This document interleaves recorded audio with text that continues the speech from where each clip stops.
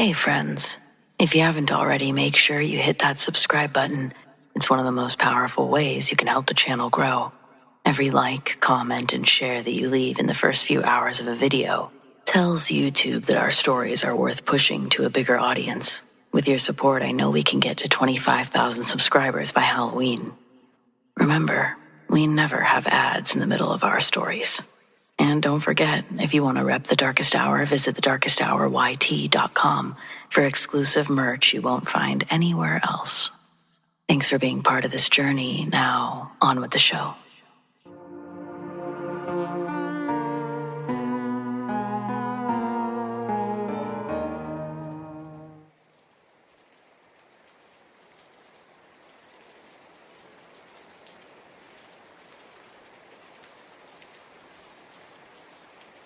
I've been behind the wheel most of my life, long-hauling loads back and forth across the country.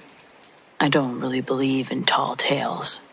Ghosts, UFOs, Bigfoot, none of that ever mattered to me. The road's pretty dangerous without worrying about monsters in the woods. But I did see something once. Never been able to put it away. It was about 15 years ago, late fall, up in northern Washington. I'd taken a load along Route 2, one of those long stretches where the road runs tight with the trees. There's no lights or towns, just black forest pressing against the shoulders, and the occasional break where moonlight spills across the wet asphalt. It was just past midnight, and I was running steady. Windows cracked to keep me sharp, radio low. The world was quiet, but I was awake. But out of the corner of my eye, something moved in the tree line. At first, I thought it was a bear. They wander out there sometimes, especially in the colder months, looking for food. But when I slowed a little, when I looked closer, I was shocked. This thing wasn't on all fours. It was upright, running just inside the tree line, keeping pace with the truck. I told myself, definitely not real. Shadows, playing games. But the more I looked, the clearer it got. A massive figure, 7, maybe 8 feet tall, covered in hair that looked slick and dark in the moonlight. Its arms were pretty low. Too low for a man, I remember thinking. And it moved with a speed that didn't make sense for something that size. Then it broke cover fully. It stepped out of the trees into the wash of my headlights. For a split second, the whole thing was lit. Broad chest, thick shoulders, hair matted like wet fur, and eyes that caught light like an animal's. It actually froze in the lane, staring at me. I don't know if it was just as shocked as I was, or curious, or just daring me to keep coming. The truck felt suddenly too small, like I was crawling past something that could reach out and peel the cab open if it wanted. But then just as quick, it turned and bolted back into the woods. One stride, maybe 2, and it was gone, swallowed by the trees and that darkness. Pretty sure I drove another mile before I remembered to breathe. My heart was hammering so loud it was now officially drowning out the engine. I didn't stop. I didn't pull over to check tracks or try to prove anything. I just kept driving, eyes fixed straight ahead. People always ask if I'm sure of what I saw, and I tell them the truth. I don't know what I saw, but I know it wasn't a bear, and it wasn't a man. And in that moment, when our eyes met in the beams of my headlights, I felt smaller than I ever have in my entire life. That was the only time. I've run that stretch of road plenty since, but I've never seen anything like it again. Still, I wonder, what the hell did I see?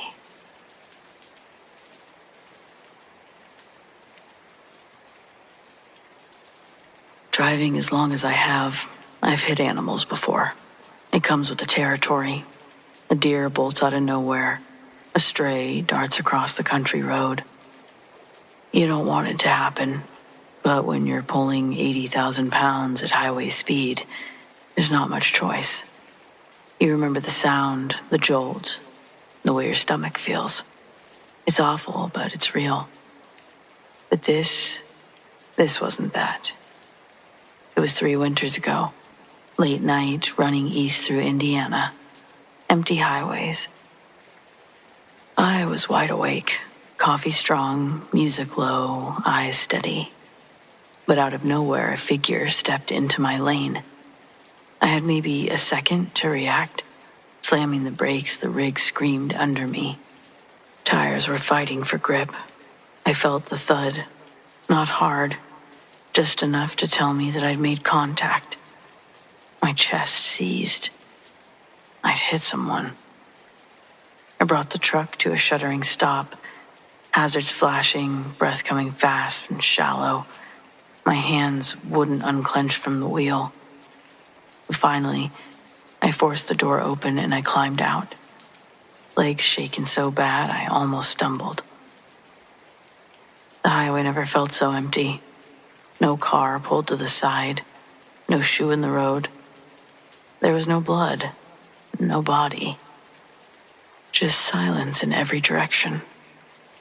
I walked the shoulder, looked across the gravel, the weeds. Nothing. My pulse was still hammering in my ears when I thought of the dash cam. At least it would tell me the truth. Back in the cab, I replayed the last minute. The footage was there. Open road, glow of my headlights, and a figure. For a split second, it was clear as day. A person walking straight into my lane. But the longer I watched, the stranger it got. The outline didn't hold. Seemed thin, almost translucent. The shape warping as if the camera itself couldn't decide what it was seeing. Then it was gone. No impact or stumble. It didn't collapse. It was just gone. I sat there for what felt like an hour, replaying it over and over, trying to convince myself that it was a glitch. But I knew what I'd felt. That jolt through the wheel, the weight of the hit. My body remembered it, even if the road didn't. I don't know how, but eventually I put the truck back into gear and drove on. The rest of the night, every mile marker looked the same. The highway felt hollow, like the world had pulled back a curtain and shown me something I wasn't supposed to see. To this day, I can't explain it. The dashcam file corrupted not long after. Wouldn't play anymore. I've had this happen with others, but feels strange. Maybe that's for the best, though. Maybe I don't need to see it again.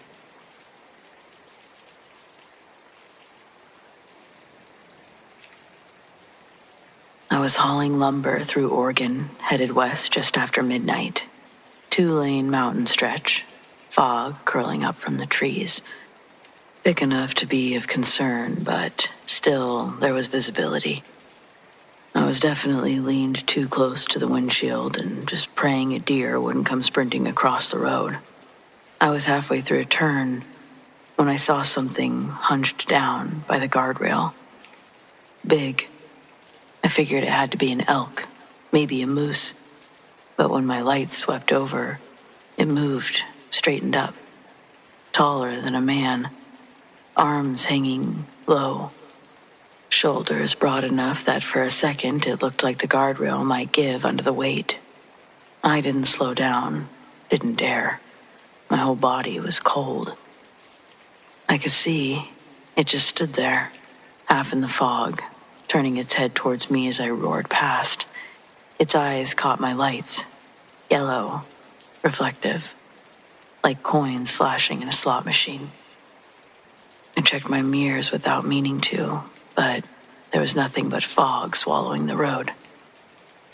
The rest of that night stretched longer than any I've ever driven. Every bend in the road, I expected to see it again. But I didn't. It was gone as sudden as it had appeared. I don't don't tell people I saw Bigfoot. I don't know what it was, but I know it wasn't a man, and it wasn't an elk, and it sure as hell wasn't something I want to see again.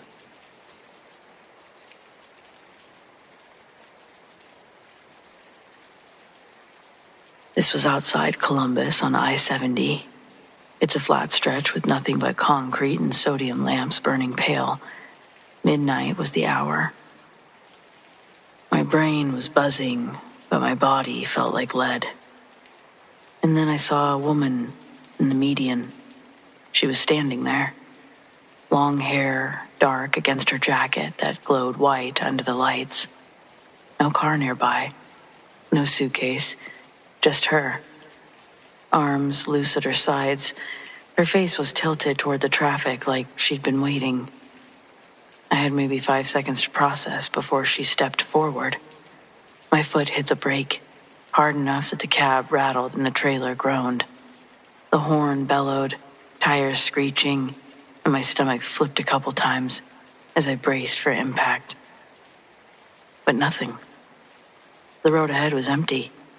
My headlights cut through space like a blade, and there was no one there. No woman, no jacket, nothing.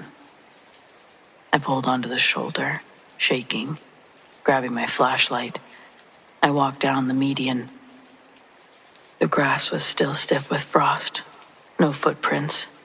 There was no sign that anyone had actually stood there at all. Back in the cab, I remembered the dash cam. I watched the clip with my hands sweating. Everything looked as I remembered it. Headlights, concrete, median. But no woman. There's just nothing there. No one where she was standing. But there is a burst of static. When it comes back, the lane is still empty. I don't know if she was trying to cross, or if she was ever really real there. But even now, every time I pass that stretch, I keep in the far right lane as to not hit her again. Though I've never actually seen her again, so maybe it was just the one time. I don't know. I don't think I'll ever pass that stretch without wondering if I'll see her again.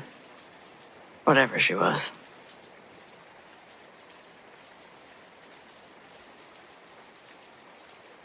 This was back in 2005. Kansas. I'd been driving too long, so I pulled into a turnout to stretch my legs. I killed the engine, stepped out, and the silence hit me. There were no night birds or insects. It was just my boots on the crunching gravel. I lit a cigarette and leaned against the grill, breathing the cold air. Then, 3 sharp knocks on the hood, hard enough to echo in the metal. I jumped so bad the cigarette hit the dirt. Whipped around, heart racing, but there was nobody there. Just the dark. I grabbed my flashlight from the cab. I circled the rig, but nothing. Not a soul. Not even the rustle of grass or anything nearby. I told myself it was the cooling engine, metal shifting. I climbed back in, locked the doors, sat there, breathing hard. That's when I noticed prints on the hood. Not handprints like mine. Too big. Too long. Each finger stretched further than it should have. It pressed into the thin layer of dust, like someone had leaned over, knocked 3 times, just to let me know I wasn't alone. I wiped them off in the morning. I don't know why. Like erasing them might erase the night. I haven't stopped on that stretch since.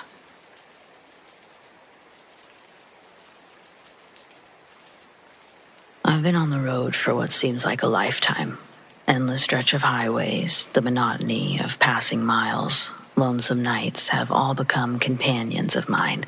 I'm a truck driver, or at least that's what I do for a living. I guess most would call me a tough guy, but trust me, I've seen things that would make the bravest of folks tremble in fear.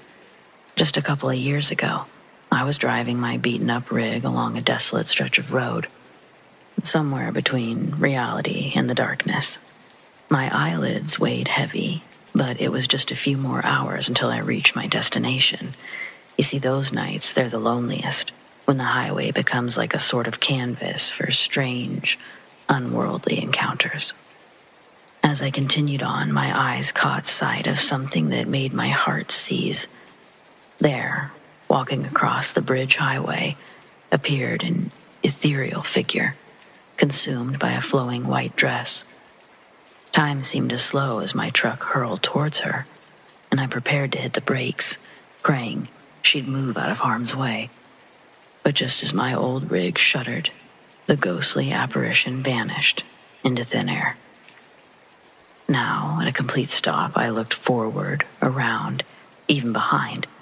The road lay empty before me, and everywhere else. My mind questioned what had just transpired.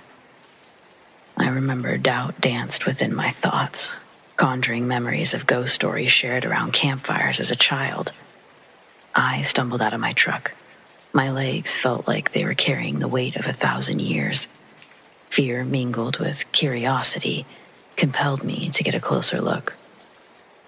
Stepping onto a now desolate bridge highway, the concrete beneath my boots seemed colder than any place I'd ever known, as if it had absorbed the essence of that white figure. I searched frantically for even a trace of her presence, a shred of evidence to validate what my eyes had witnessed, but there was nothing. No footprints, no lingering scent, just an overwhelming void where she had once been. It was as though she'd stepped out of one reality, melted into another, leaving me questioning my own sanity. As I climbed back into the cab of my truck, a chilling realization. The woman in white, or whatever she was, couldn't be real. It defied all logic, all reason. No living being could just vanish without a trace, without a flicker of evidence. Yet, she had. Now, whenever I journey across those dark, lonesome highways, an eerie feeling never really leaves me. It's as if the invisible veil between the worlds has been lifted, revealing the existence of the inexplicable. Who was she? Why did she choose to haunt that bridge highway, briefly entering my reality and then vanishing forever? My mom said it all started when I was in her tummy. Her name's Wanda. She was 14 at the time, and when her mom discovered that she was pregnant, she kicked Wanda out of the house. Worst part is she'd been raped by her mom's boyfriend, but she refused to believe her. She told Wanda that she knew about all the boys at school that she was getting fresh with. The abuse had been happening for years. It was only a matter of time until she got pregnant. That means that I was a product of a sinful act. But I was told that this is how blessings work. I met my birth mother for the first time when I was 16. She's spending the rest of her life in prison, arrested just a few days after I was born. The family that raised me never hid the truth about where my mom was. Judy and Aaron had adopted me before my first birthday and raised me like their own. I never went without. I never knew my circumstances were unique until I started going to school and seeing other family dynamics. It was strange to them that my mom was in prison, but it didn't affect me. It was in my early teen years that I think I started wanting to know more about my bloodline. There was a genetics project in science class that had us going home, asking about our family tree. Eventually, Judy asked if I wanted to meet my mom in person. It took me a few years after that to get the courage to take her up on the offer. I was 16, becoming a woman, and thought that it was about time I met the woman who made me. The morning we drove to the female prison, I was nervous. Judy asked if I would prefer if she joined me, but I declined, thinking it was something I needed to do on my own. Going there, the place was intimidating, but she did most of the talking. Staring at her, I could see what I would look like when I aged. I was a spitting image of her, no doubt. An update on my 16 years of life lasted for the first few minutes, but most of our visit was spent with everything leading up to getting locked up.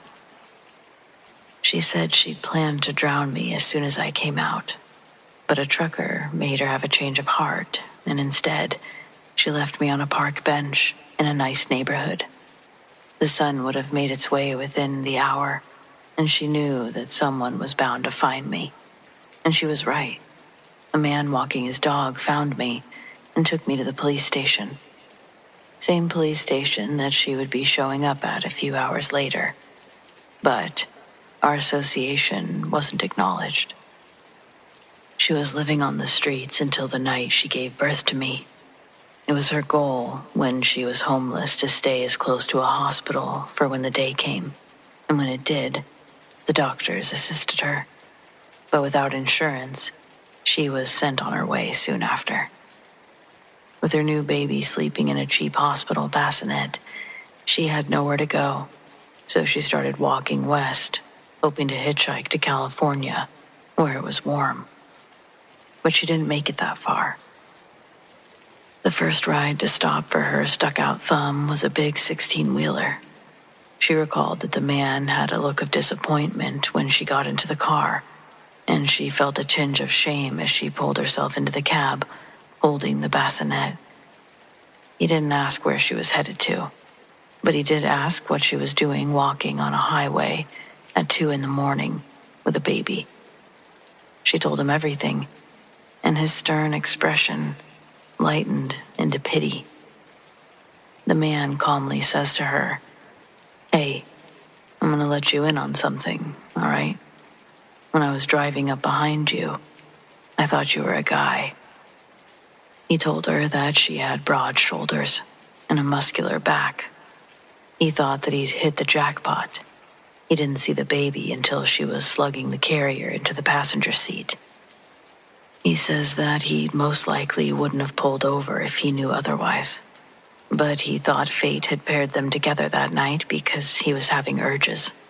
His violent urges. An itch that he hated to scratch, but hated even more to clean up. If she didn't already know what he was getting at, he turns on the dome light in the back area of the cab to show a little sadistic collection of sharp objects, handcuffs, duct tape, and liquor bottles. Turning off the light again, the man puts on his turn signal and starts changing lanes for an off-ramp. It had probably been over an hour of them talking and driving. She didn't know how far they'd gone. Seeing this, Wanda asked where they were going, and the man says, "We're turning around." She begs him, "Please, mister, don't take me home." But he's already turning the big rig for the entrance ramp. He tells her, "Now listen, that man shouldn't have done those things to you." He asked what she was going to do with me, and she told him her plans.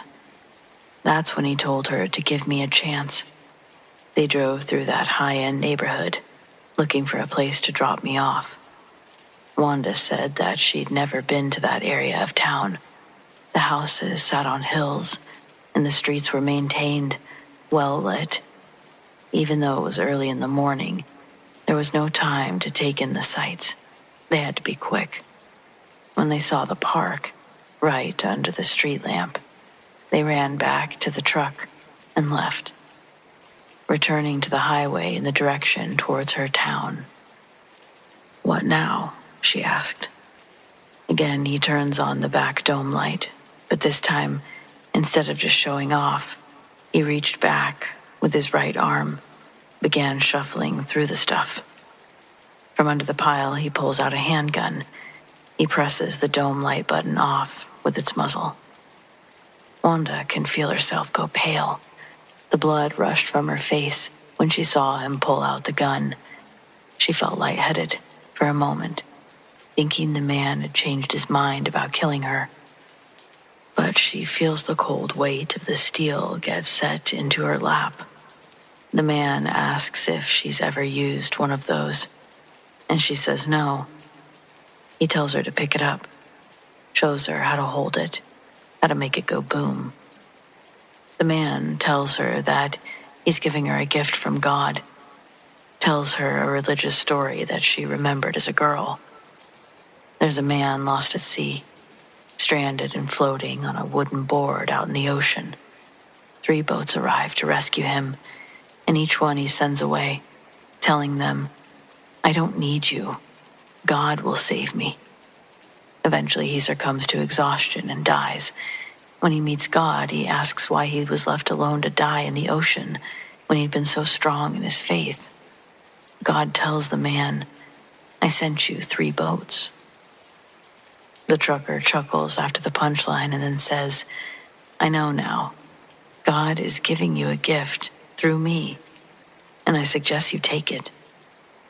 "What's the gift?" she asks. "Revenge," he says. "Don't you want to get back at your mom's boyfriend? He's a bad person, and it's his fault you're here." Wanda did hate him, but she would have never considered murdering him. But that idea wasn't only put into her head, it was nailed in sturdy when the trucker gives her the ultimatum. He says that she should accept the gift, or he'd have to kill her. After a moment of mentally weighing the options, Wanda chooses to give credence to the gift laid in between her thighs. She gave him the address to her home, and he pulled up right outside the house, told her that he'd wait for her to go in. Wanda exited the vehicle and didn't bother tempting fate to give her another deal. She walked right up to the front door and took the hidden key behind one of the bricks by the front window. She let herself in. When she opened the door, she heard the truck roar to life from behind her. Loud, it rumbled the glass.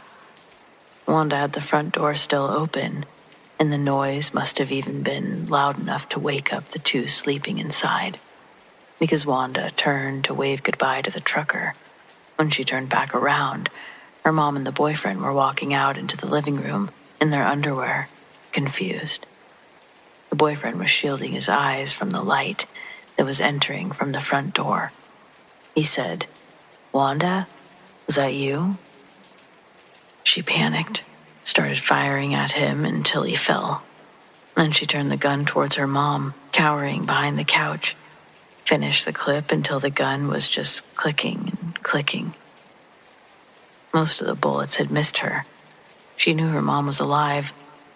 This is when my mom tells me the most gruesome part of all of this, and really solidified why we were meeting in the establishment we were that day. My mom tells me that she bludgeoned her mother, my grandma, to death with a lava lamp. She said the glass that they make those with is surprisingly thick. By the time it broke and the contents fell out onto the floor, it was hard to distinguish what was lava lamp liquid and what was her mom's. Her words, not mine. It was said jokingly. I remember trying to laugh, but only managing a half smile because she said, "Oh, I'm just playing." I do not, in fact, think she was playing. Someone had called the cops after hearing those various gunshots, so they eventually showed up. Wanda told me she didn't even bother leaving. She said she knew she had nowhere to go. Prison was technically her best option, and for sure her closest meal. She even admitted to leaving me in the park once the police got there. Of course, by that time, they'd already found me on a separate call. And so, that was the story. Leaving the prison that day, I felt strangely hollow. I'd gotten the answers I thought I wanted, but instead of clarity, there was only this weight. Wanda was part of me. Her face was my face. Her story is tied to mine in ways, but she was also a stranger, frozen in time behind those walls. When Judy pulled the car around to pick me up, I realized, or maybe I just always knew, family isn't what you're born into. Sometimes it's the ones who show up, the ones who choose you, the ones who stay. And while I'll never be able to change the beginning of my story, it's at least an interesting one, and I can decide how the rest of it's told, so there's that. beats being drowned.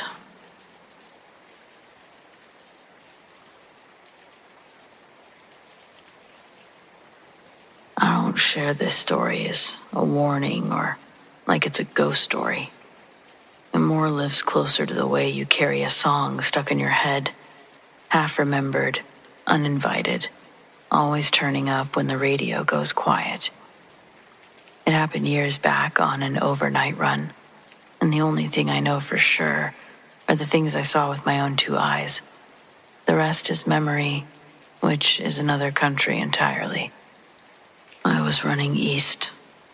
The map on my dash, back when those screen units were a novelty, it told me to stay on the main route.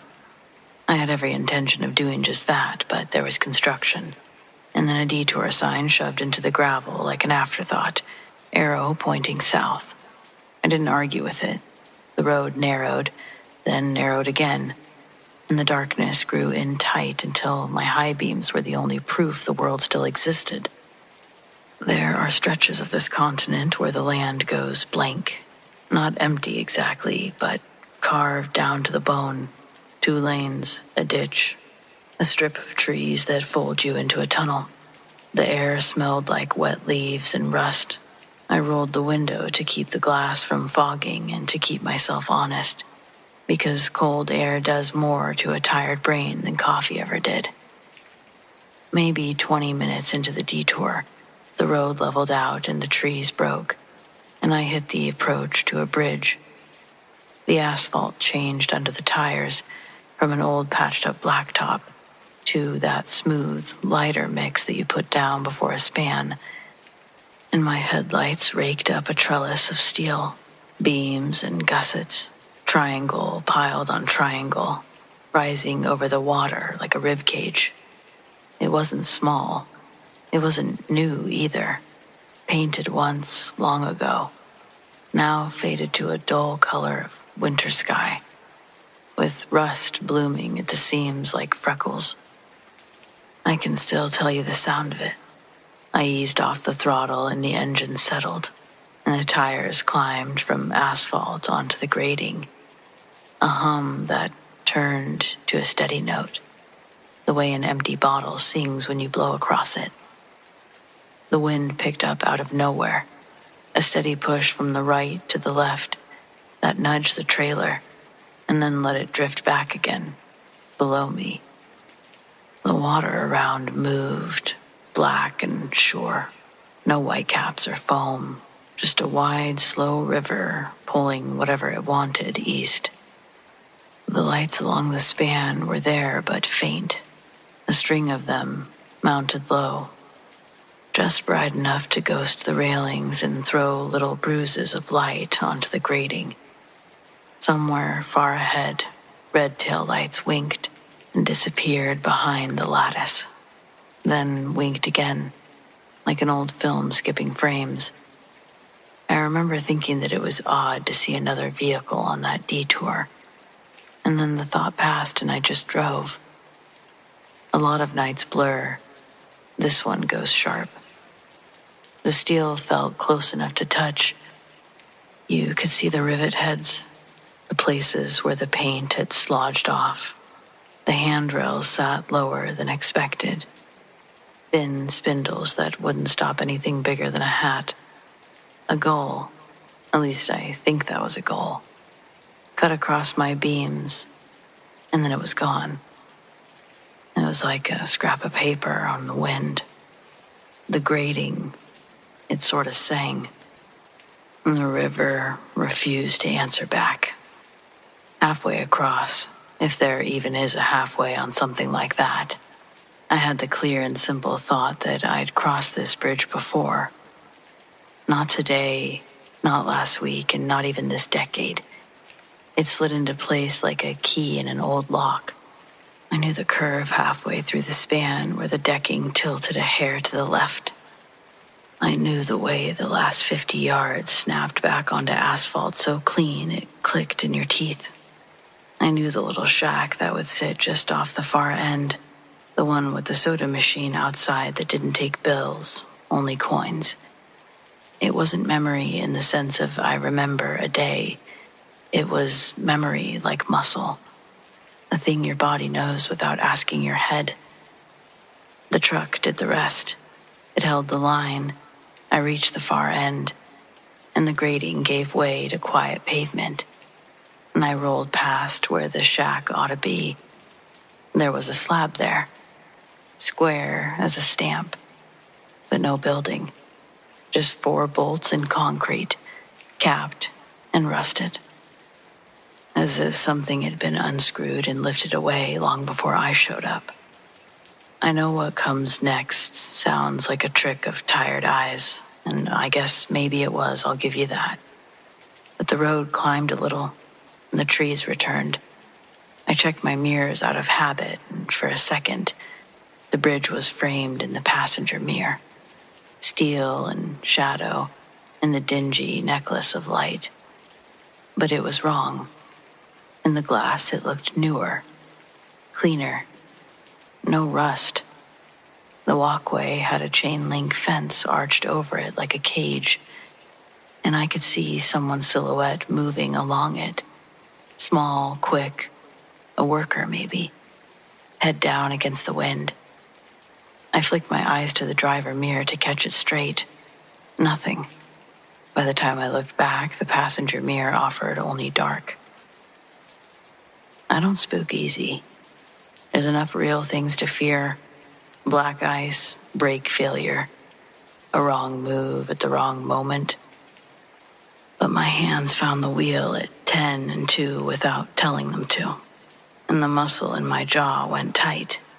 I drove till the detour rejoined the good road, and the world felt ordinary again.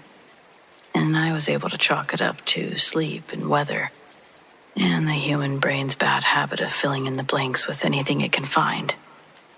Morning did what morning does.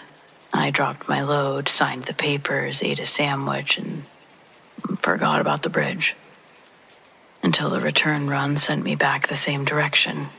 But then the detour signs had been moved around, who knows by whom, and I decided to skip it entirely. Up ahead, there was another way to the water on the route I knew.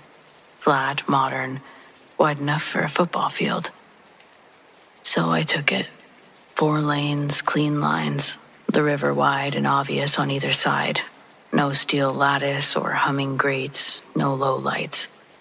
I told myself I must have taken some service road the night before, maybe cut onto an old crossing while the main road was slow. It happens. There are more back doors in this country than people realize. Curiosity is a disease that doesn't quit, though. It sat in the back of my head, picked at the seams. On my next trip through, weeks later, different cargo. Same general region. I left the highway a little early and followed the river. Daylight this time. There was no rain or construction barrels brightening the shoulder like party balloons. Just a 2-lane that tracked the water's brown, slow curve. I drove with the window down. If there was an old steel bridge around, I'd see it. I did see a place where it might have been.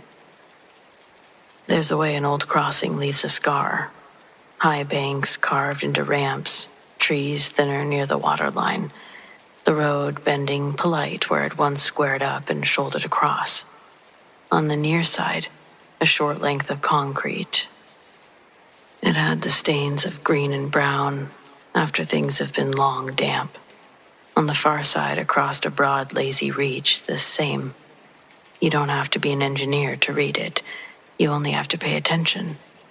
The river told the story and left out the ending. A man was fishing off the near bank, old enough to be weathered into place. He wore a cap with a logo I didn't recognize and a jacket the color of road dust. I asked him if there used to be a bridge there. He didn't answer right away. He reeled in, flicked the line back out, let it settle, and then he shrugged, like the question didn't have much to do with him, and he said, "Once." "How long ago?" I asked. He shook his head. "Before my time." I thanked him, which is a strange thing to do for half an answer, but I walked back to the truck. I stood there with the door open with one foot on the step, and I looked across the water until looking did nothing else for me. I could have turned in a dozen places and hunted records, asked a dozen gas stations, bothered a librarian, but the quiet part of me, the part that understands a thing is a thing, even if you can't pin it on a map, told the rest to sit down. Freight keeps moving. I kept moving. But the bridge came along too. It showed up in odd corners of my day without asking. I'd hear the exact lift of the grating under the tires when I hit a small expansion joint on a different road. I'd watch the shadow of the lattice work crawl across the hood, even when there was only open sky above me. Sometimes in the half-sleep of a parking lot afternoon, the wind would hand me back the hum of the cold, and the thought would bloom, fractionally late, that I was high over black water again. Once, just to scratch the itch, I pulled the unit's map back up and tried to make it confess. I traced the detour, marked the time, divided the distance. If you follow those numbers long enough, they start to look like truth. On paper, the route that I took could not have put me on any crossing other than that big one, the modern one, concrete as a courthouse. The old span wasn't on the screen. It wasn't in the road atlas tucked behind my seat either. If it ever wore a name, the books had taken it back. I mentioned it to another driver that I trust, someone who doesn't make sport of other people's stories. He nodded like he'd been waiting for me to get around to it, and he said that he'd had a night like that once. He told me about a ferry that he swears he took across a river in the middle of the night, diesel engine thudding under him, the operator smoking and not speaking. He went back looking for it later, found a picnic ground with a historical marker, a black and white photograph of a boat that had shut down before he was born. I didn't laugh. He didn't ask me to. I guess reality is you pick up a lot out here. Not just miles, not just tricks for when to brake and when to trust your mirrors. You collect sudden quietnesses. Places where the air goes thin, hours that feel borrowed from the wrong side of the clock. If you stick with the job long enough, you start to accept that you can be right about a thing without being able to prove it. If you pushed me, I could still draw you the bridge. I could draw you the way the beams came together at the crown to make the cage of triangles. I could draw the way the paint was eaten along the edges where the water and the elements had lived too long. I could draw the little lights running like a tired string of pearls, the sounds made over the water. I could draw the rivet heads, the shadows that they cast on the uprights, and I could show you exactly where a worker's silhouette walked. Except I can't promise you that there was a man there at all. Might have been the trick of a reflection. Might have been my memory trying to put a person into place where everything else had been taken away. I've had people tell me kindly that it was another bridge. They pull out their phones and tap and swipe, offering me photographs. Photographs of bridges that are just not quite right. I agree with them because it costs nothing to agree and it saves everyone time. But later, when the cab is quiet and I have time to think to myself, I see the one that I crossed. It floats up complete and exact. My hands make the same adjustments they made that night without realizing it. I ease through a turn that isn't there. Maybe there used to be a bridge, or some part of it is still hanging around for someone who needs it. Maybe it was never there, and I timed the detour exactly wrong, crossed a place that was only in the process of remembering itself. Maybe I was the only man who needed to get across a river, and the river, being what it is, offered me a way. I don't offer it to you as proof. I offer this story more as a memory, with a strong spine and soft edges. I can tell you how it sounded. I can tell you how the wind was. And I can tell you the shape of the dark on the water. And I can for sure tell you about the obstinate certainty that I had done this before, and that I would again, and had already done it in some other line of my life. On the nights when the map speaks with confidence, and the road goes exactly where it's supposed to, I'm grateful. On the rare nights where it doesn't, I don't fight as hard as I used to. If a detour sign points me down a seam in the world, I follow it and keep both hands on the wheel. If the grating hums under the tires and the steel climbs over me with its old bones, I give the truck enough room to breathe, and I listen to what the river is saying, or what it's not saying. And when I reach the far side, if there's a slab where a shack should be, I don't take it personally. I mark the 4 rusted bolts with my eyes, like a man reading a name he doesn't know how to pronounce, and then I drive on, back into the ordinary, which is a kind of grace. And I let the bridge do what memories do best, exist quietly, even when nothing else will swear to it.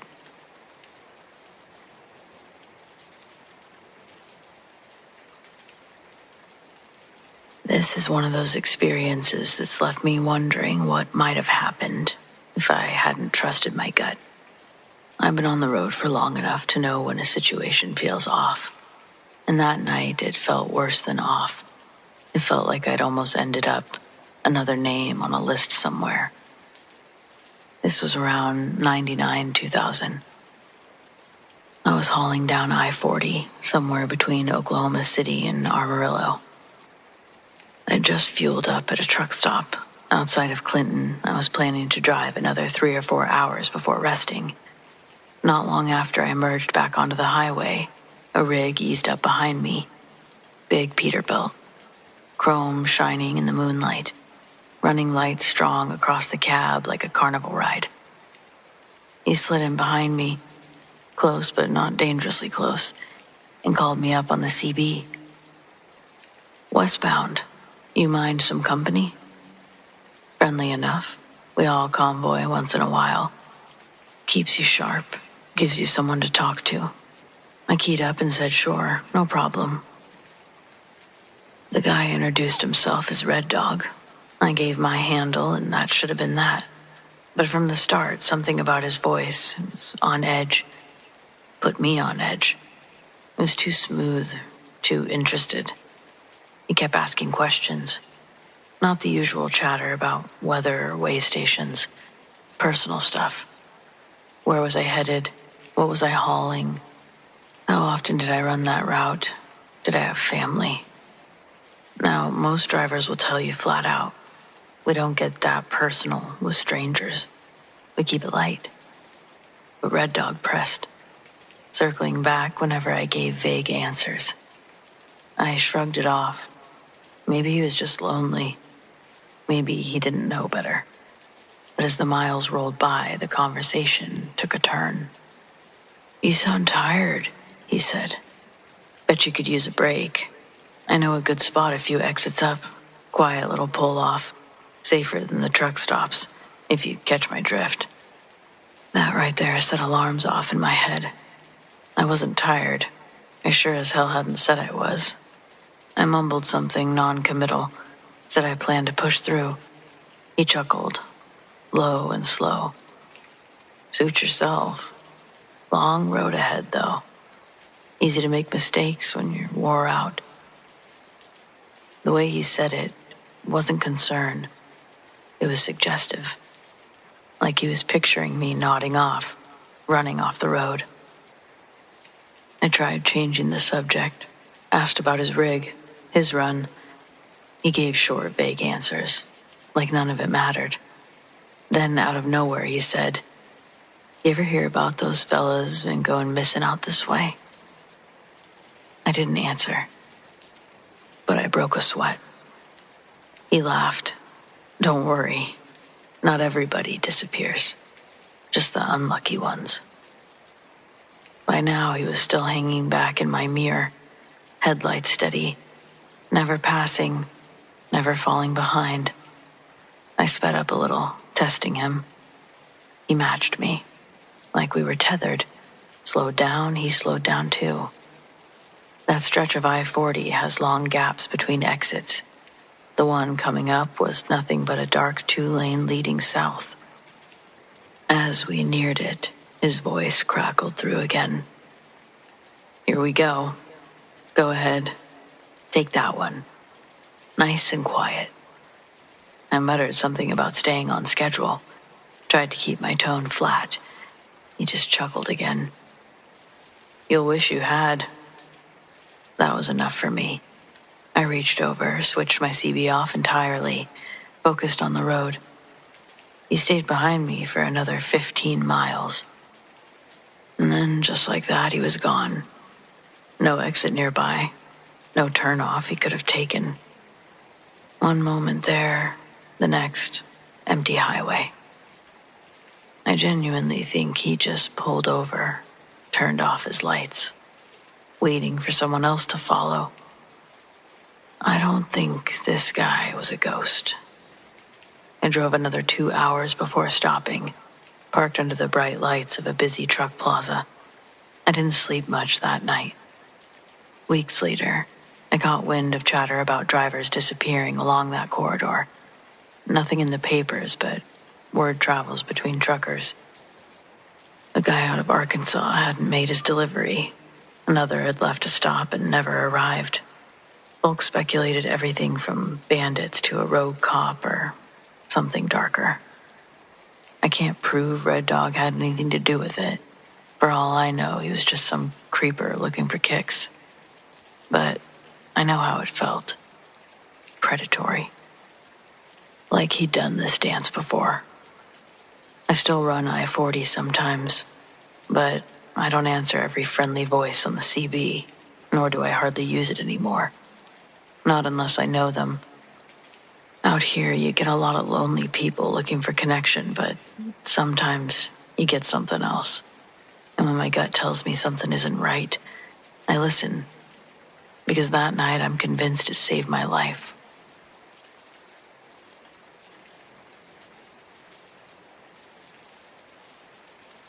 This isn't my story, it's my dad's. He drove long haul most of his life, and when I was a kid, I'd sometimes beg him to tell me road stories. Most of them were harmless, funny banter with other drivers. The time that he lost a half-load of cantaloupes on the back road in Tennessee. But there was one story that he told a couple of times, always different than the others, like he wished he could forget it, but he couldn't. Dad wasn't a superstitious guy. He used to say roads are dangerous enough without spooks and demons, but this one got under his skin. He said it was the late 90s, running down through Missouri, middle of the night, quiet stretch of highway. He saw a man standing under an overpass, thumb out, hood pulled up against the cold. Normally, Dad wouldn't stop. Company policy and common sense both said not to, but that night he did. The man climbed in, jeans wet at the cuffs, jacket smelling faintly of motor oil and something damp. That's not what rattled him. It was the way the man said, "Thanks, Dan." Nobody called him Dan out there. He was Danny, driver, big rig, whatever handle people choose, but not Dan. Only people who knew him personally would ever say that. Dad asked if they knew each other. Hitchhiker smiled and said, "No." The rest of the ride was worse. The man was sitting just still, staring ahead like he was waiting for something. Finally, he told Dad to just stay in the left lane. There'd be a deer carcass ahead. Sure enough, there was, sprawled across the right lane exactly where the man had said. A while later, he told Dad to skip the next rest stop.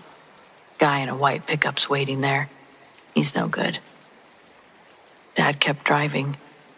When he checked his mirror, there was a white pickup, parked in the shadows of the lot, headlights off.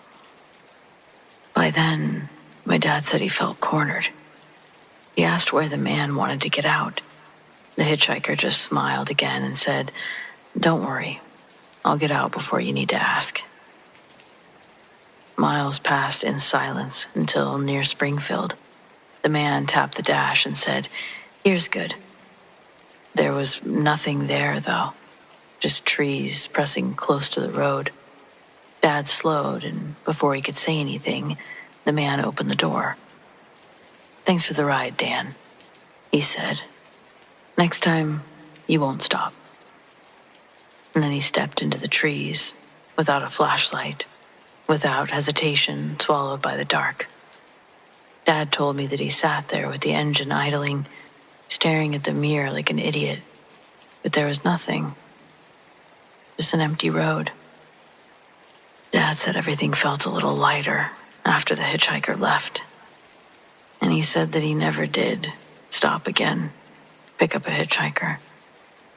I can tell you this, my dad was a jovial, joking kind of man, rarely took much serious, but every time he told this story, his voice was low. His eyes would stay on something far away. He wasn't trying to scare me. He was remembering something he couldn't explain.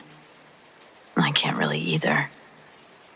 How do you explain a stranger being able to predict things like that?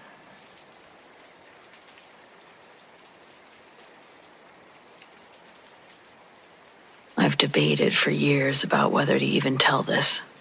It sounds too strange, but I swear to you, it happened. And it still keeps me up sometimes if I think about it too hard. This was in 2006. I was driving up in northern Ontario, hauling a load out of Thunder Bay.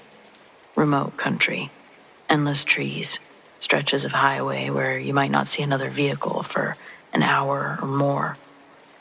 I'd driven there plenty of times. I always liked the quiet. But that night turned into something I haven't been able to explain. The load itself was unusual. No bill of lading, no company markers on the trailer, just instructions. Hook up, keep it sealed, and deliver it east. Cash payment is good money. I'd taken stranger jobs before, and the broker came through a guy that I trusted, so I didn't ask too many questions. The road was so empty, I kept my high beams on the whole way. And then the trailer started shifting. At first I thought that it was just uneven loading. A bad pallet, maybe. You can feel those things through the cab. A steady tug when you turn, a strange lean. But this wasn't like that. It was like something inside was moving. Every time I hit a curve, the whole trailer would lurch, like whatever was in there was trying to counter the turn. I gripped the wheel tighter, convinced that the load was about to tip me, but no alarms went off on the axle. Nothing felt overweight, just a sick, unnatural sway. I pulled over at a turnout to check, walked the length of the trailer, listened. Not a sound. Not even a tick of settling cargo. It was cold. It was silent. When I put my hand against the trailer wall, though, it vibrated. Just for a second, like something inside had pressed back. I told myself that it was my nerves and maybe having not moved for a while. I opted to keep driving. An hour later, it got worse. Banging, deep, hollow thuds against the walls of the trailer. Once, twice, and then a flurry of them, like fists pounding. I nearly drove off the shoulder. No animal I knew could make that kind of sound. I called it in on CB, but out there the reception was garbage, just static. I tried again, voice crackling. I swore I heard something reply. Not a trucker, though. Voice was too low, broken, almost like it was coming from underwater. By then, I was sweating through my shirt despite the cold. My gut was screaming at me to stop and to unhitch, leave the whole damn thing on the road, but I kept driving. Not long after, I saw movement in my mirrors. At first I thought it was headlights behind me, but the glow wasn't white. It was faint green, seeping out of the edges of the trailer doors, like light spilling from a crack. I had checked the locks at the last stop I knew I had, but this glow pulsed with every bang, like whatever was inside truly wanted out. I pulled over again. My hands were shaking so bad I almost dropped my flashlight. I walked back to the trailer, telling myself that I'd open it and deal with whatever was inside. When I touched the lock, the banging stopped. Dead silent. The green glow faded. I stood there for a whole 5 minutes, waiting for it to start again, and nothing happened. I decided I had to open it. So I did. First thing I noticed was there were no people. Just one large container. It was in a wood crate, and then a box underneath with plastic wrap. Nothing green or lit up about it. I looked around for anything. I saw nothing that could have caused it. And then I started talking to it. I figure if something's in there, a person, they would make a noise, respond to me. And then I'd have a whole new problem, but I'd know. So I was talking. And nothing. No noise, no movement. I was just talking to a package. After about 10 minutes, I decided to call it a night. Got back into the cab. I drove through the night without stopping. I delivered that load just outside of Sudbury with no further issues. A man in a heavy coat and dark glasses was waiting but didn't say much. Just signed, handed me an envelope, and waved me off. Thought about asking him what was in there. I really did. But when he looked at me, his eyes didn't feel like they were looking at me. I don't know. Something told me not to do it. So I took the cash and left. This is obviously more of a side gig for me, so I never told anyone at my company about it. I haven't told my family about it either, outside of my wife, who recommended that I don't take any more jobs without a bill of lading, and I can't disagree with her.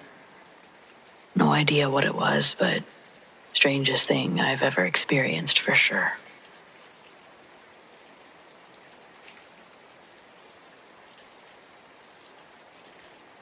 Using a throwaway because I still run routes through this part of the country, and I don't want my name tied to ghost stories. No offense. I've been driving trucks for close to 20 years now. I've had my fair share of close calls, blowouts, whiteout blizzards, drunk drivers weaving across lanes. But nothing has ever stayed with me the way one night at a rest stop did. It wasn't dangerous in the way that you'd expect. I wasn't threatened. Nobody tried to rob me. In fact, the whole thing lasted less than 15 minutes. But it left me questioning what I saw, even now. I avoid this particular rest stop even to this day. But this was back in 2011. I was running overnight freight from Kansas City to Denver. I'd been on the road for about 6 hours and needed a bathroom break, so I pulled into a small rest area just outside of Salina. It was one of those lonely ones. 2 gas pumps, a single restroom, a row of dim overhead lights buzzing like mosquitoes. Only one other vehicle was there, a faded blue sedan parked crooked in a space, engine running, headlights on. I figured maybe the driver had stopped for a nap because I couldn't see anyone moving inside. I parked a little ways down and went inside. When I came back out, I noticed something odd. The sedan's driver was sitting upright, both hands on the steering wheel, staring dead ahead. Their headlights made it hard to see, but the figure looked stiff, uncomfortably still. Truckers know the look of a driver who's nodded off in their seat, head tilted, chest rising. This wasn't that. Whoever it was sat bolt upright, eyes locked forward, like a mannequin placed behind the wheel. I sort of slowed as I walked past. The air had somehow felt colder now. It was sharp enough that I could see my breath, even though it was spring. The closer I got, the stronger the feeling that the person inside wasn't actually alive. At first, I told myself I was thinking too much about it. Just look away. Maybe they were waiting for someone. Maybe they were high. Maybe they just looked strange under the light. But as I got even closer to the car, I glanced sideways, and my stomach flipped. The inside of the windshield was fogged up, except for one patch, an oval, right in front of where the driver's face was, like someone had leaned close to breathe on the glass. Only there wasn't any breath, no movement at all. Just that perfect frost-free circle, as if the figure had been pressing their face for hours. I could hear their radio crackling with static. No music or talk. It was just this static sound. I picked up my pace, back toward my rig. I was halfway into my cab when I glanced in my mirror. The car's headlights were off. There didn't appear to be anyone inside. I was more than happy to fire up the engine and head down the highway. But as I pulled away, I swear I saw that figure back in the car. My drive into Denver felt twice as long. I kept checking my mirrors, half expecting those headlights to appear behind me, but they never did. The next morning, curiosity got the better of me. I asked another driver at the dock if he knew that rest stop outside of Salina. He basically said that place has stories. A man died in his car back in the 80s. How about that? Some kind of heart attack. They didn't find him for 2 days. It's that isolated of a route. I sort of started to panic, thinking, did I leave somebody behind? Just a body in a parking lot?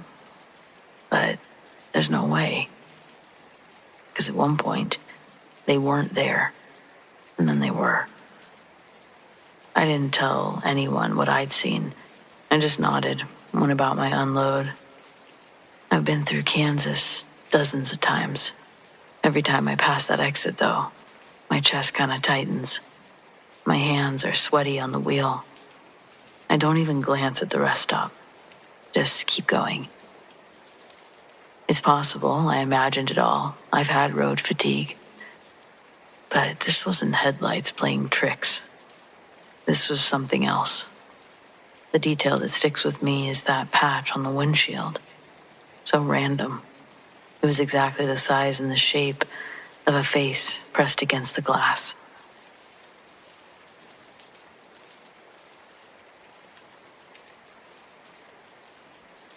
This happened back in the winter of '97, somewhere along I-90 heading west through South Dakota.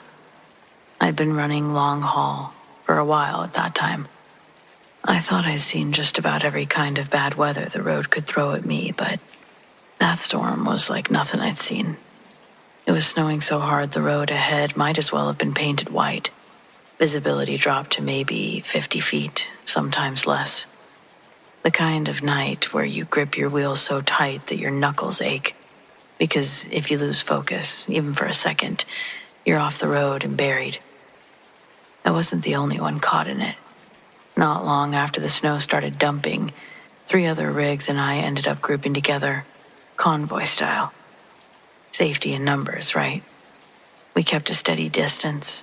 Headlights were glowing faint in the wall of snow. Each of us just close enough to the other to be safe.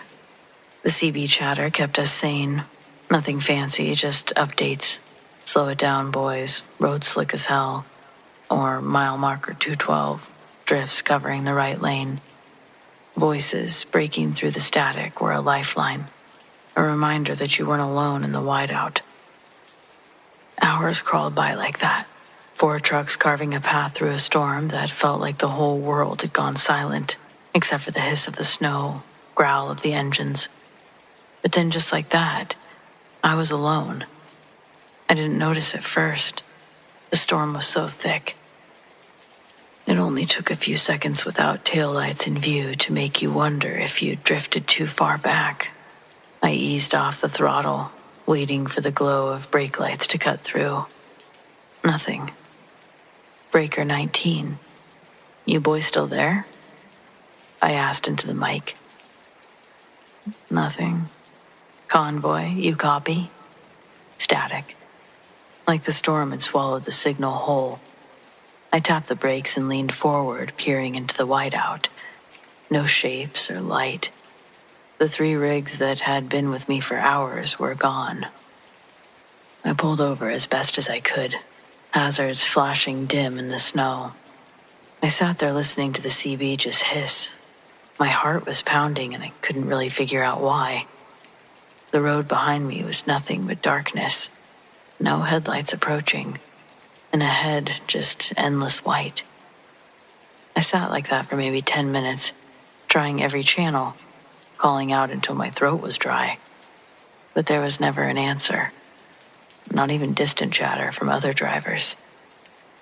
Finally, I eased back onto the highway. My logbook shows that I drove nearly 30 miles before I saw another vehicle. A plow truck cleaning the eastbound side. I flagged him on the CB, asked if he'd seen any rigs ahead of me. He said the road was empty, and that it had been all night. To this day, I don't know what happened. I checked news reports later, and there were no wrecks or pileups. No stranded rigs pulled out of ditches. It was just like those 3 trucks never existed. People are quick to say that I was tired, or I imagined it, or I just lost them in the storm. But I don't think so. I remember their lights and their voices on the radio. The comfort of knowing that someone was actually fighting the storm with me.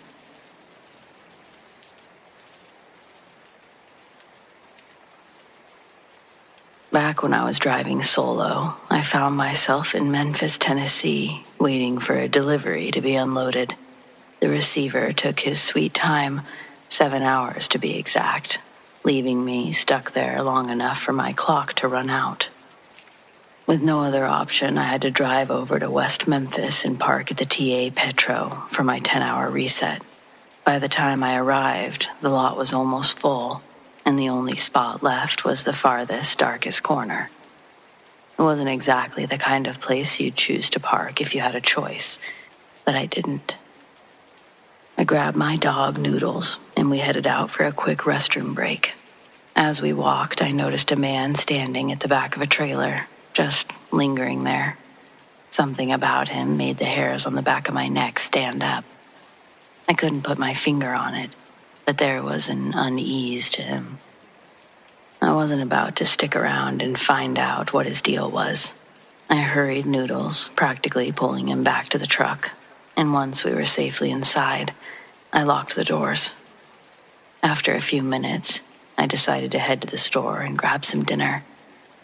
I figured a good meal might settle my nerves. As I walked, I suddenly heard footsteps behind me. When I glanced back, my stomach dropped. It was the same man from the trailer. He was trailing behind me, keeping pace no matter how much I tried to lose him by taking different paths. My pulse quickened. I wasn't exactly scared yet, just unnerved. When I finally made it inside the store, the place was packed. People everywhere, the noise, the bustle. I thought I'd feel safer with the crowd around, so I snagged a seat at the bar before someone else could take it. I ordered my food and tried to relax, but halfway through my meal, nature called. I told the waitress I wasn't finished.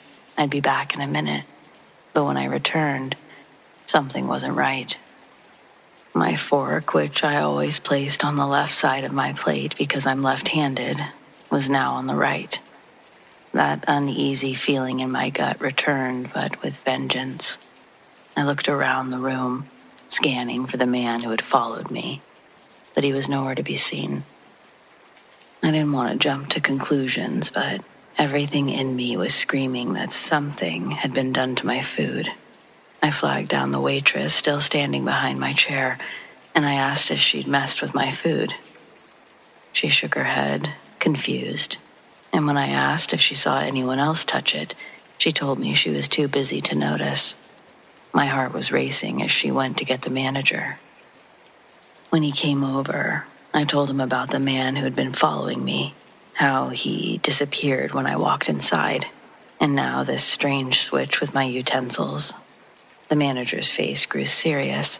He offered me a new meal and moved me to a seat closer to the office. Then he excused himself, saying he needed to check something. A few minutes later, he returned, sat down across from me, his expression grave as he spoke. "I looked through the camera feed," he said, "and a man did approach your plate while you were gone. He put something in your mashed potatoes, stirred it, and then left the building. Unfortunately, we don't have cameras in the truck lot, so I have no idea where he went after that. I don't want you to leave the store alone, and I need to report this to the police. Do you mind if I call them?" I nodded, still trying to process what he had just told me. "Go ahead," I said, my voice, I'm sure, a little shaky.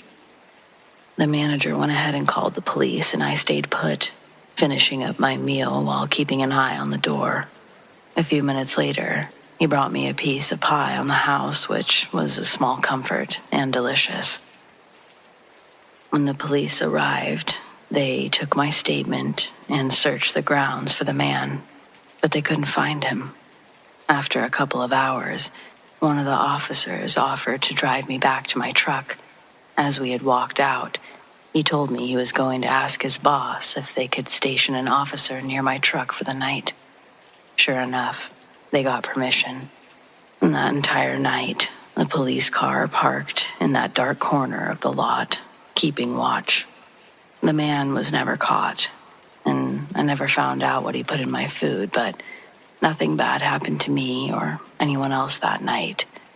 To this day, I'm still thankful for those officers who went out of their way to make sure I was safe.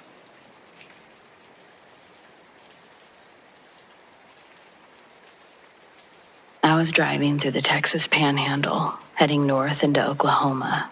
I was third in line on a 2-lane road, following a cattle hauler. The wind was fierce, a strong headwind that made it impossible to shift into top gear. It must have been the same for the other 2 drivers ahead of me, because I had no trouble keeping up with them. As we entered a curve, I saw the cattle truck ahead catch its right front tire on the berm of the road.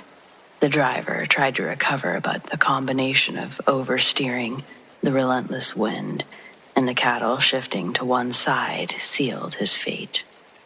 With his overcorrection, he caught the berm of his left tire. Then he jerked the wheel back to the right. At that point, my view was blocked by the truck in front of me and the curvature of the road. Suddenly, the CB crackled to life. "Shit, he's going over, man." The cattle hauler came back into view, but it was leaning dangerously to the left. None of the wheels on the driver's side were touching the ground. The truck teetered for a moment before tipping completely over on the passenger side, skidding to a halt in the gully alongside the road. I don't think either of our trucks had fully stopped before the driver in front of me and I sprinted out of the cabs, running towards the overturned cattle truck. The first thing I noticed were that 2 or 3 cows had been ejected through the aluminum roof. They were either dead or in the process of dying, their bodies scattered across the road. My main concern was the driver of the cattle truck. The other driver and I exchanged a glance, silently asking, "How are we going to climb up there?" Just then, the driver's side door creaked open, and the driver began to climb out, disoriented but alive. We scrambled to help him down. As much as I didn't want to, I had to look inside the trailer. The scene was worse than I'd imagined. Several of the cattle were already dead. Others were barely clinging to life, and the rest bellowing in terror. The smell of blood and fear was overwhelming, and there was nothing I could do for them. This was the mid-90s, long before everyone had cell phones. The driver of the second truck offered to run for help while I stayed behind with the cattle truck driver, who was on the verge of shock. I helped him to my truck, where we waited for what felt like an eternity, though in reality, help arrived in record time. A deputy soon showed up and took my statement. He was polite, but firm when he asked me to leave. Before I left, I asked him what would happen to the surviving cattle. He patted his gun, and the realization hit me hard. I wish I hadn't asked. As I climbed back into my truck, I couldn't shake the feeling that I had just witnessed something that I'd carry with me for a long time.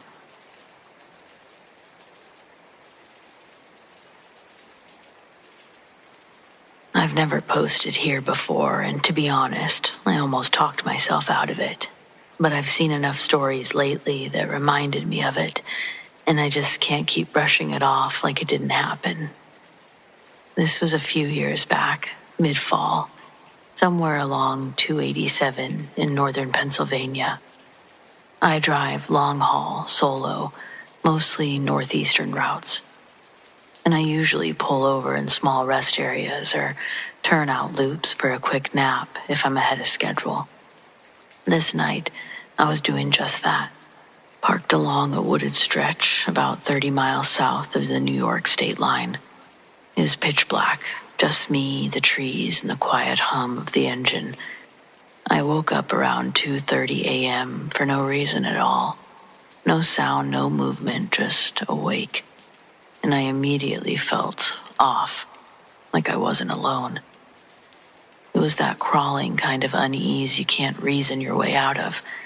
I sat up in the cab and looked through the windshield. At first I didn't see anything, just the trees illuminated by my parking lights. But something was off about the tree line. There was a shape, just barely silhouetted, moving. It was tall, way taller than any person should be. Not like NBA tall, like wrong tall. Its limbs were long too, and it was walking, smooth, like it had practiced how to be quiet. But it didn't look human. The torso was too narrow, the arms hung too far down, and the head was just there, with no real neck. The closer it got to the truck, the more I realized what I was looking at. It looked like a deer, kind of. The shape of the head suggested it, but no antlers.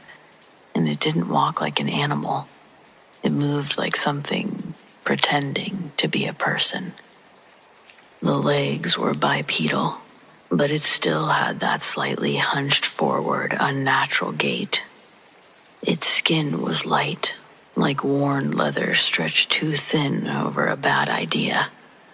But it was the eyes that really did it for me, or I guess where the eyes should have been, because there was just emptiness, not like sockets, more like two deep wells of black.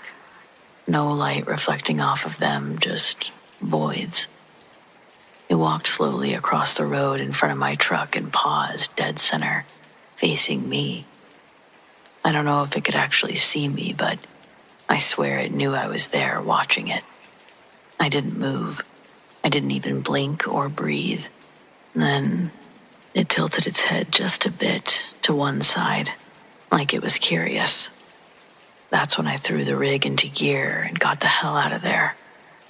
I didn't stop again until I reached a way station many miles down the road. I sat there with the engine running, doors locked, and every light on in the cab for over an hour. Never said a word about it until now. Call it a hallucination if that makes you feel better. I've driven thousands of miles, seen deer, elk, moose, and much more. But nothing like that thing. And I know what I saw. And I hope to God I never see it again.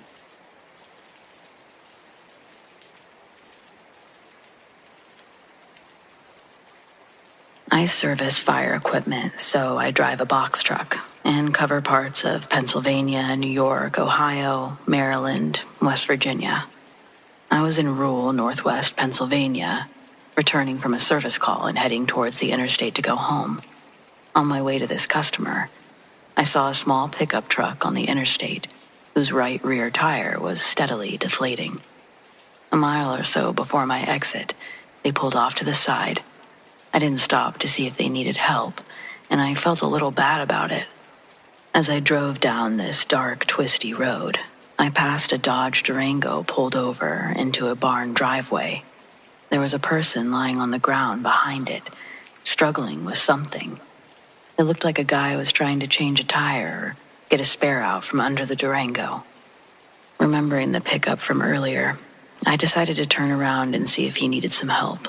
I pulled into the first driveway I saw, about a fourth a mile down the road, turned around and headed back. Halfway back, the Durango passed me, going the direction I had originally been headed. I got back to where I had seen the Durango, planning to turn around again, but as I swung into the driveway, my headlights caught a figure lying motionless in the snow. I stopped and jumped out just as the figure sat up. It was a woman, maybe in her 40s, in a thin, torn black skirt and top. Her hair was messy. Her eyes were starting to swell. She had red marks on her throat, and her lip was bleeding. I helped her up, got her into my truck, cranked up the heat. I'd taken my jacket off, so I gave it to her, and she covered her arms and torso. She didn't want to say anything.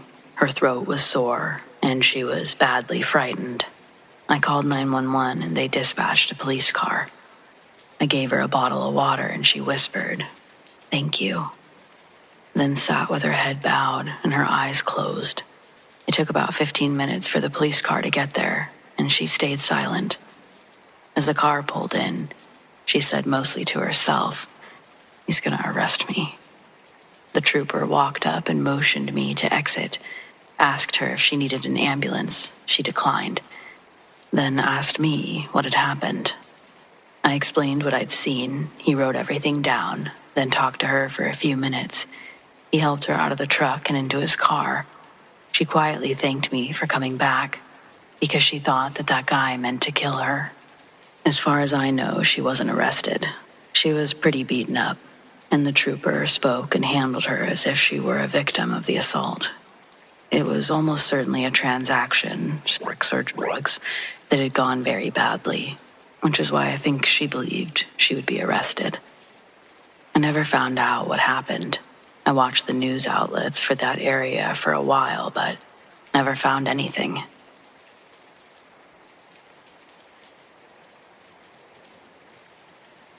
I don't drive trucks anymore. Retired a while back. These days, I'm content to sit on my porch with a cup of coffee and watch the world go by a little slower. But back in the 80s, that was my life. Long stretches of highway, greasy diners, and a cab that felt more like home than my own home.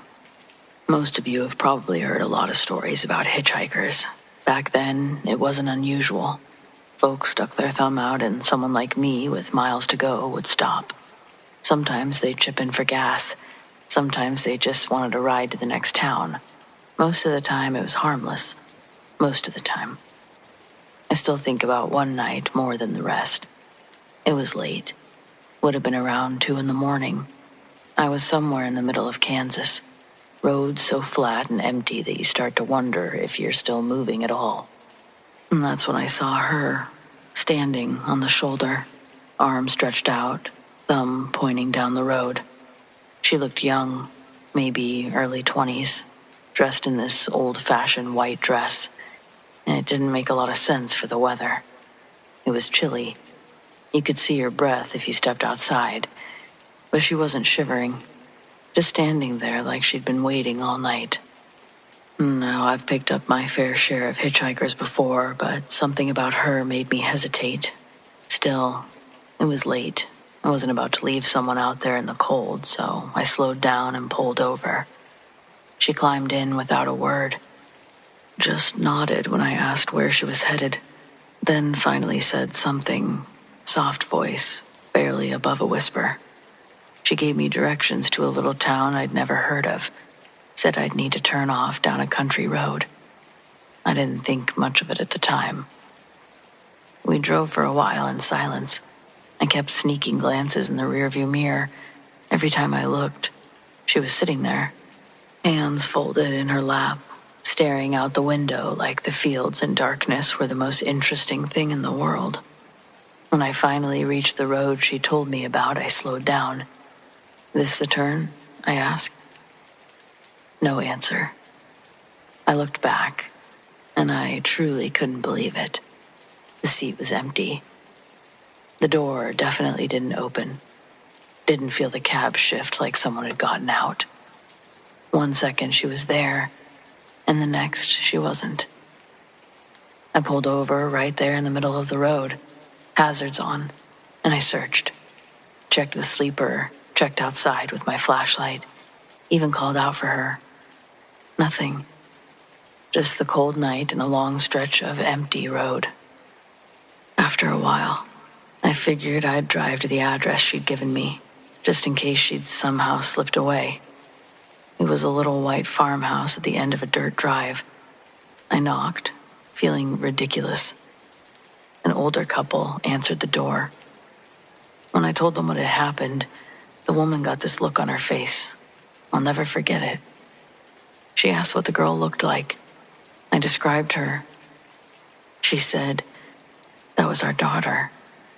She died on this road 10 years ago." I didn't know what to say. Were they crazy? Was I crazy? They didn't look angry, just sad, like they'd heard it before. Maybe they had. I drove away from that house with my hands gripping the wheel so tight that my knuckles were white. Never picked up another hitchhiker after that. It wasn't like she vanished in a blink. Thinking back, it was slower than that. Each time I glanced in the mirror, it seemed like she was fading, I guess. But it was the darkness, right? A little less there than before, until she wasn't there at all. I don't know what she wanted from me, but it seems like it was a ride home. A chance to relive her last moments. No idea. I just know that I was sharing the truck with someone who didn't really belong in this world anymore.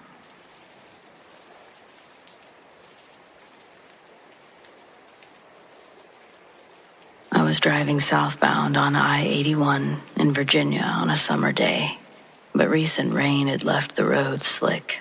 I was taking it slow, carefully navigating the wet pavement while faster vehicles zoomed past me. One car shot by at a breakneck speed, easily 90 to 100 miles an hour.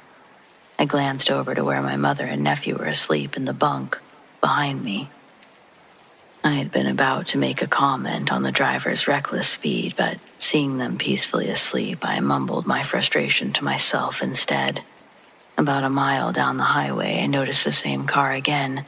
This time, it was airborne, crashing violently into the side of a semi.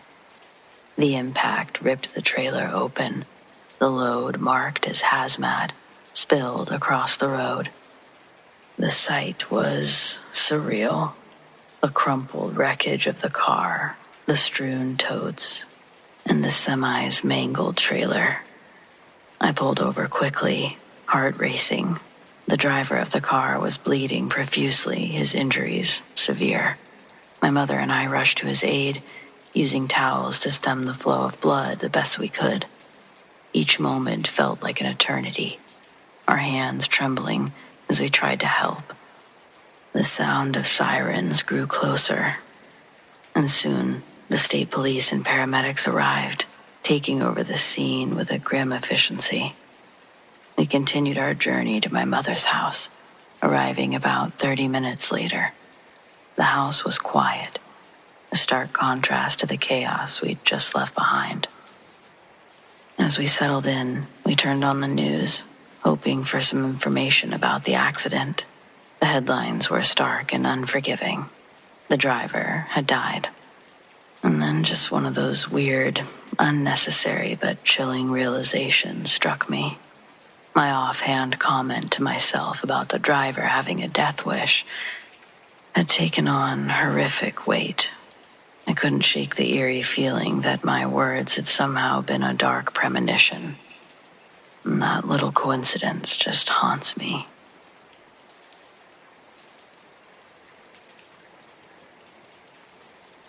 I was hauling steel out of Amarillo around midnight, cutting south on 287.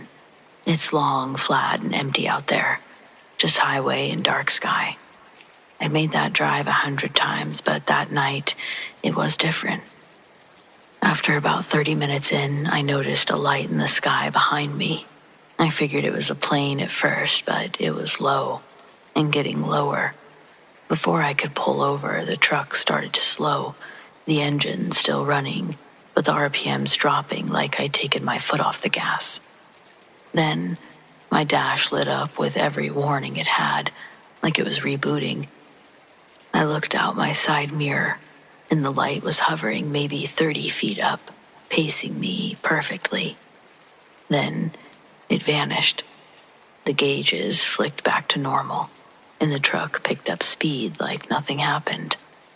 When I finally stopped at a rest area, I checked the dash cam. It had frozen, just static, for exactly 7 minutes.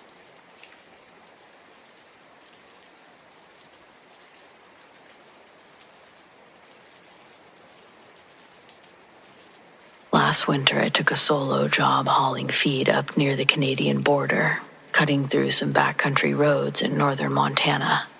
A blizzard came in hard and fast. Visibility dropped to next to nothing. I slowed to a crawl and kept my eyes glued to the shoulder markers, what few I could see.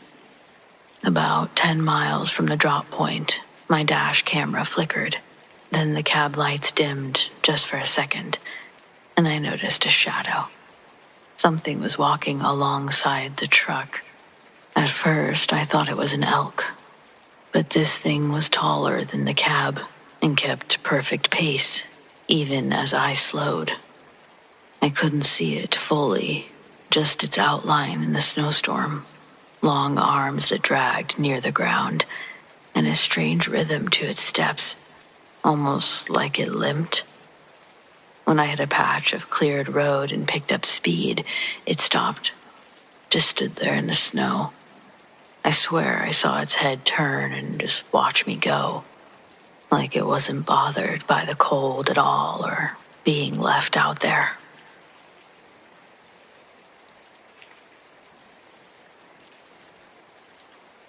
I've got 3 shorter stories for you from my days as a trucker. Now, they're all different, so I've labeled them as such.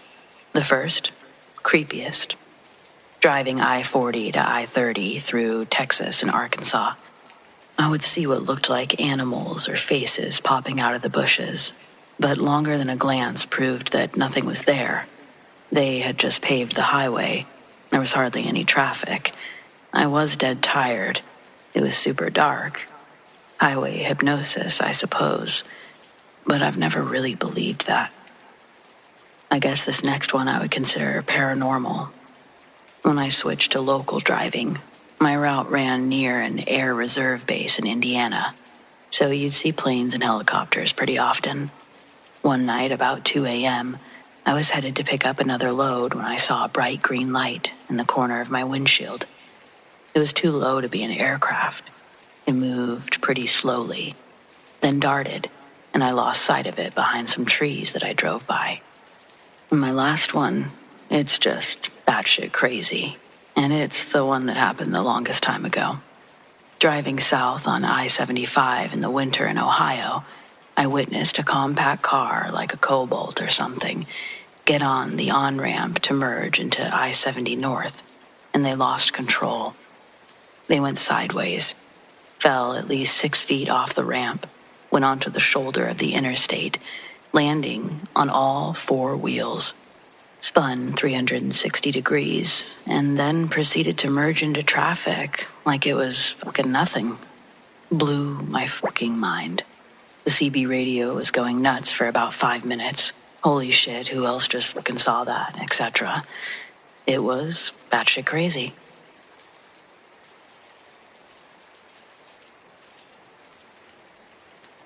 So my name is Tucker, and people call me Tucker the Trucker, and I can't say that I hate it. I've been driving for almost 12 years. I'm 32, single, don't have any kids, so I tend to stay on the roads. Most of my driving is done at night, less traffic that way. But you always want to fill up in the evenings because 24-hour gas stations can get dicey at 3 a.m. If you'll excuse the pun, I prefer to keep trucking along. There's a particular stretch of highway I drive all the time. It's properly in the middle of nowhere and runs straight through a heavily wooded area. The shoulders are barely big enough for a car, let alone my truck, so I lived in constant fear of flat tires. Now, it's weird to think that such a little thing ever worried me. Last Wednesday was a normal, boring night until I got a call in the middle of that long stretch. There was an old SUV with its hood up, stopped diagonally across both lanes. One guy was standing next to it, waving me down, but I saw a second person ducking on the other side of the SUV. One of the first things you learn with life on the road is to beware of a stranded motorist as much as a hitchhiker. This one checked every red flag. Middle of the night, in the middle of the blocked road, in the middle of nowhere, with suspicious characters. And I don't mean the one that I saw trying to hide. My headlights hit the one waving me down, and he had the friendliest shit-eating grin I ever saw. And I'm from the South, so that's saying something. Trust me, someone in that situation wouldn't be happy. Stranded people are angry and or desperate, period. I've heard horror stories of truckers stopping to help someone and getting robbed or worse, so nothing was getting me out of that truck. I tried to dial 911 right then, let the cops handle whatever the situation turned out to be, but we were, surprise, surprise, also conveniently stopped in one of the highway's dead zones. When I got a little closer, I could see two more shadows, one on either side of the road, trying to get behind me. I'm always armed. You have to be in my line of work. But I still wasn't sticking around for a shootout if I could avoid it. I'd been slowing down, but now there were at least 4 road pirates against just me. And it takes big trucks a second to get going. If they had weapons, I didn't stand much of a chance, so I made a split-second decision to keep going. I pulled as far into the shoulder as I could fit, but I still clipped the back of the SUV pretty good. Just a tip, if you ever find yourself in this situation, always aim for the back end. You never want to go head-on with an engine. Right before I made contact with the rear end, I saw the guy who'd been crouching behind it dive out of the way. He was wearing all black, with a hood pulled over his head. I didn't see where the grinning idiot went, but he was probably the one who shot at me. I don't know how many shots were actually fired because they started when the metal was still scraping, but it was at least 3. One came through the driver's side window and struck the windshield. I felt the wind on my cheek as it flew by. I almost swerved off the road, but managed to get back straight. 2 more shots hit the trailer as I sped off. I drove fast as I dared in case they tried to come after me. There was a second that I thought I saw lights behind me, but they were gone as fast as they appeared. I called the police about 2 miles later when I got service back. Later on, I was informed that they'd found the SUV abandoned in a ditch a little further up the road. It looks like they tried to drive it, but bailed when they realized how bad it was. The license plates were gone, and the VIN number was partially scratched off. But they were in a hurry and did a poor job. Cops traced it back to an elderly woman who lived next door to one of the suspects. She'd let him use her car in exchange for mowing the lawn and taking out the garbage. Last I heard, they made 3 arrests and are still looking for the last one.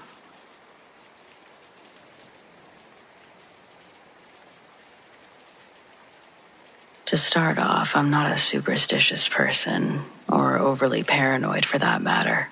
I'm skeptical about ghosts and spirits and all that, but as I write this, regardless of what it was, I have chills.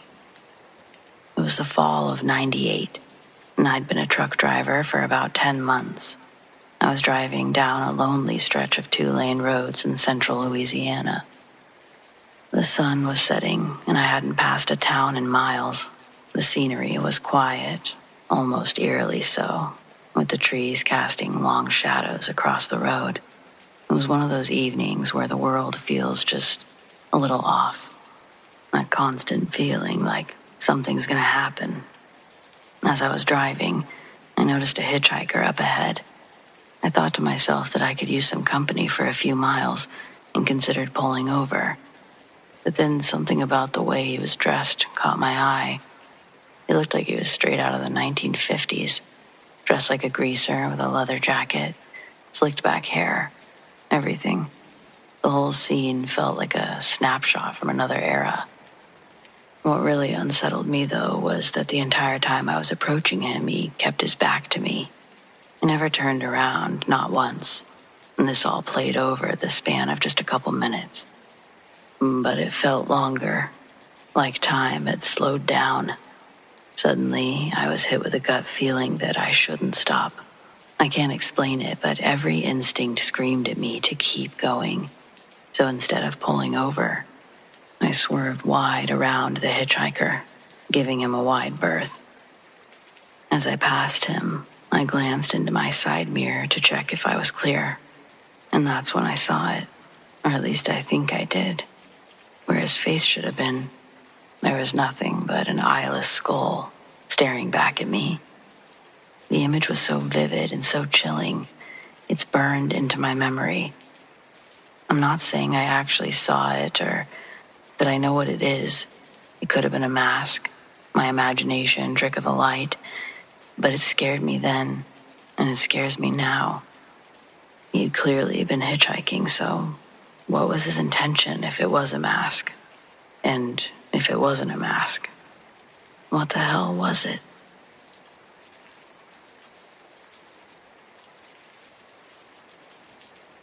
My dad has several stories from hauling logs in Idaho and driving trucks through Utah and Nevada.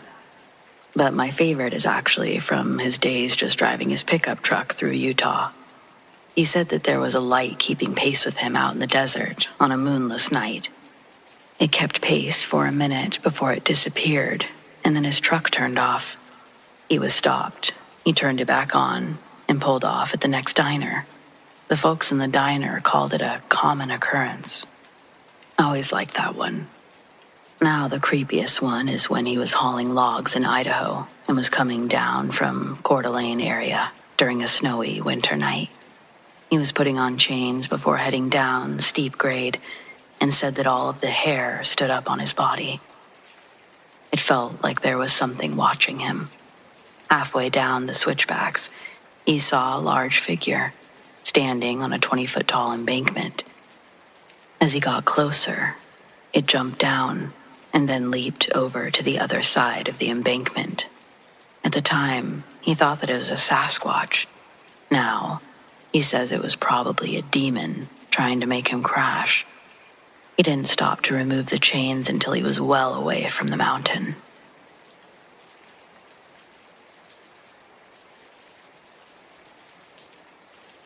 My dad's a long-haul truck driver, and as much as he'd hoped that I'd follow in his footsteps, I chose a different path and decided to major in finance. This year I had to burst the bubble he'd built around the dream of his little girl one day growing up to drive trucks alongside him. To be fair, I never really gave him a reason to believe I'd go that route. I never showed any interest. On top of that, I had a pretty traumatizing experience, the one and only time I agreed to go on a short trip with him. That was 6 years ago, during my freshman year of high school, and it still haunts me. It was the end of my 8th grade summer when my dad told me he was picking up a shipping container to deliver to Buffalo, New York. He wanted me to come along. At first, I declined, but then he sweetened the deal by offering a trip to New York City afterwards to buy new school clothes. After some quick back and forth in my mind, I agreed, which made him over the moon. My dad's a good guy, but was he the most devoted dad growing up? Not really. His career rarely allowed him to be at home, but we had fun when he was. My mom carried the weight of raising 3 kids on her own for weeks at a time, which brought its own stresses. But somehow, she and their marriage survived. I guess I get it. Society expects you to go out and be the breadwinner, but each time you leave, your child grows a little more without your presence. So, what's a father if he's unable to be a father figure? Or, I guess the same for a mother. Anyways, in my case, my dad's a pretty decent guy named John, and even though he may smell a little like diesel sometimes, I'm still glad that he's my dad. That's why I decided to spend a week of my summer with him. It was early in our trip, maybe the second night on the road. My dad was pulling the truck up a steep incline. The engine struggled with every inch of the climb, and through the black landscape ahead, both of us noticed a soft orange glow just over the hill. I had my window rolled down, and the smell of burning gasoline and rubber filled the cab. My dad slowed the truck even more, pumping the brakes as we prepared for whatever was coming. But before we reached the top of the hill, a woman suddenly ran out from the darkness into our headlights. She was waving her arms and screaming, "My baby is still in the car." My dad stopped the truck in the middle of the road, and we both jumped out, running the last 20 yards up the hill. When we reached the accident, the car was wrapped around a tree and fully engulfed in flames. The fire had already spread to the tree branches above. There was no way that we could have saved the baby. The fire had been raging for a while by the time we got there. When my dad pulled out his phone to call 911, I looked around and realized the woman who had flagged us down was gone. Less than an hour later, fire trucks arrived, and my dad moved the truck. Once the fire was out, they found the remains of 2 people. I'd never really been someone who thought too much about the paranormal, but after that, and to this day, I'm convinced the woman I saw was a ghost. And as sad as it is, I think I do believe when the baby perished in the fire, they were reunited. And that's why the woman disappeared. She had no reason to stay. She had her baby again. A friend of mine actually shared that theory with me a few years later, and it's what I like to believe happened. Still, it doesn't erase the trauma of the night. Even now, the smell of burning rubber instantly takes me back to the passenger seat of my dad's truck. And that, in part, is why I'm majoring in finance.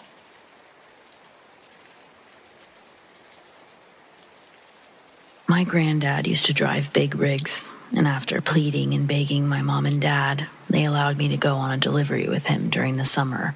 It was my 8th grade year. The next fall, I'd be a freshman in high school, and this was my first time out of state. It was a 4-day round trip, 2 days down, 2 days back. My first day on the road, I got to see another side of my granddad I'd never seen. The stern, silent old man that I knew was now making vulgar jokes on the CB to his other trucker friends. Then a short beep would be followed by someone else on the transmission with an equally offensive joke to match my granddad's. And he chain-smoked, another mind-blowing surprise he'd casually put on display every 20 minutes or so. We talked about girls and the fears I had about going into my freshman year, and I was given advice that I'll carry with me forever. Day 1, we'd head through Arizona and most of New Mexico before stopping to rest at the biggest gas station I'd ever seen. The back of his truck, there was a lifted bed with cabinets underneath it. On the floor in front of the cabinets, I'd slept with 2 sleeping bags, one under me for padding, and then inside one. It was uncomfortable, but Granddad warned me ahead of time that the trucker life wasn't that glamorous.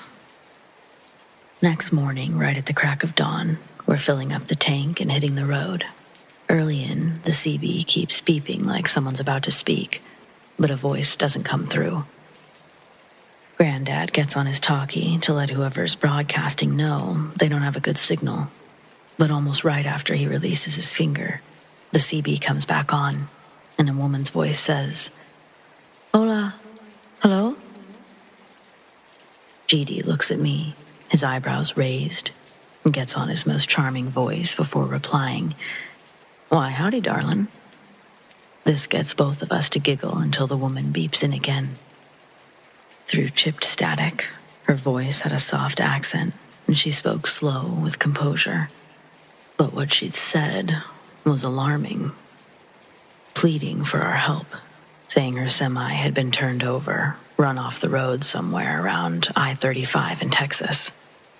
Most of her tires had been shredded in her swerving and tipping. She said she nearly turned the entire thing over.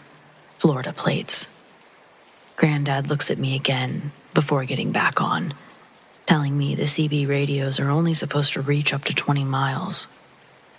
He gets back on and says, "Well, we've just gotten to Oklahoma right now, which is a couple 100 miles north." She says that this is the only transmission that she's been able to pick up, and that she's afraid. After long hesitation, Granddad grabs the talkie and tells her that we'll take the 35 after Oklahoma City to see if we could spot her. Then he asks what kind of vehicle ran her off the road, thinking that he could report it when we got to the next town. She says, "Witches." We both think we misheard the vehicle model, but regardless, Granddad assures her that we'll be in the area near dusk, and that we keep our eyes open for her, adding that she should try other frequencies to see if she could pick up anyone closer. We'd keep the CB on our station so she could come back to it. Once more, the beep signaled a reply. Her last transmission was short, saying, "Soon they'll find me, and soon I'll die." Sitting there, next to Granddad, we were 2 generations, so far apart in age, but sharing the exact same feeling of fear and discomfort during that moment. I'm pretty sure to fear is the first encoding your brain learns when you grow. Scary is scary, and the calmness of her voice when she was telling us these things was hair-raising goosebump status. So, probably goes without saying, day 2 wasn't filled with the laughter of the previous day. We'd drive in silence for hours, with Granddad periodically sliding through the frequencies, trying to catch a blip of that girl's voice. It was the epitome of hitting a microscopic bullseye that's potentially also moving around like you are. We both knew there wasn't going to be resolution, not until we at least tried to look for her. We'd be adding another day to our trip, but Granddad yet again impressed me with his old guy swag by lying to my parents, calling from the gas station saying we'd won tickets to a Dallas Cowboys game. He said we'd be returning later. He'd also buy me a blue Cowboys hat and a relatively expensive adult-sized Emmitt Smith jersey from the truck stop, just to throw the whole lie together. I still have the jersey, but a dog would eat the hat that same summer. When we get to Oklahoma City, Granddad's obviously distracted in thought as he scribbled signatures on clipboards of paperwork he was handed. When the second container was loaded onto my granddad's trailer, I thought it was a mistake. But Granddad tells me that we're scheduled to drop this one off in Albuquerque on our way back. I think he had a realization right then that this wild goose chase was going to lose him money. But we both agreed it was more important to at least try. So instead of turning back west, we went south. It would be well past dusk by the time we crossed the border to Texas. Granddad said that we'd turn west near Waco. I think our collective hopelessness for a happy ending, it led us in a delusional search. We'd passed the Waco exit and multiple others while telling ourselves her semi could be right around the bend. Finally, as we drove through Austin, Granddad knew San Antonio was our last chance to turn off. It was around 2 a.m. by this point, and Granddad had already verbally given up hope near Temple. But as we're leaving Austin, the CB starts to beep again. It was only 2 or 3 times, but it was enough to get Granddad less slumped over in his seat. Then we saw it. In the middle of a long stretch between Austin and San Antonio, our headlights landed on a semi, surrounded by a number of emergency vehicles. Granddad taps the brakes. We begin to slow down, coasting our approach towards the officers working to redirect traffic. Pulling around the mess, I can see the semi's front end. The lights reflecting off the license plate show me clearly. Florida plates. I couldn't tell you how almost excited I was to see that license plate, and I could tell my granddad was in complete astonishment that we'd found this thing. You could see that all of the tires were, as the woman said, shredded. We continue coasting, and we're horrified to see the driver's side door has been completely ripped off. There's no sign of the woman.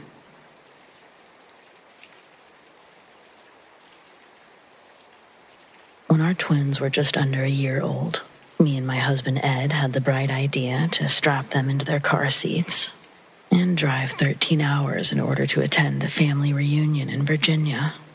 We left later than expected that afternoon. Within a couple of hours, the kids and I are asleep, and Ed drives through the night down I-64. Next time my eyes open, it's after midnight. We're outside of a travel center. Ed's gently shaking me awake. He's already gotten the car seats out with the kids still buckled in. They're still sleeping peacefully on the sidewalk in front. Ed says the travel center has a 24-hour diner attached to it, asks if I want to come in. Seeing as the hard part of unloading 2 car seats has already been taken care of, we go in. We walk through the travel center doors over to the diner on the opposite side of the facility. It's narrow and probably a claustrophobic nightmare when there's a crowd, but thankfully it's just us and the kids. Sitting down in a booth near the doors we entered from, my back is facing the front of the diner, which has 2 big windows looking out to another dark parking lot. I'm focused on reading the big laminated menu at our table. I thought that's what Ed was doing too, but when I look up, he's staring past me, his attention fixed on something in the diner parking lot. I ask, "What?" and turn around, but all I see is an empty parking lot.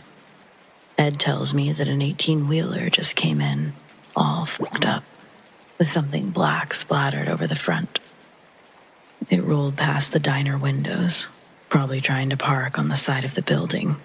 Curious to make sense of what he'd just seen, Ed's about to get up from the table when a man runs into the diner.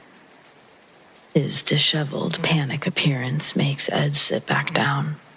We watch this man run up to the counter of the bar, start hitting the assistant's bell.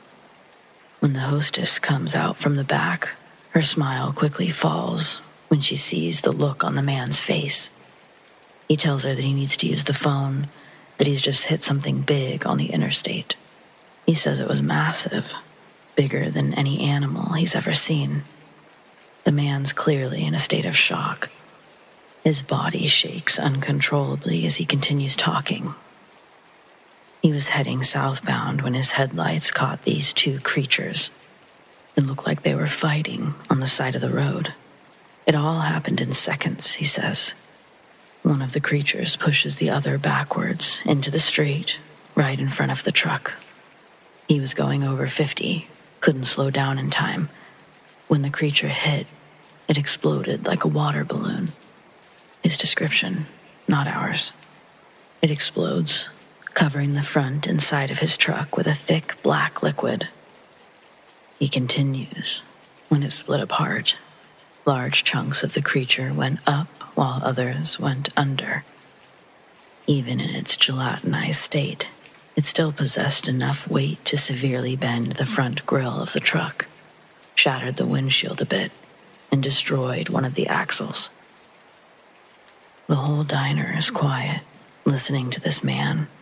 The cook has come out from the kitchen to join the hostess, and Ed's gotten back up out of the booth and walked over, taking a seat at the bar to hear the story.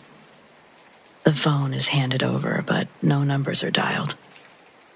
The man just holds onto the phone with a 1,000-yard stare, continuing to ramble. His emotions become more manic as he continues to recall what he'd seen. He says they fought like gorillas. but their limbs, they were bony, thin. The skin looked like crocodile scales. When the man starts to press the buttons on the phone, I see my husband and the cook walk out to the front of the diner. They're going to look at the truck. I stay behind, and while I wait, I hear the man make his call. Instead of calling emergency services, his first call is to work. He leaves a message explaining what he'd just told us. After he hangs up, the second call that he makes is to his wife, where he again tells the story, but then starts crying, telling her that he feels sick. The call ends with him saying, okay, then clicking the receiver once more and dialing emergency services. When Ed and the cook walk back in, Ed's bewildered. His mouth hangs open as we make eye contact on his way back to the table. He doesn't sit down, picking up the kids in the car seats. He tells me that we should leave. We hadn't ordered yet, and the hostess already had her hands full with the crying truck driver at the bar, so I grabbed our coats. We went out the back of the diner, back to our car.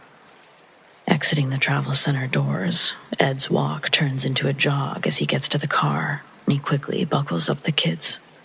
Right when the car doors shut, he's already in drive.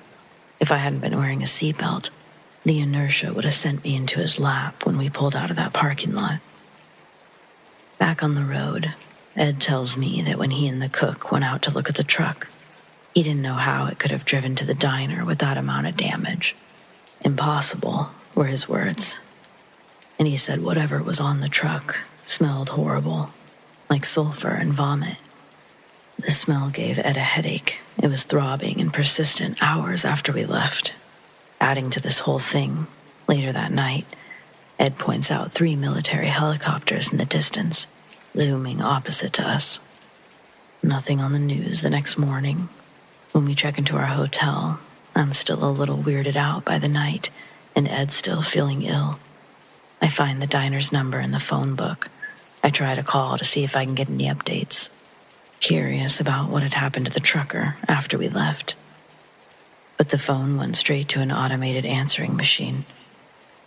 After a few times of trying that, I decided to call the travel center's number, but their lines were down too. Ed stays in bed all that day. I end up having to go alone to the reunion with the kids. Ed's family is wonderful, but it's always a little uncomfortable attending a family reunion that's not your family's. However, it does give you an excuse to leave early, and thank God I did. When me and the kids got back to our hotel room, I find Ed on the bathroom floor. He's soiled himself. The paramedics that treat him suspect he had a seizure, take tests on him in the ambulance on the way to the hospital. There, after extensive amounts of blood work and several tests, the doctors tell us they think he's got radiation poisoning. They prescribe some potassium iodide capsules. It takes over a month for Ed to start feeling better. To this day, we've never heard of anything close to what that man described, or what Ed saw smeared all over his truck. Such an open-ended memory stuck in the back of my head for all these years. Just no idea what it all means.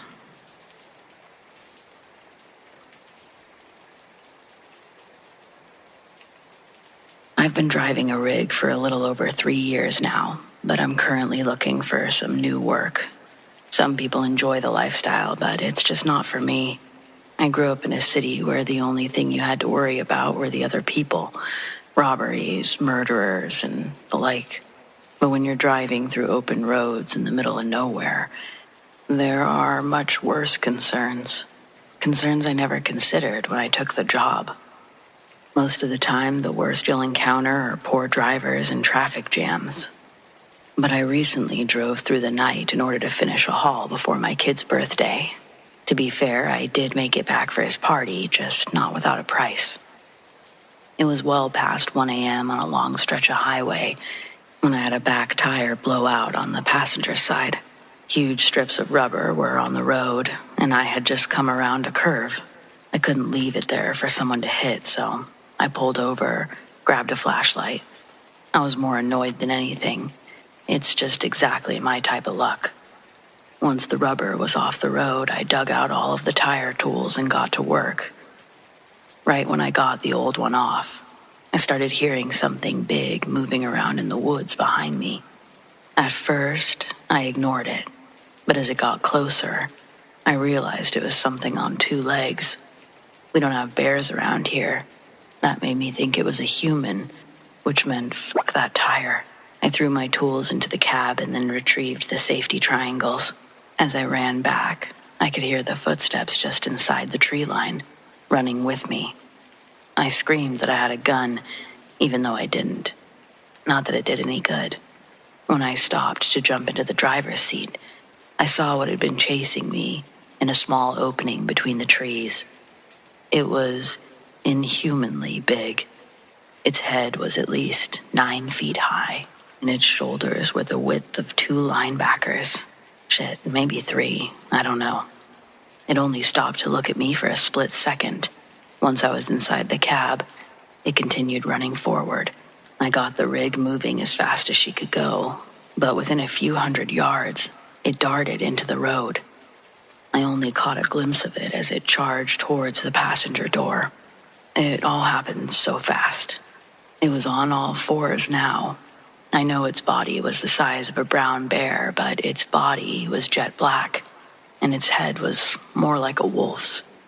The ears and the snout were long and pointed, and it was bearing huge fangs. I can't really pinpoint what was strange about its teeth. It's like there were more than there should have been, but I swerved so fast that it all seemed to blur together. It slammed into the back of my cab so hard that I thought it must be dead, but it flew back into the woods like it hadn't felt a thing. There was a second I didn't know if I was going to be able to straighten the rig out, but once I did, I didn't stop until I made it to town. By then, I'd begun to question everything. Did I really see what I think I saw? Did I even get a flat tire? Was I just that overworked and overstressed? But then I got out and saw the damage. There had definitely been a flat, and something had definitely hit my truck. There was a huge dent in the side like it had been hit with a wrecking ball. The insurance claim says it was a deer because what the hell else was I supposed to say? A giant wolf-bear monster attacked me? Nah, I have enough problems, thank you very much. This is the only place that I've told the truth, and it's the only place I intend to ever share it. Maybe now I can stop obsessing over it. One thing is for sure. I haven't driven at night since, and I don't think I ever will.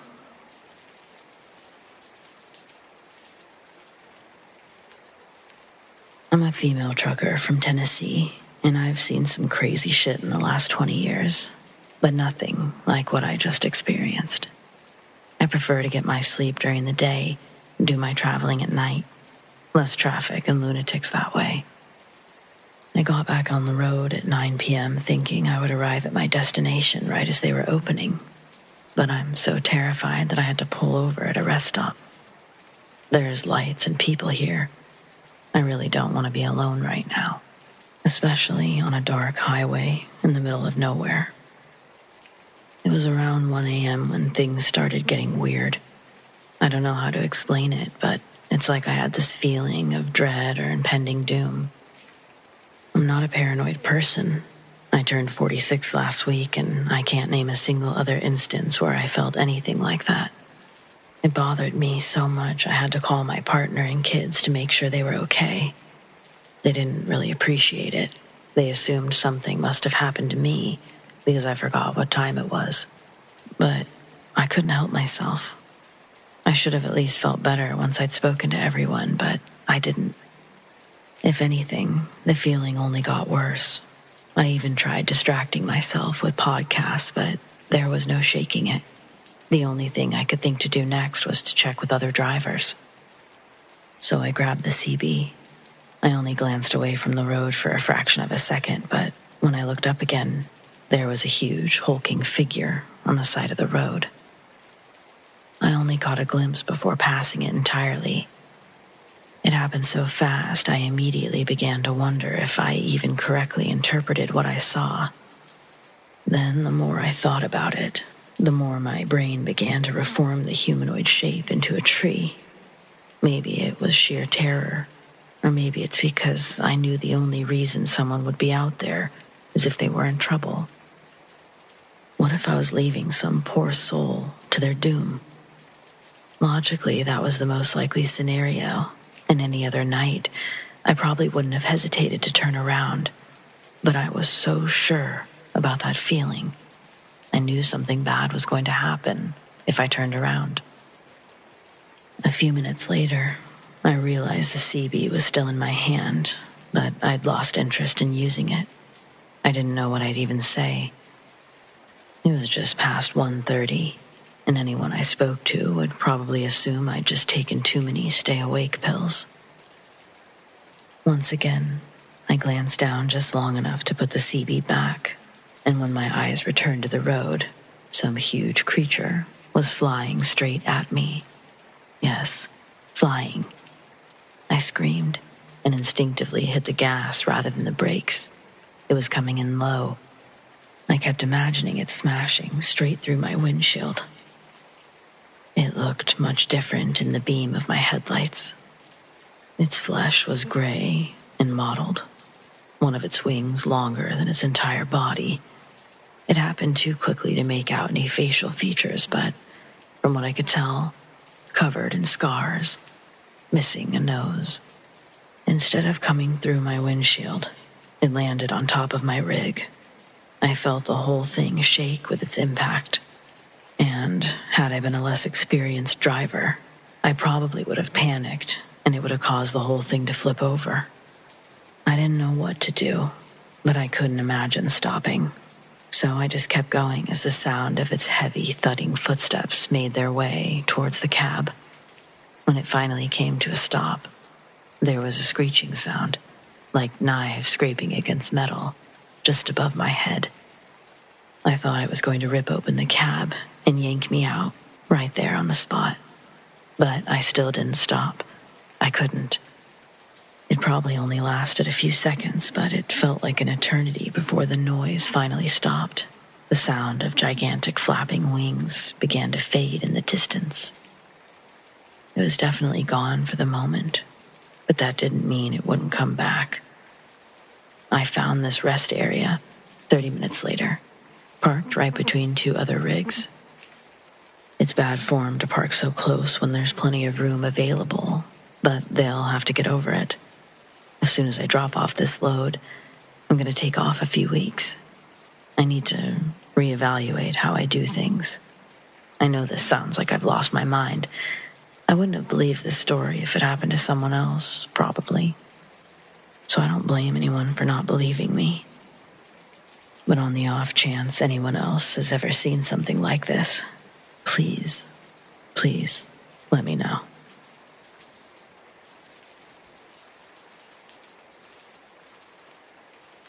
This is probably my spookiest story from the road. And to this day, I still have no idea what the fuck I saw. So I was in the Virginia, Maryland area. And I had a lot of work-related sites ranging from downtown Baltimore to Virginia Beach and all around. Friday wrapped up and I hit the road to some social arrangements that I'd made for the weekend. I spent the weekend with friends out in various parts of Virginia, got dragged off to other places even further out, the usual weekend fun times. It's late Sunday when I have to leave, or I'm not going to be able to get home in time to start my thankfully late afternoon Monday. I'm fully rested. I didn't do any drinking. I'm not into drugs. I'm on the highway at about 3 a.m. in the middle of bumfuck nowhere, between Roanoke and D.C. Absolutely nobody is around. I'm cruising along in the left lane simply because nobody else is around. No headlights for the past hour. No taillights either. No road lamps. It's dark. It's mildly damp. It's foggy. I have the music up. I'm feeling good. All is fine. And then I just happen to look to the left, and there's a fucking dog barking at me. A German Shepherd in a car passenger seat. Somewhat blue glow from the instruments inside the car. and it's got its face to the window, and it's barking its head off at me. I got a good hard look at it too, because at first my brain is not registering cop car dummy. I'm doing 90 in a 75. I promptly have an oh shit moment when the dog, the instruments, the white Crown Vic light bar all click in my brain after a second hard look. I put my foot on the brakes and I start slowing down hard but safe to pull over. I even put my blinker on to start shifting lanes over to the right to pull over because, wait, there's no shoulder on the left side of this road. I look back to my left where there's still no shoulder or room for another car, and it's just gone. No trace. I slammed my brakes and stopped in the middle of the fucking highway. Flipped on all my light bars. I even looked around with my handheld spot. There was nothing. No tail lights, no headlights, no engine sounds, nothing. There are no other tire marks in the damp but mine, and I can see for a nice long distance both ways too. Nothing. My vehicle had great visibility and a lot of extra lighting. There's no possible way someone pulled a sneaky, let alone drove that fast on wet sloped grass and rocks on my left side. So, there you have it. Ghost cop and his dog didn't like me speeding, apparently. I have no idea what stretch of highway it actually is, but about 3 or 4 years ago, just before the pandemic, my boyfriend and I were driving back to Portland from Reno. It was probably around sunset, so not even fully dark, not fully light either. We turned around a bend in the road, and we saw, coming head-on, a semi-truck. It looked like it was in our lane. It looked real. Completely caught off guard and terrified, my boyfriend swerves into the other lane, which would be otherwise oncoming traffic, to avoid this semi-truck. Before he can even fully make it into the other lane and we get closer, it just disappears. There was no sound, no wind. Everything other than us now being on the other side of the road was normal. My boyfriend quickly corrected himself to get to the right side of the road. I turn my head. He looks in the rear view. Nothing. No truck. No anyone. Back in the 70s and 80s, it wasn't uncommon for highway patrol officers or state troopers to have CB radios. In fact, almost every truck on the road had one. It was a different time, where communication over the airwaves was key to keeping the roads safe. By 1980, I was running night shifts for a trucking company out of California, driving from one terminal to another on a scheduled route, 5 nights a week. There were plenty of other drivers doing the same thing, and over time, you got to know each other pretty well. We'd chat on the radio, share road conditions, or just pass the time on those long stretches of highway. One particular night, I was cruising along when I noticed a California Highway Patrol, CHP car, out in the fast lane with its lights flashing. It struck me as odd since I hadn't seen any speeders blow past me recently. Curiosity got the better of me, so I picked up the mic and asked, "Hey, officer, you got a radio?" To my surprise, he responded, "Yes, I do. In fact, I was just about to call you. I wonder if you and your buddies could do us a favor. There's a bad wreck up ahead, about 3 miles with lane blockage and injuries. We could really use a traffic break." "Absolutely," I replied without hesitation. "Where do you need traffic to stop?" He mentioned an overpass about 2 miles down the road. Medi-flight's on the way to pick up one of the injured, but they need some space to land safely. "Got it," I said. Then I called out to 2 other drivers that I knew were close by. "Hey, Jake, Tim, you guys still behind me?" Both of them confirmed that they were. "Come on up here beside me, and let's start slowing traffic down." I was running in the right-hand lane, so Jake pulled his rig up beside mine in the middle lane, while Tim took the far left. The 3 of us started to gradually back down our speed, keeping it nice and smooth. The CH officer stayed about a quarter mile ahead of us, guiding the traffic from the middle lane of the 3-lane freeway. As I glanced in my mirrors, I saw the glow of 4-way flashers lighting up the highway behind us. Slowly but surely, we brought everything to a halt right under the overpass. The CHP car came to a stop, parked sideways across the highway in front of us, as the helicopter descended to the scene of the crash.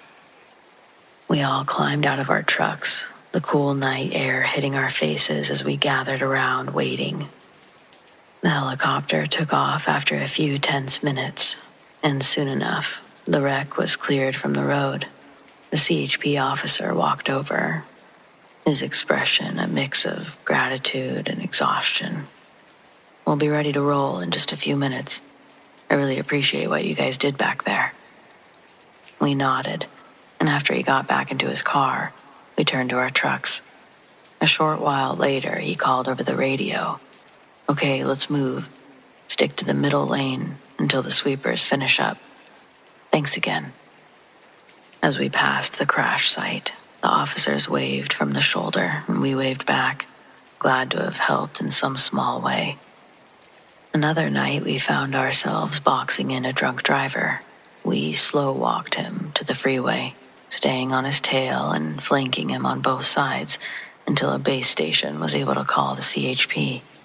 The officer got out there quickly, took the guy off the road before he could hurt anyone.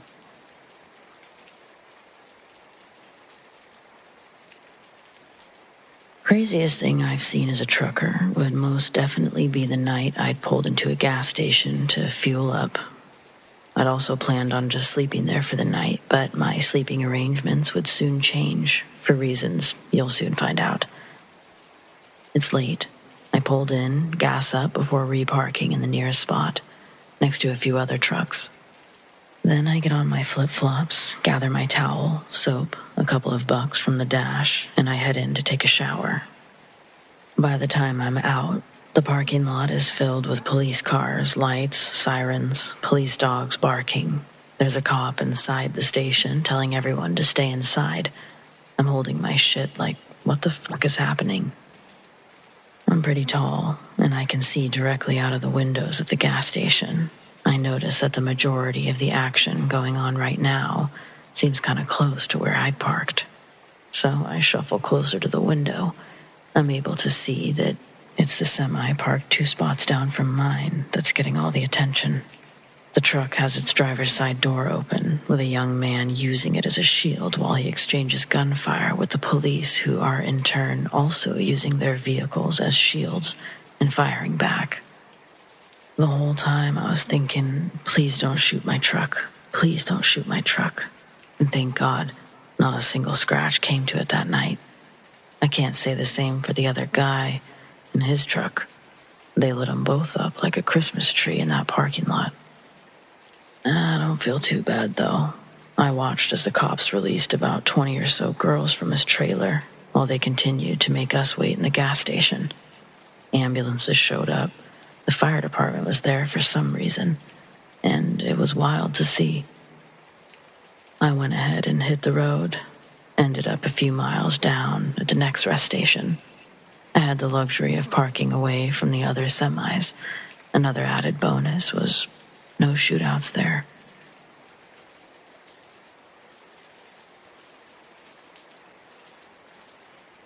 I've been driving trucks for about 12 years. Long enough to know that weird things happen out there on the road. You see accidents minutes after they happen, catch people doing things in cars you can't unsee, even watch animals behave in ways that don't make sense. But every once in a while you see something that makes no sense at all. And you don't tell the guys at the yard about it because you know it'll just turn into some sort of joke about needing sleep. But this happened on a run from Dallas to Salt Lake, somewhere along I-40, middle of the night. I was hauling refrigerated, alone, trying to push through the dead hour where your brain is mush and the lines in the pavement start blurring together. I had the radio low and a thermos of gas station coffee that tasted like rust. I checked my rearview mirrors out of habit, part of the routine. Every couple of minutes, and that's when I saw something. A figure. It was sitting in the sleeper cab, right where my bunk was.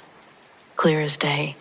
Shoulders, head, the angle of someone leaning a little forward with their hands resting on their knees. Not detailed, just a silhouette, like the outline you'd get when someone is standing against a streetlight. At first, my brain did the dumbest thing. I thought, I must have picked up a hitchhiker. Like I could have forgotten pulling over and letting a whole-grown human climb into my cab. I even reached to check if my doors were locked because that's how real it looked. And then I blinked and it was gone. I figured, eyes playing tricks. Night driving will do that to you. I didn't spook easy, so I just went back to scanning the road, took a swig of coffee, cracked the window for some cold air. 10 minutes later, I checked the mirrors again. It was back. Same spot, same posture. This time I didn't just glance, I stared. The figure didn't move, though. Not even a tilt. If you've ever tried to focus on something in a mirror at night, you know how the shadows shake with every bump in the road. This didn't. It was still. I tried logic. Reflection from the seatbelts, maybe. A trick of the dome light. Except the light wasn't on. Shadows from passing semis? Maybe. But I was out on a stretch of highway with no one near me for miles. I thought about pulling over, but decided against it. The idea of stepping in the dark and opening the sleeper while seeing visions of a shadow, it just didn't sit right. So I kept driving. Every time I checked the mirror, it wasn't there. Maybe every other time. Sometimes it looked further back on the bunk, sometimes closer, like it was leaning forward to watch me drive. At one point, I swear it was inches behind the driver's seat. That's when I just stopped looking. I made myself just stare forward at the road, turn the radio way up. I talked out loud to nobody, just to fill the space. I told myself I'd check again when the sun came up. When I finally pulled into a rest area around dawn, the bunk was empty. Of course it was.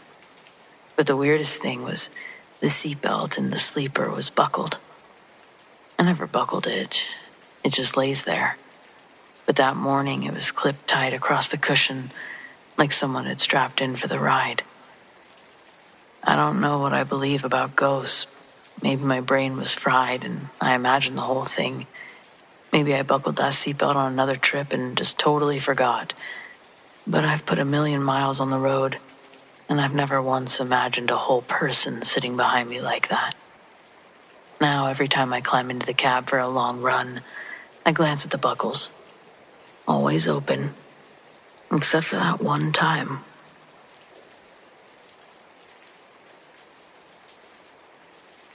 By now, I've been a trucker for longer than I can rightly remember, hauling goods from one corner of this great country to the other. This story is about the night I saw something peculiar up in the skies. It was a moonless, dark night on a lonesome stretch of highway that us truckers know all too well. I was hauling a load of who knows what towards the Midwest, feeling the weight of the world on my shoulders at the time. The radio buzzed with chatter as usual, but otherwise, it was a silent night.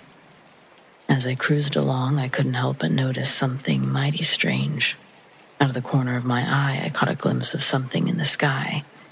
When I looked, something moving in a way that no plane ever could. It was like a firefly on steroids, dancing and zipping through the sky.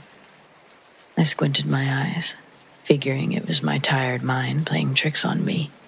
But I couldn't shake the feeling that something was off, like I was catching a glimpse into a world I wasn't meant to see. And it hadn't disappeared right away like things may, had I just been seeing it wrong. The strangest part, though, was how danged silent it all was. I turned down the radio, rolled my windows down. Sure didn't sound like a plane. I could hear my rig, but I heard nothing outside of that. No rumbling of engines, no screeching, nothing. Nothing but the sound of my own truck and my own breathing. Yet it danced in the sky. It was enough to give this full-grown man the heebie-jeebies. But then, all of a sudden, the thing touched down, like a mile or so ahead of me. I nearly choked on my coffee. It was like a burst of light, illuminating the darkness. For a moment, time stood still. My heart slammed against my chest as I watched it shoot back up into the sky with unnatural speed. I blinked once, twice, hoping my eyes hadn't betrayed me. But I could still see the residue of light from where it had just been, until that was gone too. There I was, alone, on the deserted highway, quivering in my seat. That eerie feeling of being watched crept up my spine, and I couldn't shake it. I swear I could almost hear something beckoning me to come closer to what I'd seen. I rolled up my windows, turned up the radio, and I sure as heck didn't stick around to find out anything else, tell you that much. I stomped on the gas, putting as much distance between me and that spot as my old rig could muster. The whole way to my destination, fear gnawing at me like a damn rat. Was it something otherworldly, or just a trick of the mind? Now, you can call me crazy or a liar, but there's something out there, something we can't rightfully explain. The world's a mysterious place, and sometimes it shows us just how small or insignificant we are.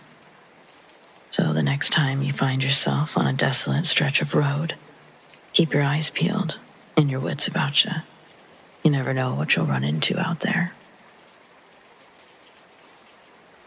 A good friend of mine told me this story years ago. He's the stereotypical old big bad trucker. I've seen some weird stuff with him while driving in South Texas along the border. He never batted an eye, but while telling me this story, he had goosebumps and a concerned expression, which from this guy is about the equivalent of a trembling lip. I'll tell this story in the first person as he told it to me. Years ago in the late 90s, I was on my way from the house in Central Texas, heading to Laredo to pick up a load. It was early morning, around 4 or 5. I had just come off a string of days at home, so I know I wasn't tired. I'm on one of those 2-lane winding roads in the absolute middle of bumfuck nowhere, when I see something on the side of the road at the edge of my high beams. At first, I just thought it was roadkill, as it's usually the case. As I get closer, I see that it is roadkill, and there's something crouched over the deer carcass. I remember thinking either this guy's taking the antlers as a trophy, or he's fucking sick. As I got closer, still, I can see now that this guy's eating the fucking deer. He's pulling chunks of meat from the stomach, bringing them to his face. At this point, he stops mid-motion and looks up at me. Not at my truck, but at me. He or it stands up, and that's when I see it's fucking huge, brown, and covered in hair.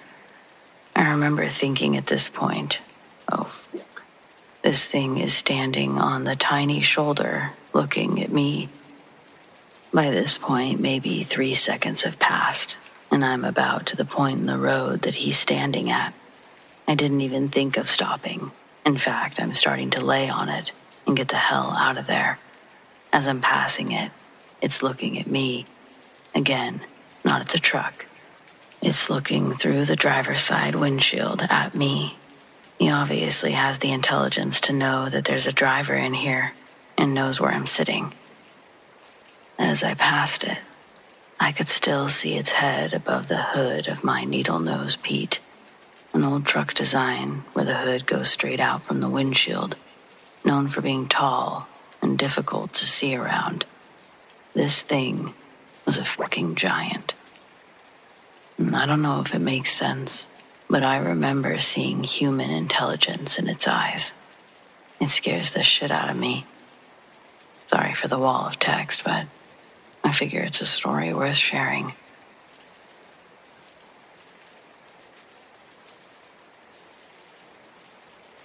A coworker trauma dumped pretty hard on me today.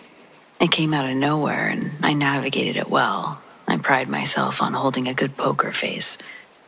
It's my way to show non-judgment. I believe communication makes the world go round, and I cherish when someone can feel comfortable enough with me to share personal stories of what made them who they are. Today, Friday afternoon, the office is pretty much empty. I've been staring at a computer all day and went to get a cola from the staff lounge. I ran into another woman on my team. We'll call her Z. She smiled, I smiled, and then out of nowhere, she asks if I believe in aliens. I say yes, and we start talking about our theories. She tells me about an article she was reading about the mysterious Area 51. She jokingly says, "Americans are obsessed with aliens." This conversation somehow turns into her telling me some honestly very fascinating information about her Muslim faith. And this turns into her telling me about where she's originally from, and that turns into how she got here. And right in there, that's when I got the unintentional trauma dump, though I don't think she knew she was trauma dumping. In her words, it's all she knew of life at the time. While Z was talking to me, I felt so privileged to be where I am. I'm 40 years old and realized this woman's saying things that I've never heard someone tell me in real life, and I haven't been able to think about anything else for the rest of the day. I'm going to explain this the best I can, without trying to get anything wrong. If I do, let this be known. I'm terrible at geography, and I have zero depth or knowledge of the details. I'll do my best to re-trauma dump the trauma dump best I can. Z's family is Muslim, but where she's from, Muslims follow two distinct traditions. You're either Shia or Sunni. These two sectors don't like each other. Z's family was Shia. She lived with her mom, dad, and was the middle of three. Her older brother was 19, she was 16, and her younger sister was 10. Z's dad made computer things and was working with an American company, one that worked for the FBI. Because of his job, Z and her family were always moving around every few years. They had to live secretly, never reveal anything about their dad's real job. Fighting starts in the town that they're staying in. They're given an address and told that a new home will be waiting for them when they arrive. So they picked up their belongings and once again fled for another location in Iraq. After traveling for hours, they make it to their destination and soon find out that their new home is right in the middle of Sunni territory. This is bad for Z's family. I would have never imagined how bad until she told me. So this next part, it's important if you believe in the paranormal, supernatural stuff. I do. But if you don't, this part might not be significant for you. Personally, I was unable to control my jaw almost touching the floor. Z's at the part about her family moving into rival territory, and she asks me if I believe in ghosts. I do, I guess. Never seen one, but I have enough friends with random stories here and there that it would almost be disrespectful to them if I flat out said no. She says they're called jinn there. Her family's house had several, and they primarily tormented the children. Z thinks that they fed off of their fear, that they grew stronger during the months that they had to stay while the Americans tried to find them another location. Most of the days the family spent their time indoors and rarely interacted with the neighbors. There was a constant looming unease that their identities would be discovered. The jinn made themselves known to Z's younger sister Nala first. She was woken up in the middle of the night to the sound of a dog's whimpering. But the family didn't own any animals, and only she heard it. Alone, Nala would go searching for the source. Leaving her room, she walked into the hall believing the dog noises were coming from somewhere down on the first floor. She walks down a long stone hallway towards the stairs, all while the dog's high-pitched yelps are echoing around her. When her foot touches the first step, the whimpering she'd originally heard transformed into a sinister laughter, resonating from the bottom of the empty stairway. Then the laughter abruptly stopped, and Nala stood silent, frozen, at the top of the stairs, trying to make sense of it.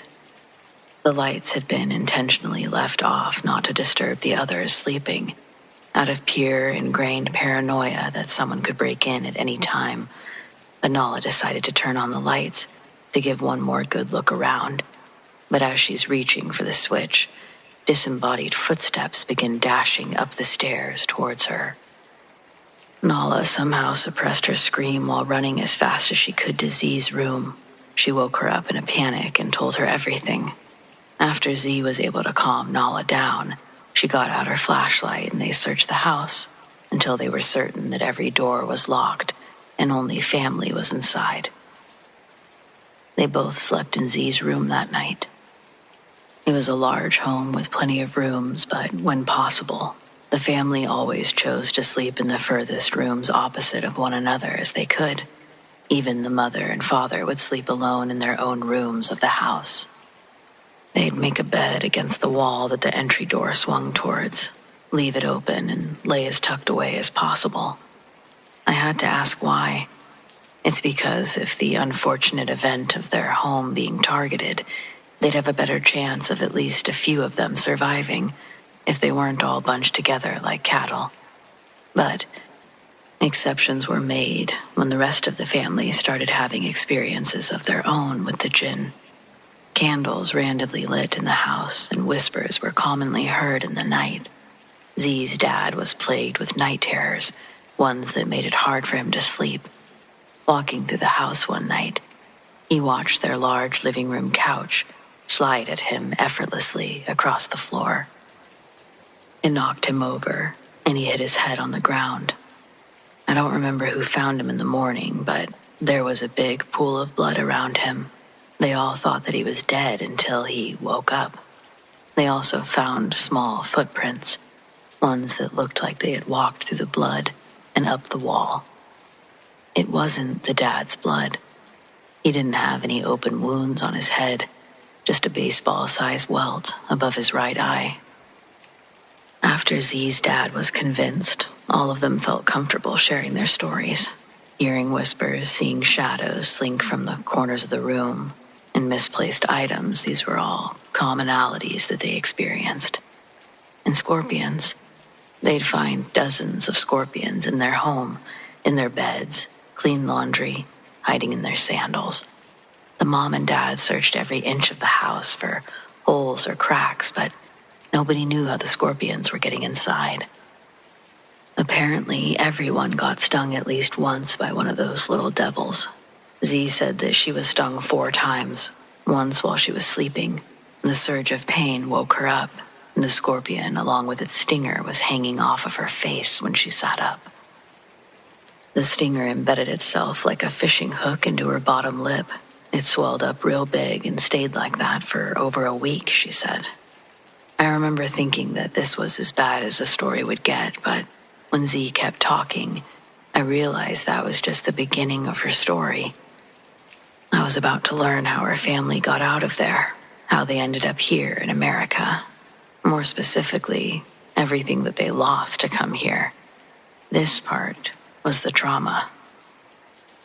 Z told me about the night that her family's location was compromised by their rival, the Sunnis. They had no choice but to flee. The plan was to escape to a new, safer location, but before they could get that far, they were ambushed. She described the scene vividly, how she was sitting in the back seat of the van with her 10-year-old sister and her father. Her mother was up front in the passenger seat, and her older brother was driving. They'd packed whatever they could and left in a hurry, but it wasn't long before chaos surrounded them. Enemy vehicles had them boxed in, leaving no room to turn, no way to escape. Z said that everyone was panicked, talking over each other, yelling, trying to figure out what to do. And then, the first round of gunfire erupted.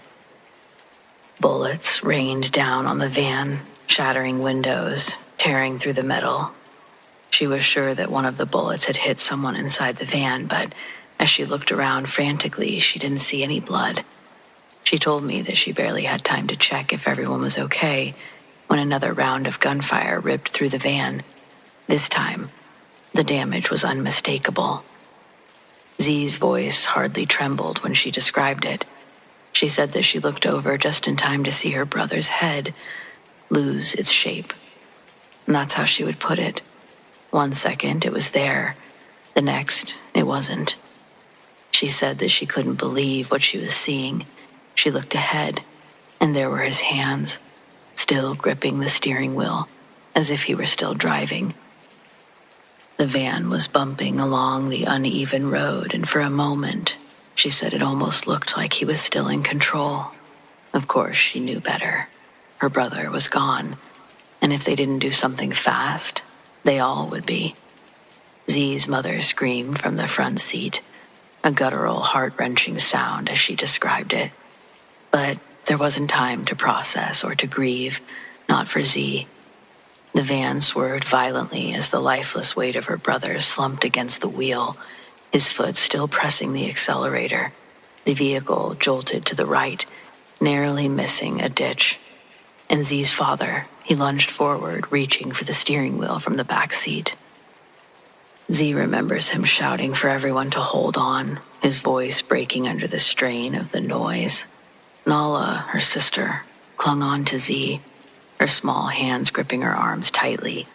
Her eyes were wide with terror, her mouth opening and closing like she wanted to scream, but she couldn't find the air to do it. Z said that was one of the hardest parts.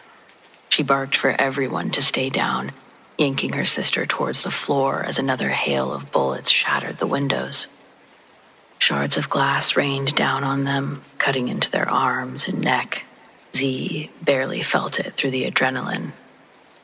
Her father managed to grab the wheel just in time to stop the van from careening into the trees. Z glanced up. She saw her mother, frozen in the passenger seat still, tears streaming down her face as she stared at her son's lifeless body. Z claims that she shouted for her mother to help her father, hoping to snap her out of it, telling her they needed to keep moving. But her mother didn't respond. She just sat there, her hands trembling, gripping the dashboard, staring ahead as if she couldn't bear to look back again. The van jerked violently again as her father struggled to maneuver from the back seat. Z said her father was shouting for help, stating he couldn't do it alone. Before he could finish his sentence, a sharp bang echoed through the van, louder than the gunfire outside. Z turned just in time to see her father clutch his chest and collapse backwards. His body pinned Nala and Z to the floor. She screamed for her father, shoving at his weight. Her voice was breaking as she tried to free her and her sister. She described the van beginning to slow, its once erratic jerk settling into an eerie glide as it lost momentum. Z's eyes darted to the open windshield. Through the haze of dust and shattered glass, the enemy vehicles were closing in. They were out of time. Z knew that she had to act.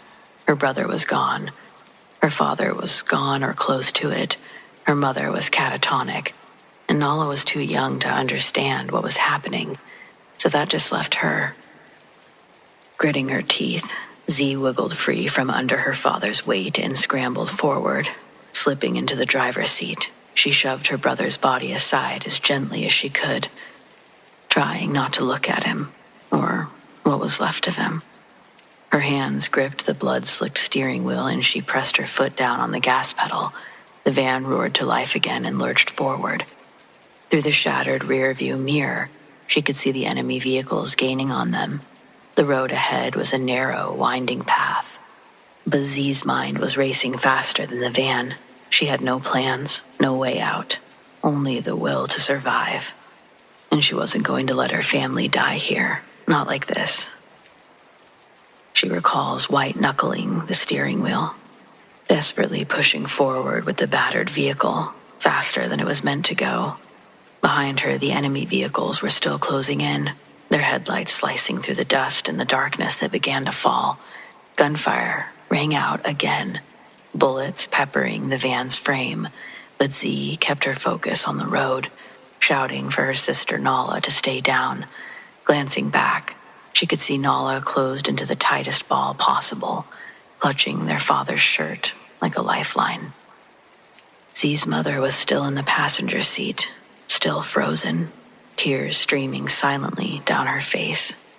Z's mind was racing, and she had no idea where she was driving to. There was no clear landmarks, no signs of safety ahead, just endless, desolate road, and the sound of death creeping closer.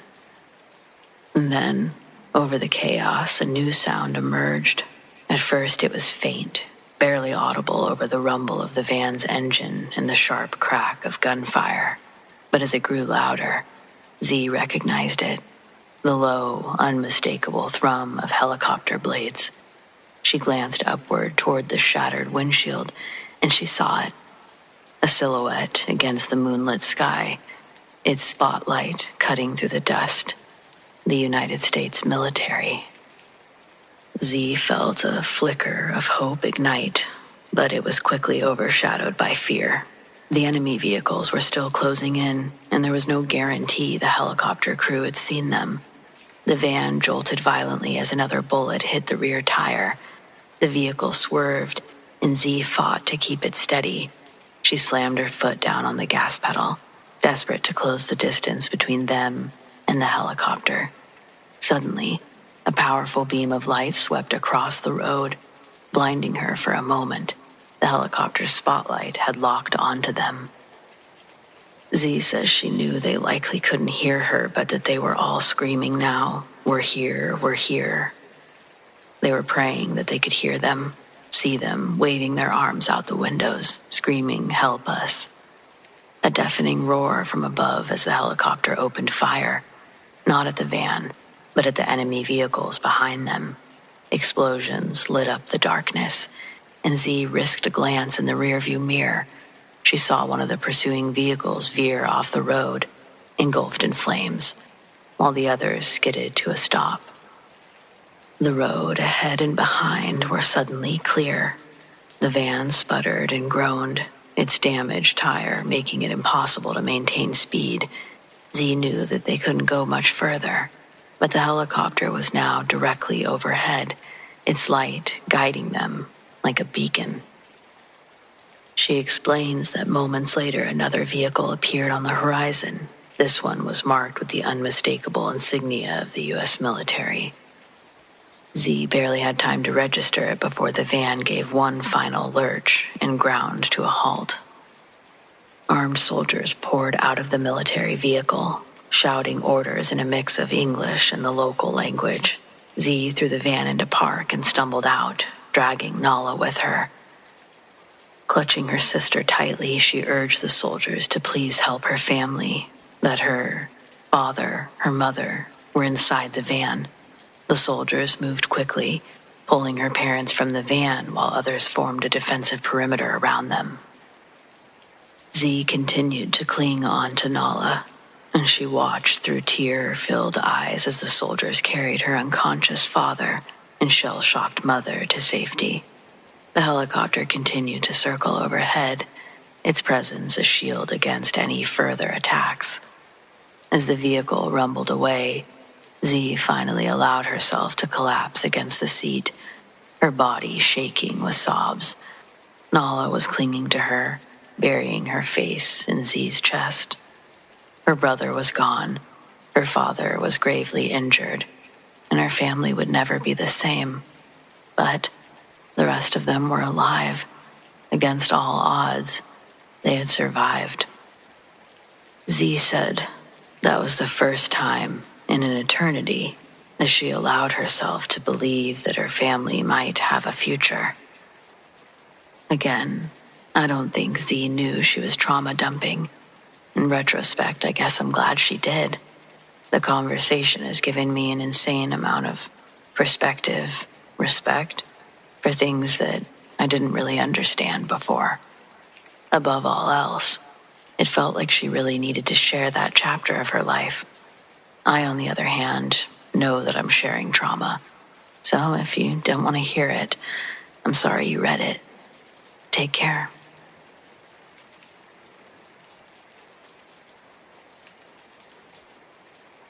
I had a curse put on me over some dumb stuff. I accidentally offended a girl I was taking out on a date, and she went crazy on me like Dr. Jekyll and Mr. Hyde. One minute she's this fine, put-together woman speaking to me in a cute, mousy voice. The next moment she transforms into some psycho, Louisiana voodoo, deep-growling lunatic. Her eyes rolled into the back of her head like the Undertaker, and she was spitting while jabbering some crazy stuff at me. She was acting way out of pocket, so I was like, "What are you doing?" And she says, curse on you," and pushes me out of her apartment. I understand why she got upset, but I think she was overreacting by putting a curse on me. Especially since things started happening, and they still do to this day. It's been around 10 years now, and I'm still feeling burdened by this curse. How long can a curse last? Do I need to find this girl on social media, ask her to reverse it?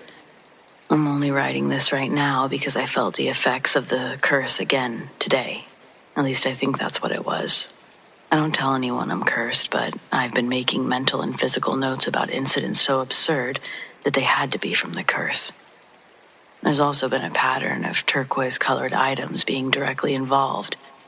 So much so that I instinctively avoid turquoise-colored objects now, associating them with bad luck. A little while ago, my bro Lotto was over, and we were smoking on my back deck. I didn't have a lighter on me, so he handed me his. It was a palm-to-palm transaction. I didn't see the color of the lighter before my thumb sparked it up. It took 3 flicks, and then the lighter exploded in my hand like a stick of dynamite, burning a decent portion of my palm. I've never had a lighter explode in my hand before. The pieces that weren't charred were neon turquoise. I'm typing this with my right hand wrapped up in gauze and duct tape, basically whatever I could find around the house. Lotto said I should go to the emergency room, and if the pain gets worse, I think I might need to take myself there tonight. So yeah, a turquoise lighter blew up in my hand a few hours ago. But a few months back, I was at the bank applying for a loan. The second I saw the woman that I was talking to was wearing a turquoise blouse, I knew I wasn't getting that loan. Let's rewind a bit.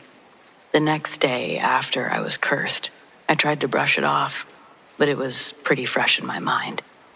I went about my day cautiously, playing it safe, looking both ways before crossing the street, making sure no buses were coming to catch me slipping.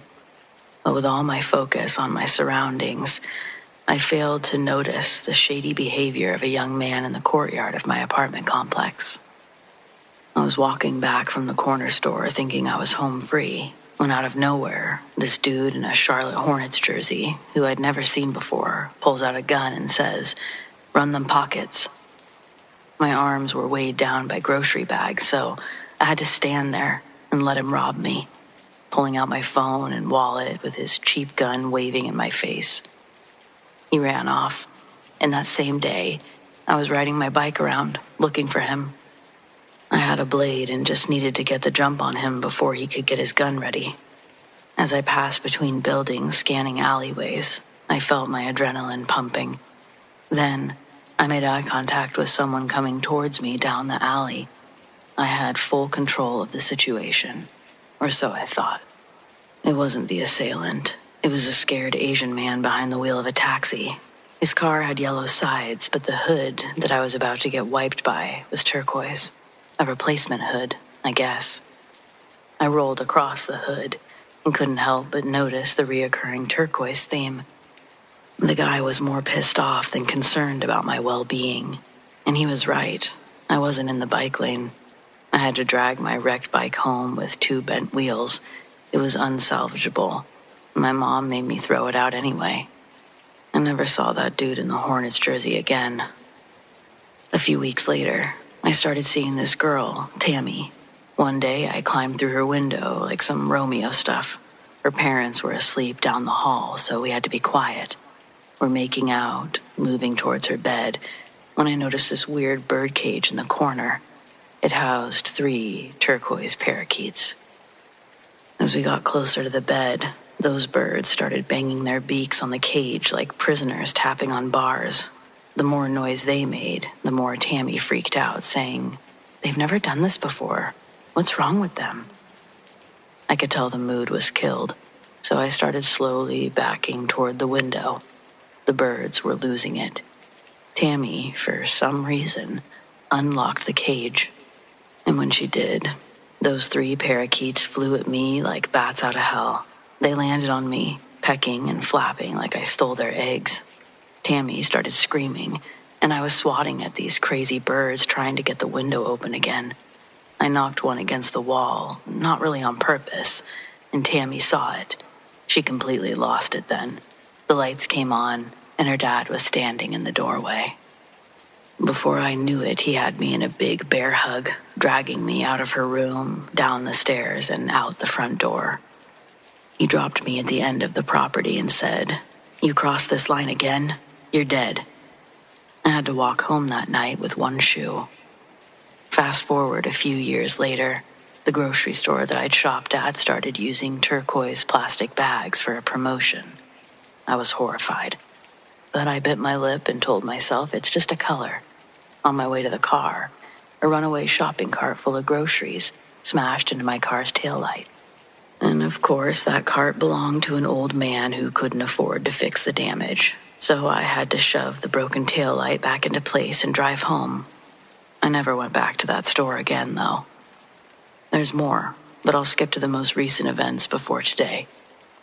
I was babysitting my nephew, Davion, who's hyperactive. I was cooking breakfast when SpongeBob came on. He screamed the theme song, then sat quietly watching the show.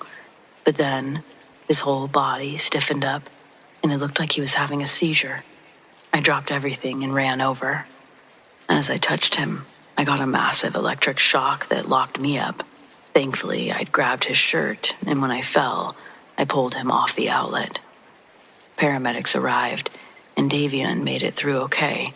But when I investigated what had happened, I found my pocket knife stuck in the outlet, along with a puddle of spilled water. Turns out Davion had knocked his cup over while sticking the metal nail file into the socket. And yes, there was a turquoise character flashing on the screen when it all happened. Now, here I am, hours after a turquoise lighter blew up in my hand. The burn on my palm is killing me, and I think I'm going to go get it checked out, but seriously, this can't be a coincidence, right? How do I get rid of a curse? And can I do it without contacting this girl? She scares me, obviously. Well, thanks for the no help on breaking the curse. Most people just asked what I did to deserve it. At least we can agree I'm cursed. So, here's the story. I met this girl while hustling demos at the mall. She'd just moved into town for college, and it just so happened to be the same college that I was pretending to attend. She was struggling with calculus, so I offered to tutor her. We exchanged numbers, and I played it cool for a few days before hitting her up. It was her birthday next week, and she didn't know anyone in town yet except her cousin, but I didn't know that. I figured she wouldn't have any birthday plans, so I bought a pizza, a 2-liter of Pepsi, and a slice of cake from the corner store.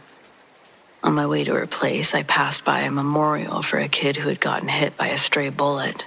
The memorial was covered in flowers, stuffed bears, balloons, all that stuff. I got the bright idea to grab a few flowers, maybe a balloon, for her birthday. When I got to her place, she was into me, happy to see me even. But then she saw the flowers, and I got to see that Dr. Jekyll and Mr. Hyde thing start to happen. Instead of taking them, her expression changed. She wasn't smiling. And she starts going crazy, demanding to know where I got those flowers.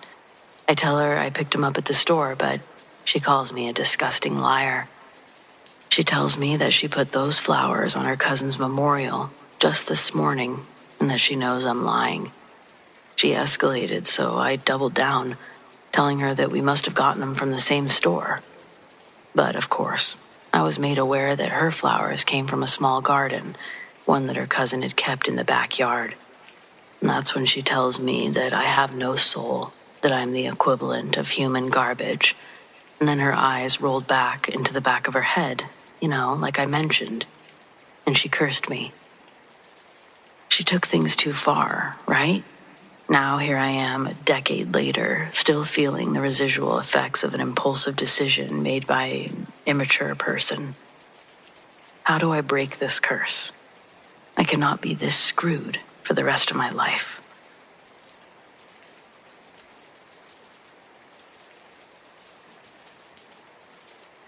I used to travel for work back in the 90s. I took pictures for a lot of those coffee table books you flip through once and never open again. One of those books happened to be about caves, so I had to go inside a bunch of caves.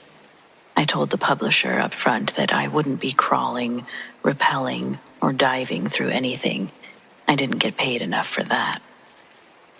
I'm not exactly claustrophobic, but I'm certainly not a fan of cramped spaces either. My biggest fear was falling down, breaking a leg, and what it would take to be rescued. I'd have to wait until I missed my check-in time before rescue crews even came looking. The first 5 or 6 caves were easy. Most of them had marked passages, very touristy, so I never had to worry about getting lost. I really only had problems with the one in Utah, or maybe it was the one in Wisconsin. I swear when you're constantly hopping around like that, one place blends into another, and they're all kind of the same. It's like when you think you'll remember the people from high school forever, but then you turn 40 and realize you forgot most of their names. Either way, I was supposed to go to a well-known cave system that groups of people explored every weekend.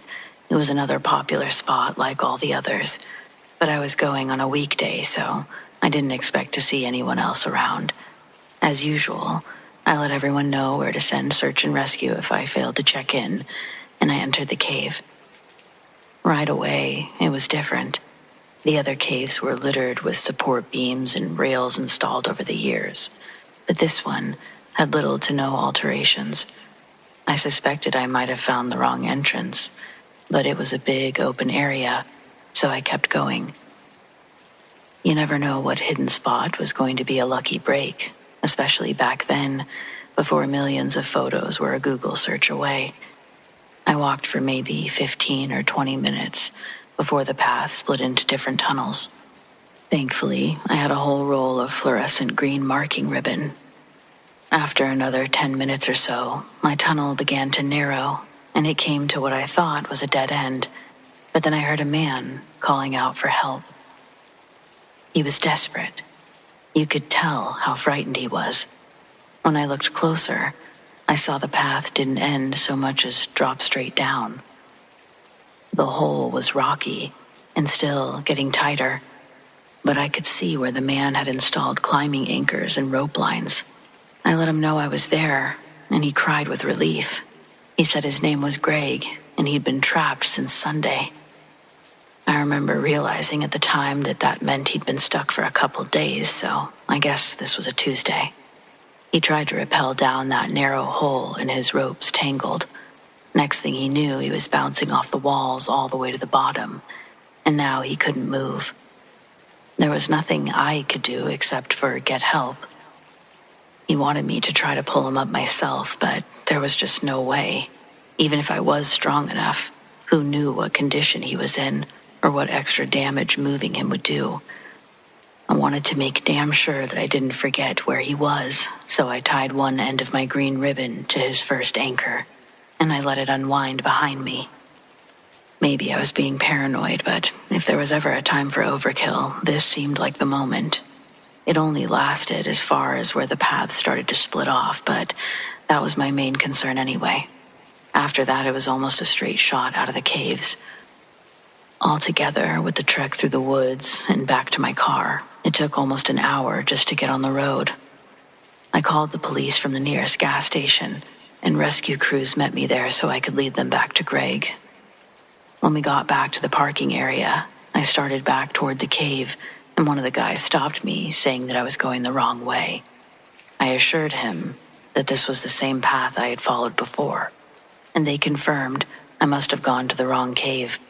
The one I was leading them to was supposed to be off limits due to numerous fatal accidents. I led them all the way back to the hole Greg descended. My ribbon was still there, tied to his anchors, but Greg didn't answer when we called out to him. I was made to wait outside and feared the worst. Eventually, more crews came with bigger equipment, and they worked late into the night. Finally, I saw them carry out a body bag. Greg hadn't made it. I felt like I lost a friend. A man that I'd just been speaking to was gone. The rescue worker I met approached me, and I figured he was just going to give me the bad news, but he started questioning me instead. He asked me things that I had already answered several times: how long I had known Greg, when was the last time I spoke with him, what exactly was I doing there, how had I found that specific entrance, what was my publisher's name, how could they contact him.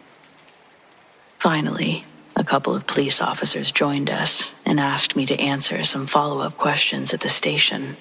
They took my ID and drove me down there in the back of their squad car. I started wondering if Greg fell because someone had sabotaged his equipment. Hell, I started wondering all sorts of crazy scenarios. It would be my luck to get lost, find a dying man, and then get blamed for his murder. Exactly my luck. It was a long night of answering the same questions over and over, but eventually I got a few answers of my own. They hadn't recovered the body of a man who died that day. They recovered the body of a man who had been in that hole for several months. His wife had reported him missing, and it was assumed that he became trapped in the caves, but they were never able to find him. And if I had only stumbled upon him that day, how the hell did I know his name? The only answer I can come up with is that Greg's spirit reached out to me for help, to give his family closure so he could rest. Either that or another man was in that hole, and he took off when I went to get help. Honestly, I'm not sure which would be more creepy.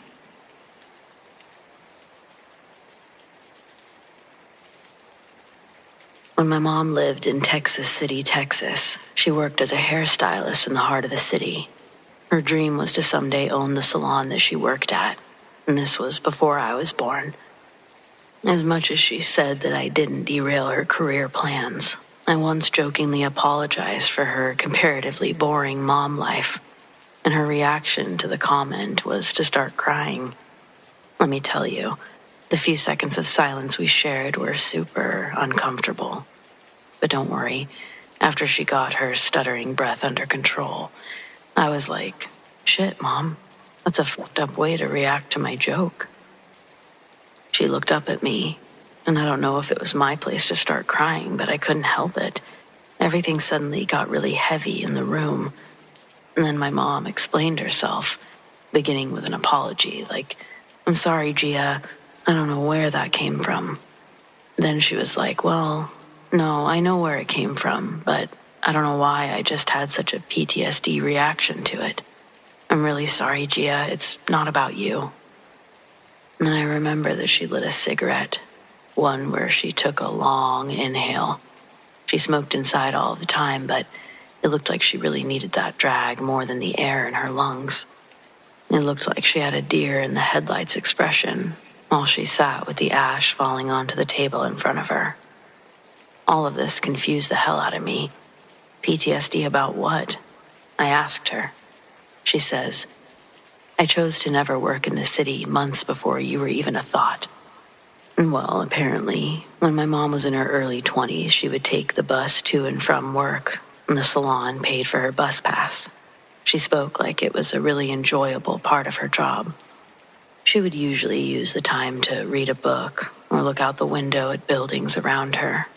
My mom never intentionally interacted with anyone. Most of the people on that route were fellow entrepreneurs simply going to work. She'd taken that same trip for over a year and a half, and then one morning on her way to work, my mom finds a seat next to a window near the back of the bus. As the bus fills up, The man gets on and walks back to sit in the seat next to my mom. Though the options were growing limited, there were still some open seats that this guy could have chosen that weren't ones right next to her. But, not being rude, she looks over at him to acknowledge his existence with a smile. It's just a normal-looking guy. Skinny, peppered hair, white shirt, wearing a denim jacket. In her brief glance towards him, she sees that he's already staring at her. And he continued to stare at her after she looked away. She could see his head turned in her direction from the reflection in the window that she was leaned against. His gaze begins to make her skin crawl, and she thinks, if she turns and confronts him and he goes crazy, there's plenty of people close enough to rip this guy off of her before he could do any serious damage. That's what she thinks. So as this guy begins to scoot closer to her, she turns around, asks him to back off, to stop staring at her. Everyone else on the bus is doing their own thing. Nobody's paying attention to her and this guy. His expression didn't change. He wasn't very expressive to begin with, but my mom's request was ignored in his response. The man presses his finger to his lips like, shh, and then he slowly opens up the right side of his jacket. She hears a small metallic click, and in the layer of white wool that lined the inside of the denim jacket, my mom saw 2 grenades hidden near the sleeve. Speaking at a normal level to my mom, he casually tells her, "My name's Hooper. God wants me to blow up this bus. If you scream, I pull the pins and kill us all right now. But I'm trying to wait until we're on First Street. Can you wait until First Street? Come on, lady, it's like 4 stops from now. Please." My mom is completely filled with terror. She can only nod her head in agreement. He had her trapped in the seats up against a window. She saw the people rotate on and off the bus and couldn't believe she wasn't going to do that. It was too much. And as much as she tried to enjoy the view of the outside for her final time, she started to have a panic attack that she mistakenly diagnosed as a heart attack. The shortness of breath and pounding in her chest made my mom start to think that she wouldn't make it to First Street. Thinking her heart would explode before the bus did, my mom had nothing to lose, so with the remaining strength that she had, she used it to shout for help. She stood out of her seat and grabbed the man in front of her before Hooper pulled her back down. But by that point, my mom had drawn attention that she desperately needed to draw. Hooper gets my mom's head in the palm of his hands and starts bouncing it off the glass beside her, calling her Satan's whore. A man standing in an aisle jumps up onto the guy. He pushes the man off and then spins from a sitting position to standing on his feet in the aisles. My mom knew what was going to happen next, and all she could do was watch. Hooper screams, "That's it!" And now he had everyone's attention. He reaches into his jacket, and as my mom starts screaming, he has a grenade. Hooper holds one of them out in front of him and pulls the fucking pin. Everyone on the bus dives backwards on top of each other, trying to get away from the explosive. My mom is pressing her back against a window and begins to scream. Then, after a few seconds go by, Hooper is still standing there with the grenade tightly gripped. His other hand hung frozen in mid-air with the pin in it. The grenade didn't go off. Was it a dud? Who knows? People start to realize what's going on, and my mom sees Hooper begin to scramble for the second grenade, and she screams, "He's got another one." The volume on the bus becomes a crescendo of noise as a boom erupts inside. Those who had their eyes open got to see what happened. My mom says she wishes she'd been one of those who had their eyes closed. For a moment, just before they opened their eyes again, that boom, it left a ringing in their ears loud enough to believe they had died. Maybe this trauma would have been easier to overcome, but instead, her eyes were wide open. My mom and a handful of others on the bus saw a man in the row adjacent to Hooper. He'd pulled out a large handgun. The bullet went through Hooper's skull, chipped the glass in the window next to my mom's. Cooper's body crumbled to the ground, and another rise and fall of emotion is heard amongst the people on board. Because the bomb or bombs didn't go off, it wasn't newsworthy after the first day. But the people on that bus, including my mom, they see reruns of that day in 4K Ultra HD. So if you ever think, did my mom act like that towards me because she doesn't love me? She might just have some PTSD over some crazy shit that you don't know about that happened to her in the 70s.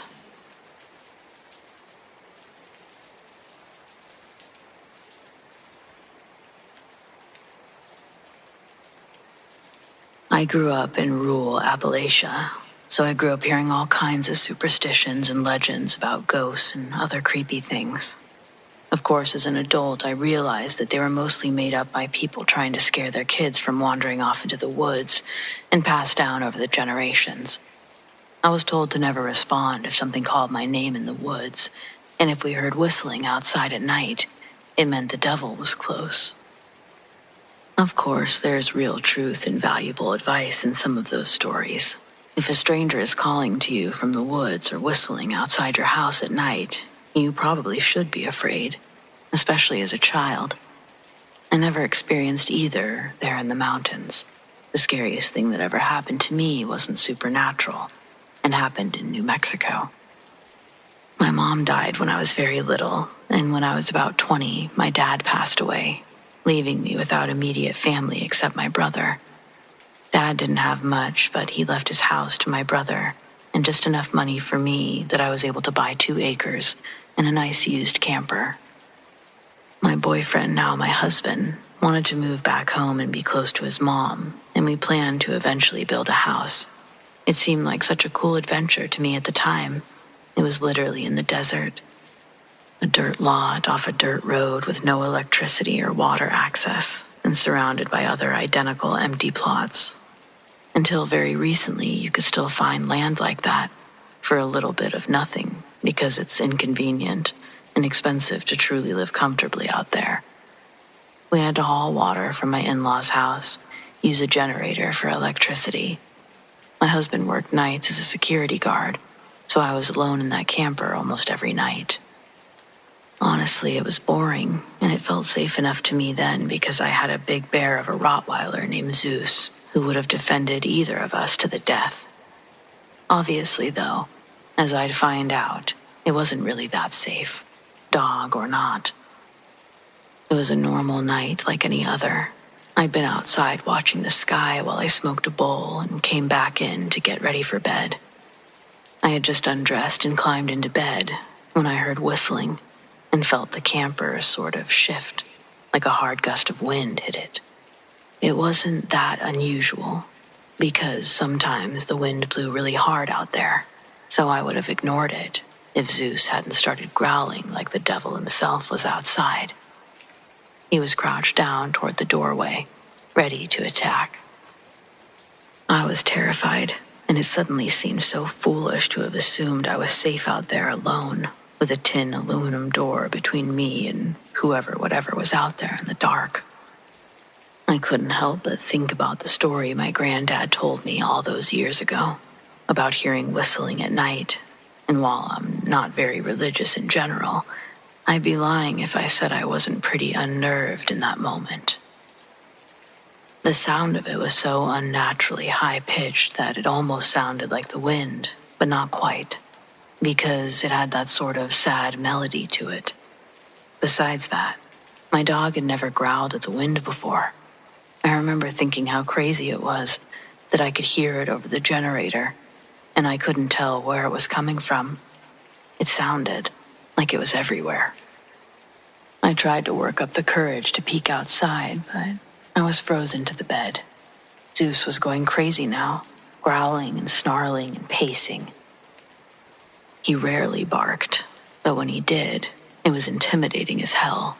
And once he started barking at the wall like he was possessed, everything sort of stopped. It was like the tension in the air just slowly dissipated. Zeus was just as freaked out as me and couldn't settle down until I finally let him outside about an hour later. He sniffed the back of the camper where the bedroom was for a good minute before reluctantly turning away and coming back inside, but I was too chicken shit to go outside myself. Cell service was spotty. This was a long time ago, where everyone still had flip phones, and I was without a way to leave or call for help. When I told my husband the next morning, he was convinced it was traffickers or worse trying to break in on me, and that Zeus had scared them off. It was somewhat plausible to me, but I didn't feel that that was the explanation. No one had actually tried to break in. That would be some strange kidnappers to just stand outside whistling.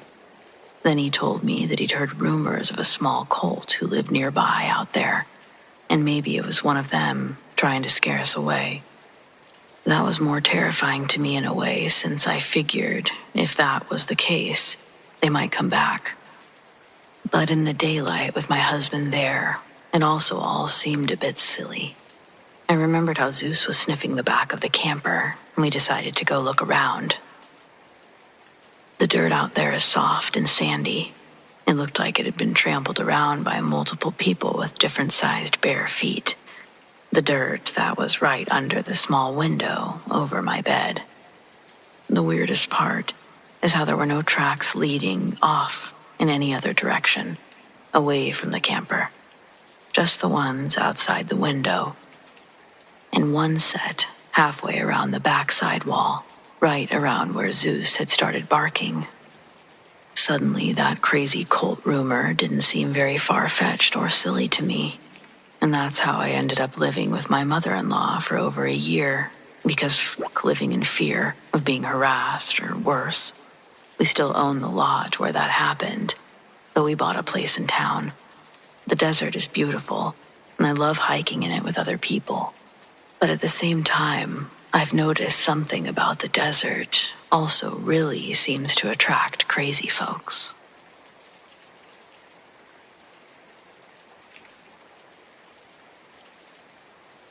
I'm not sure I came back from my trip alone. This happened last year.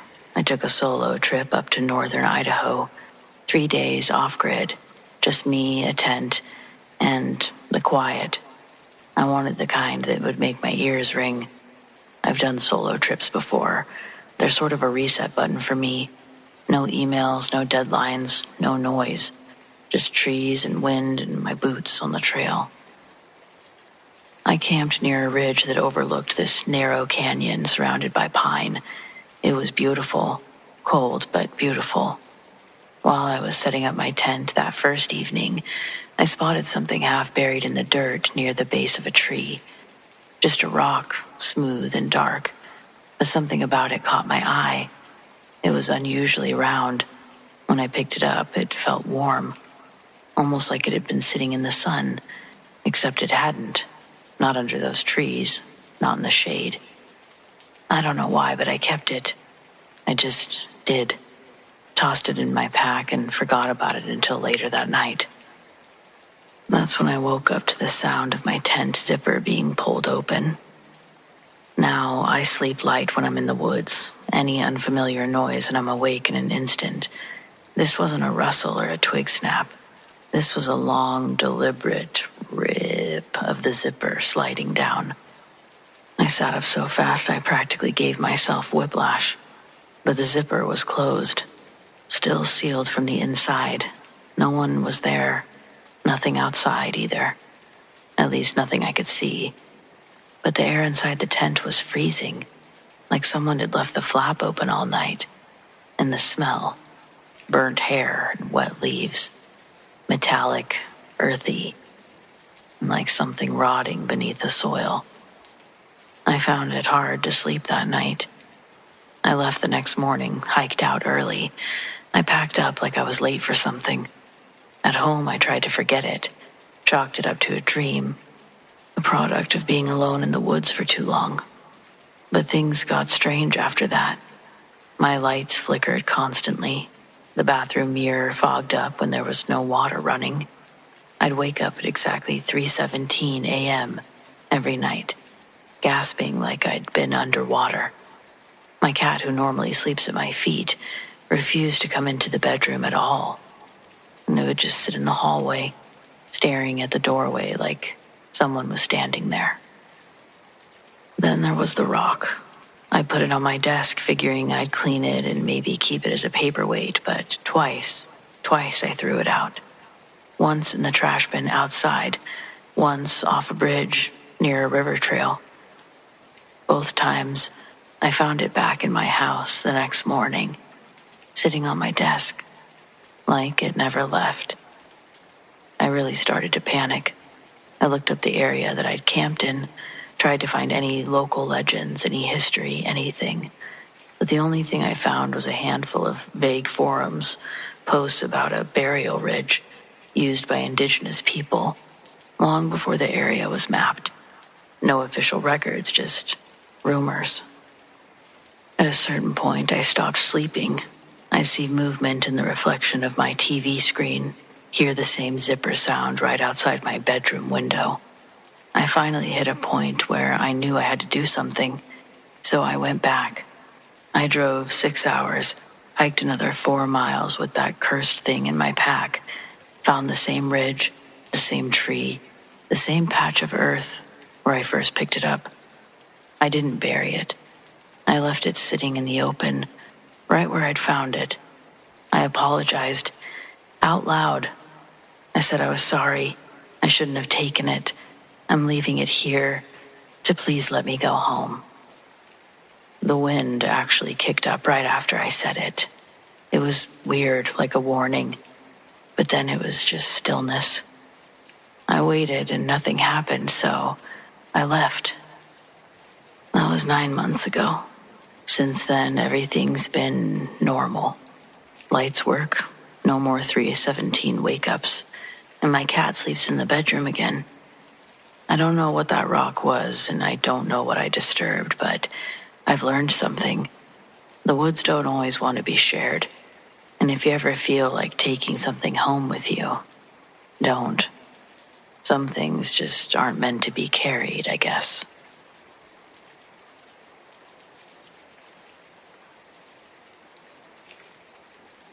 I grew up in Oregon, and if you've ever spent time in the thick of its forests, you know how easy it is to lose yourself in them. It's not just the trees, though they're dense enough to swallow the sun. It's the way the land itself seems to shift, how familiar trails suddenly feel foreign, how silence settles in like a living thing. I was 16 the summer that it happened. My best friend Jay and I had hiked out to a secluded lake, deep in the woods near the Three Sisters Wilderness. It wasn't an official campsite, just a spot that we'd heard about from Jay's older brother, a hidden gem, he called it. We figured we'd spend the night out there, away from everything. No cell service, no noise, just the lake, the trees, and the two of us. I recall it being basically a perfect day, warm but not too hot. The kind of Oregon summer afternoon where the air smells like pine and earth, but you're not really breaking a sweat. Where the water is so still it looks like glass. And that's where we decided to set up camp, swam in the lake, built a small fire as the sun went down.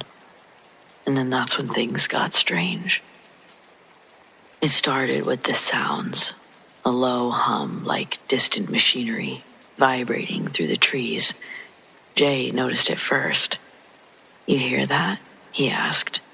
His voice was hushed. I did hear it, but it wasn't just a sound. It was a feeling, a pressure in the air that made my skin prickle.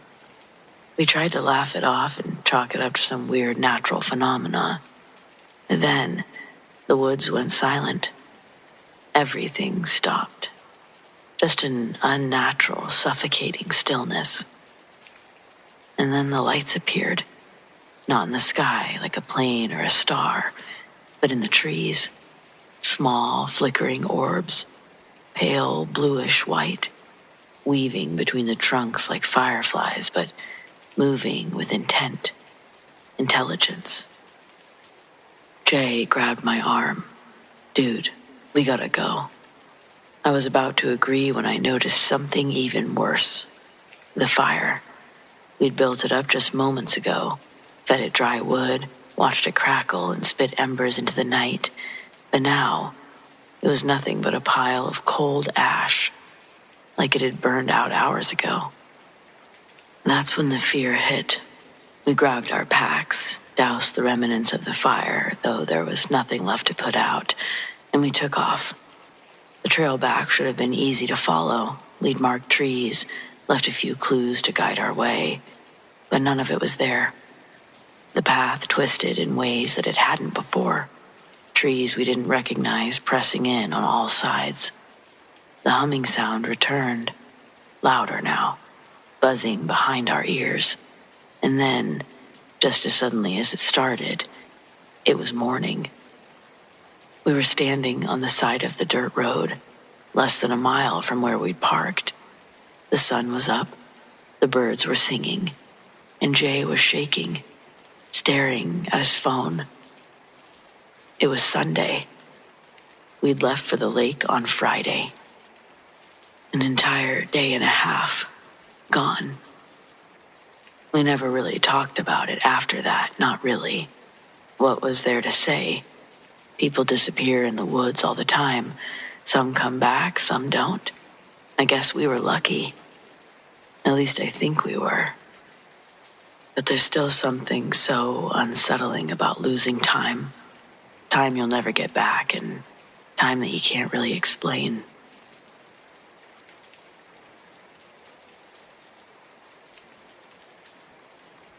I would call it intuition more than a premonition. I feel as if this story qualifies, though, as eerie. 2 years ago, I was tired from working late the night before, so I ordered some delivery for lunch. I live in San Diego, and it was a gorgeous day. I decided to open the front door while I waited for the delivery driver. There's a deadbolt security door in addition to the front door. The second I opened the door, I heard it. Inside of my head was an absolutely authoritative message. Close the door. So I did. I didn't hesitate. I didn't contemplate. I closed the door. The doorknob was still in my hand. I don't mean to convey that I heard a voice. A more accurate description is that it was a communication. I wasn't thinking that I was necessarily in danger or wondering why I got the message. It was just so clear, strong, and direct that I somewhat blindly obeyed. Also, I was hungry, tired, and quite possibly hungover. I kept the door closed until 10 seconds after I heard a car door open and close from the front of the house. Right as I opened, the delivery driver was at the door. My cash was ready along with a healthy tip. I paid him, thanked him, and then I closed and locked both doors. I sat down on the couch and put a piece of pizza on a plate that I'd already had out. The doorbell rang. No way in hell I'm answering the door. Hot food was in my hand. Before I would have even had time to answer the door, there was now pounding on the security door. Then I hear a male voice yell through the door. "Hey, it's me. I just delivered your food." I freeze. I'm terrified. There's no reason that the driver would need to speak to me. My order was correct. I paid in cash and tipped generously. In addition to that, he had my phone number. I grabbed my phone, ran back to the door, which was open. The security door was locked, but still, and I closed the door and locked it. As I'm doing that, there is now pounding on the window on the side of the house, along with a man yelling, "Hey!" I stood in the hallway, where I was certain no one could see me or my shadow through a possible crack in the blinds. I call my boyfriend at work and shakily whisper the story to him. He told me that the house used to be a big party house and that it was probably just some drunk or druggie looking for the old tenants. Sweet of him for trying to make me feel better, but I had zero doubts by this time that I was in serious danger. I got off the phone with him and stood trembling in the hallway, contemplating calling 911. All I could think about was that this guy must have been lying in wait, watching the house. He must have seen the delivery driver and then tried to use that as an excuse to get me to open the door. He knew someone was in there, About 3 to 5 minutes later, I hear a police helicopter right over my house. Attention, we're looking for a male suspect in the area. Physical description. He's considered armed and dangerous. If you see him, please call 911. I went to work that night and relayed the story to my coworkers. A friend told me that he had heard the same thing from people at his day job. A man banging on doors in my neighborhood and trying to get people to let him in. I checked the news after work. A man was running from the police, and he was wanted for felonies in Missouri. He'd been shot and killed by the police 3 blocks from my house a few hours after my incident. Please listen to your intuition. I don't let myself wonder too much about what could have been, what could have happened to me if I hadn't listened. It still gives me chills. I'll never be as comfortable being alone as I once was.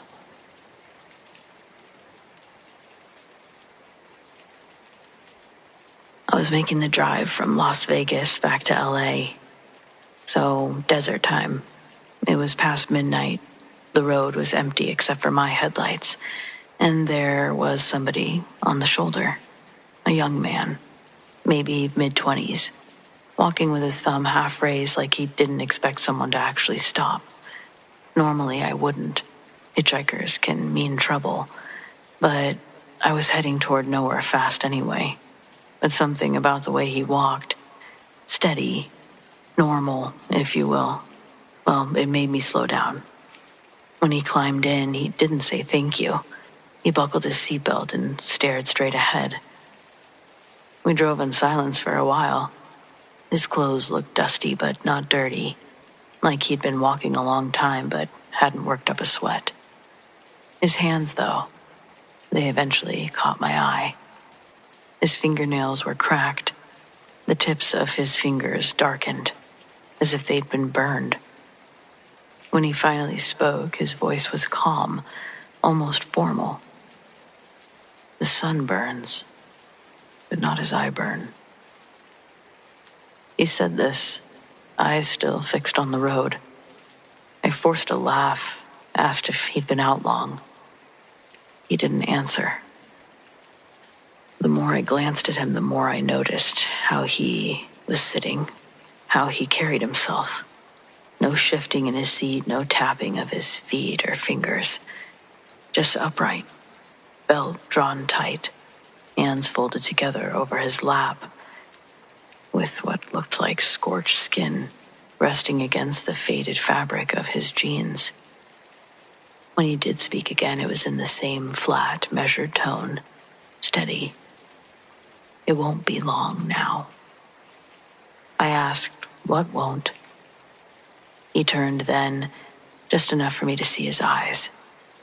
They were dark, not with exhaustion, more like depth, endless.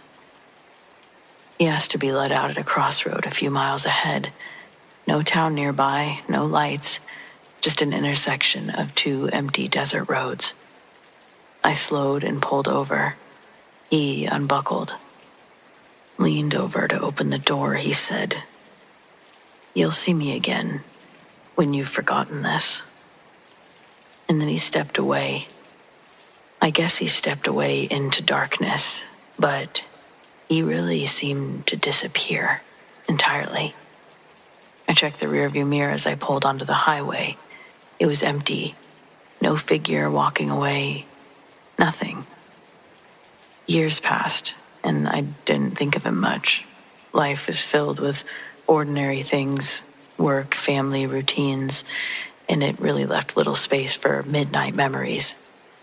And then I went to a funeral, a small service, barely 24 people. It was in a church at the edge of town. When I looked across the room, I saw him. Same face, same dark eyes, same hands, folded neatly together. His scorched fingertips were even there. He sat in the back row. When I blinked, that same pew was empty. I can't explain that, but I know it happened.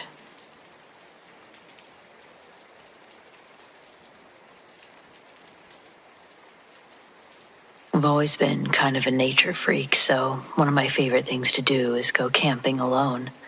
It's basically my version of a spa day. I'm 35 now, and I've been going at least 4 times a year since I was 20. As a kid, my dad would take me every summer, so it's always been part of my life. In all of that time, I've only had one strange experience, but I still think about it on every trip since. It was about 5 or 6 years ago now. I was roughly halfway through the Appalachian Trail. I found a nice place to set up for the night. There was nothing special about it. I was a little off the beaten path, but not so far away that I considered it dangerous. I mostly just like to make sure no one else is going to randomly stumble upon my campsite. While I was cleaning my dishes, I kept hearing something big moving around behind me. I was worried about bears, so I kept my air horn close. I settled into my tent. A few hours later, I woke to the same sound, only much closer. I blew the air horn just to be safe, and the ground actually shook as whatever it was ran back into the woods. And I don't mean I felt its vibrations. I mean the earth moved. I've never encountered a bear big enough to make a mini earthquake. I didn't sleep much for the rest of the night. If anything, I dozed in and out of consciousness. Around dawn, I heard it return. I dropped the air horn twice while trying to use it, and when this thing got between the tent and the fire, I saw a towering silhouette, much too big to be a bear. As it got closer, it raised one arm into the air, and it looked more human than anything.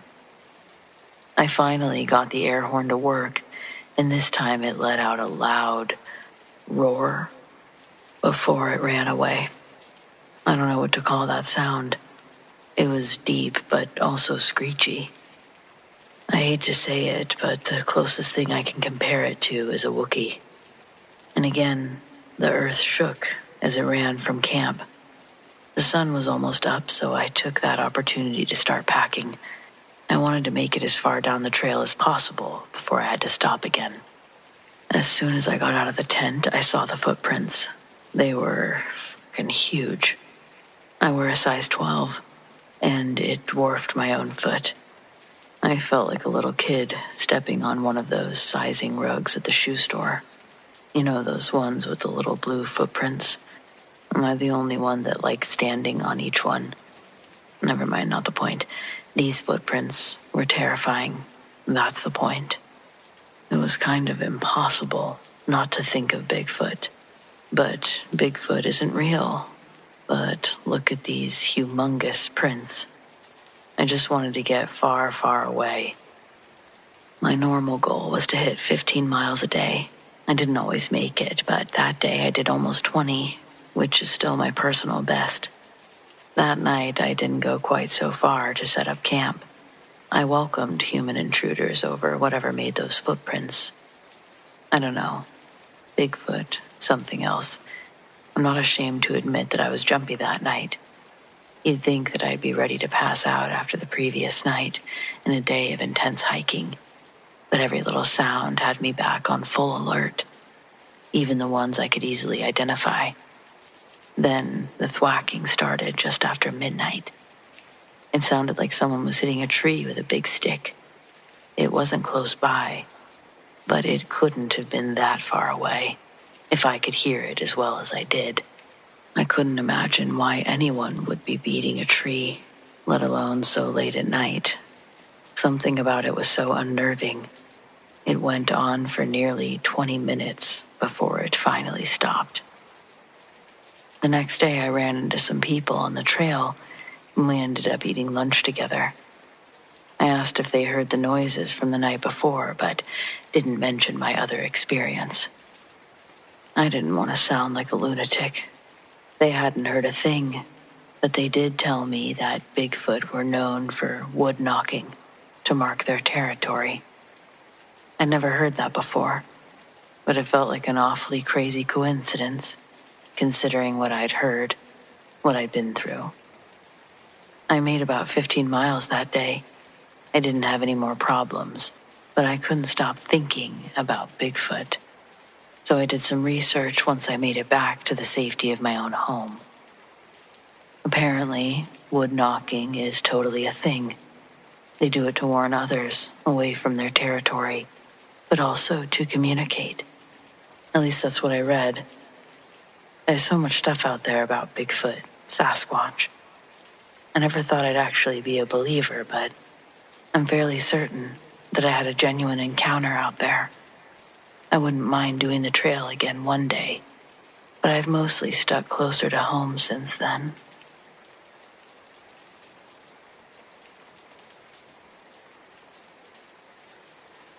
I never really gave much thought to Bigfoot, Sasquatch, or any of those kinds of things, not until we bought our cabin a while back. Modest place, older construction, sits at the far edge of our property line where the tree line thickens and doesn't stop. The entire back of the land is bordered by Olympic National Park, not the part where the welcome signs and parking lot maps live. I mean the deep part, the unmaintained part, miles and miles of wilderness that's almost completely untouched. There aren't even trails through this particular part. No reason for anyone to go out there unless they're a hardcore backpacker or trying to get lost on purpose. When we first bought the place, I didn't think entirely about what that meant. I just saw quiet woods and privacy. No neighbors, no traffic. It seemed perfect. But almost immediately after moving in, I started noticing things. Little things at first. The forest around here is dense, like can't see more than 10 feet ahead dense. If you're not on a clear path, you're wading through ferns taller than your waist and brush that pulls at your arms. It's really beautiful, but it does feel like it's swallowing you. And more than once while walking my dog near the property line, I got the strong sense that something was there. I'd stop and listen, try to hear movement, but nothing. Not a bird or a branch. Just this low, pressing quiet. Made me want to turn around and head back inside. It's wise to keep your head on a swivel. There are mountain lions to worry about after all. But then there were the knocks. I didn't know what they were at first. They were just these loud, sharp cracks, like someone smacking a bat against a tree. I assumed at first it was distant construction, maybe some kind of animal fighting, but they would come at odd times. Midnight, 3 a.m., once at dawn. It was definitely echoing from somewhere deep in the trees, not where construction would be. It was always just a few knocks, spaced out. Never close enough to see what was making it, but loud enough that I could feel it in my chest. My partner brushed it off, said it was just nature. Maybe it was, but we started hearing whistling. One night we were sitting on the deck, quiet night. The stars were out. There wasn't even any wind, and there was this long, rising whistle floating out from the trees. High-pitched, almost human, but not quite. It stopped both of us mid-conversation. "What the hell was that?" she asked. I had no idea, but it kept happening. A few times a month, maybe. Always in the dead of night. Always from somewhere just past where the backyard light fades into the brush. We sort of stopped sitting out there at night for a while. When we got the courage to basically start going out there again, something started throwing rocks. It was obvious that something was throwing them. Nowhere else they could have come from. Twice while chopping wood or walking the back path, I've had baseball-sized stones land within 10 feet of me, not roll down a slope. They weren't falling from a tree, they were thrown with force. One actually hit the fence behind me. I never saw where it came from. Admittedly, that's when I started reading things, and there's no shortage of stuff to read on this topic, I assure you. That's basically what brought me to Reddit, I wasn't trying to watch the TV stuff, but I wanted real accounts. Forest rangers, hikers, hunters. And that's when I found this sub. So much of what I've read here matches what we've experienced. Almost too much. The knocks, the whistles, the rock throwing. Feelings of being watched. The smells, even. I never would have connected the dots myself, but once I saw the patterns, I don't know. It's hard to ignore. The weirdest thing that's happened so far was last fall. We were raking up the yard, clearing debris from the windstorm. I went inside to grab a drink, and when I came back out, something had left a dead rabbit, perfectly intact, on the edge of our deck. No blood, no wounds, just placed there, facing the door. Our dog didn't react. That's what really freaked me out. He didn't bark or growl, he just stood there, tail tucked, and refused to go near it. We burned the body and saged the property that night. I'm not superstitious, but it felt like the right thing to do. Obviously, I haven't gone around talking to the town about it. I don't want to be that guy. But I can't really pretend that something isn't going on. Whatever it is, it's out there. It seems smart.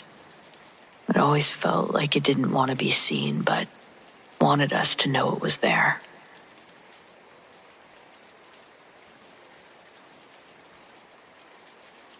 Many of us encounter someone who just grabs our attention in a way that we can't explain.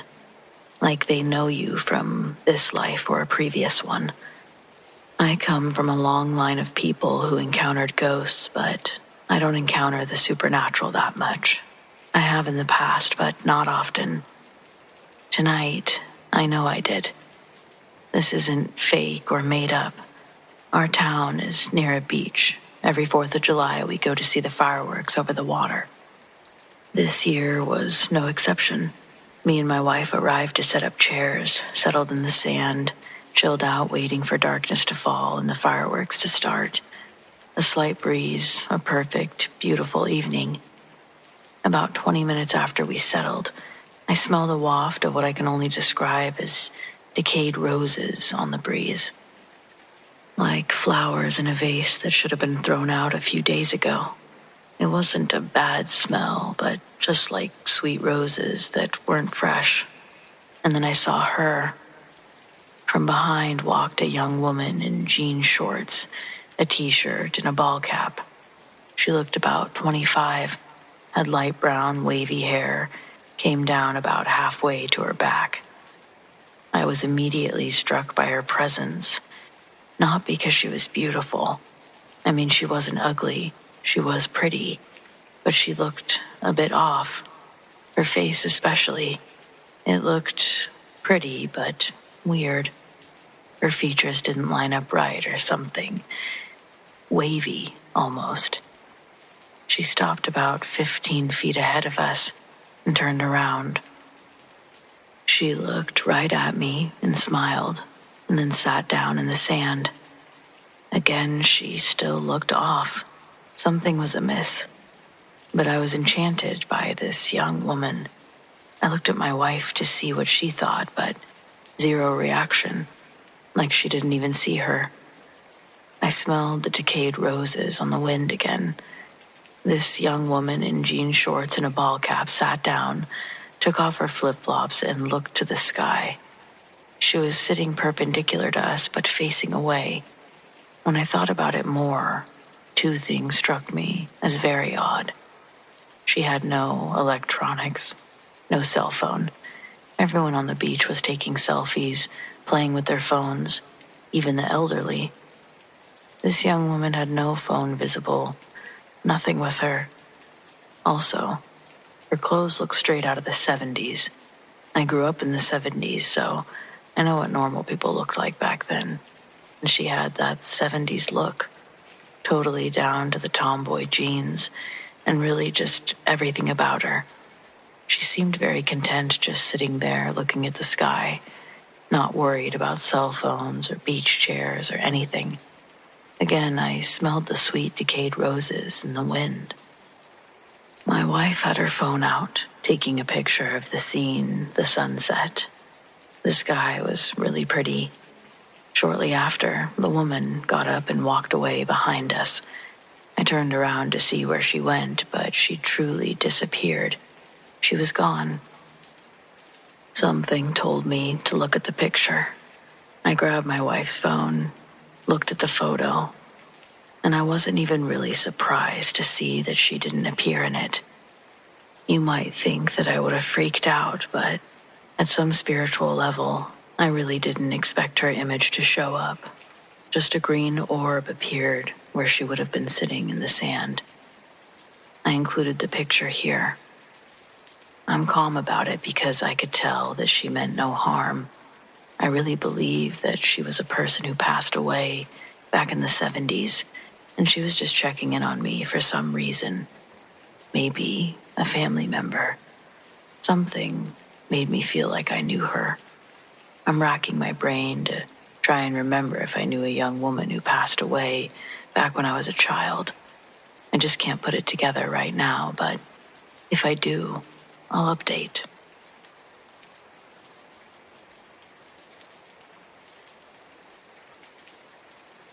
I don't usually post here. I read stuff sometimes late at night when I can't sleep, but I've never felt like I had something worth sharing. Until last week. I work as part of a road maintenance crew based out of Hope, British Columbia. For the past couple of years, I've been doing contract work up around the Coquihalla, mostly patching up remote access roads for forestry and survey teams. Long hours, not a lot of people around, and plenty of dead zones for a phone signal. Anyway, last Thursday we were set up north of Yale. Real backcountry stuff. Gravel road that barely shows up on the map. We were supposed to clear a section after a minor rock slide. Just me, another guy from the crew, and our supervisor in the truck. The weirdness started when we got to the site. There were these footprints in the mud at the edge of the slide. Not tire tracks, but footprints. But huge. Like easily twice the size of my boot. And deep. Whatever made them was heavy. But there were only 3 of them. No full path or clear direction, just 3 prints, like something just took a few steps and disappeared. We joked that it was Sasquatch territory and kept moving, but I took a picture on my phone. I sent it to my brother later. He thought it was photoshopped. After we wrapped up for the day, the supervisor left to check another site. Me and the other guy, Rob, we stayed behind to finish stacking the equipment. Just the 2 of us. Real quiet out there. Barely any wind. You could hear everything. And we did. A thump. Low and heavy, like a log falling, but more deliberate. Not a tree falling or a rock slide, just one solid thud. Rob looked at me and said, "Did you hear that?" We both stood there listening. Another minute passed. Then we heard it again. Thump. And again, but farther off. It didn't sound close, but it felt big. Like you could feel it in your chest. The part that still messes with me. We never heard birds again after that. Not a single one. Just silence. And those distant, low thuds. Maybe 3 or 4 total, but nothing. We packed up fast after that. I thought that maybe it was a blasting somewhere nearby, but no one had permits for anything in the area. I checked later. No reports. That night, while I was looking at the footprint photo again, I noticed something I hadn't before.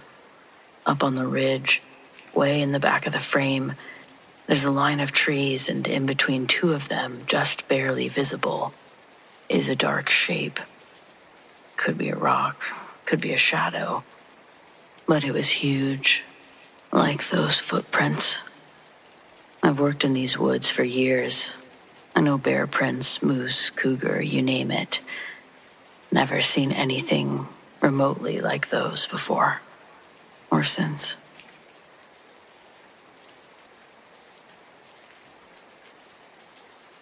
When this happened, I was 21 years old. I lived in a larger, small city in the Midwest. At the time, I had no car, just a bike, and hardly enough money for public transportation. I worked at a retail battery, lighting, and repair store. I worked full-time, and I only lived over a mile from my job. Since I was a female in a male-dominated field, I was used to targeted abuse, often from men that thought they knew better. Many times, I stood my ground and flaunted my knowledge in subjects that these men couldn't grasp. Because of my willingness to learn and my close proximity to work, I often worked all sorts of hours, mostly by myself. This time, I wasn't the person closing, and I had a coworker, Joey, who came in for a part-time shift after we wrapped up classes at the local college. We had a close friendship, and we often stood up for each other and stood in when we were flustered or needed to go to the bathroom in the back. Joey received a phone call for a possible repair on a smartphone, possibly LG, low-tier phone though. He wasn't 100% sure if it was a phone that we could repair. He asked the young female caller to stop by for a consult. She had quickly agreed and said that she would stop by around 5:30 p.m. This was a night that I was supposed to get done at 6 p.m. and catch the bus at 6:12. It was a windy, drizzly, early fall night. I remember this because I had my bike with, and it became my anchor that night. A little before 6 p.m., this frantic, terrified, bawling, 20-something-year-old woman came into the tiny shop. I was at the counter, switching out aging price tags and general store maintenance. I looked up at her, confused and willing to help. She looked me deep in the eyes, asking if Joey was here. At the time, he was pooping in our tiny bathroom in the back, so I had to step in and help out any customers. I told her that he was currently busy and that I was willing to help her. She handed me her smashed, cheap phone, very timidly. My customer service skills couldn't prepare me for what she was going to say next. She quietly told me that her boyfriend, who was out in his red mini truck in the small front parking lot, had gotten angry and smashed her phone when she tried to call her sister that afternoon. I took the backing off of the phone, and I tried to research the model for any possible screen repairs. No results found. I tried to hand her back the destroyed phone, and she pushed it back into my hands with a pleading look. Then, the honking commenced. There was this light drizzle outside, so our front glass door was covered in beaded drops, and it was slightly fogged over. I couldn't see who was honking out there. I told her again that I couldn't help, and for her to try our cell phone repair competitor down the road. The tears really started to flow down her cheeks, and I was freaked out at this point. She kept throwing glances behind her, and the honking, it wouldn't stop. I shook with fear and rage at this point. I myself was in a domestic abuse situation at the time, and I knew what this girl was experiencing. I broke my locked stare at her, and I tried to look in our system for a second time for a replacement screen. Nothing again. I looked up from the computer, and I saw a shadowy figure of a young man pacing in front of the store. I was just happy that the honking had stopped, but I was increasingly shooken up. My whole body vibrated with fear, and I whispered across the counter, asking if she needed me to call 911. She slammed her hands down on the counter and said that I couldn't do that. She begged me not to. At this point, Joey came out from the back and asked what all the honking was from. We had a lot of elderly, farmers, lazy, and disabled customers that would honk their horns for us to pick up heavy battery cores from their car. He thought that it was one of those situations, but with the looks on our faces, he knew something horrifying was happening. The young guy stopped pacing outside, and he began banging on the front door. Joey took the girl's phone from my hands and said for me to go to the back and lock the back employee-only doors. I did what I was told, and I grabbed my bag, my bike, and my jacket. I looked at the clock in the back, and it read 6:14. I'd spent 15 minutes with this girl, both of us feeling like trapped animals. Joey did bodybuilding in his free time. He was a gentle, non-confrontational, short but stocky Asian guy. I was a short, obese, kind lady that would respond either one of two ways, like a doormat, or ready to stand my ground. I knew that I couldn't fight a customer, and neither could Joey, not because of physical reasons, but we'd lose our jobs, and we had no idea what to do. This young guy threw the door open, and the wind kept the door open. He had this manic, hateful look about him. A total predator he was. He was slim, but muscular. Early to mid-20s, and was soaked by the rain. He took the broken phone off the counter and took the girl in tow. He hurled insults at us, and I gave the girl a pitied look. He slammed the door back shut, and both Joey and I stood in absolute silence. He snapped out of it and ran to the front door and locked it. I told Joey to call our manager from the store line, and I stood around while he did. I noticed that the guy had moved his truck directly in front of our door. He was watching us from his truck, watching us behind the counter as we were on the phone with our manager. I had to leave to get home. The last possible bus came at 6:42, and I couldn't pedal my way home in this weather, and with all the circumstances that had just occurred. The time was around 6:18. I just needed to cross the busy highway and go down the sidewalk by an eighth of a mile to the nearest bus stop. Joey, the guy, and I played the waiting game. It was 6:23 when the dickhead finally left our parking lot. I told Joey that I would have to leave at 6:25 so I could arrive at my bus stop safely. Joey opened the door, and I threw myself on top of my bike and pedaled harder than I could ever imagine. Now, mind you, our store was in an industrial shopping area at the very edge of our town. We worked next to a sub shop. Across from this was a strip mall with a bullseye store, a local chain grocery store, other retailer stores, and a bank, all in that large parking lot.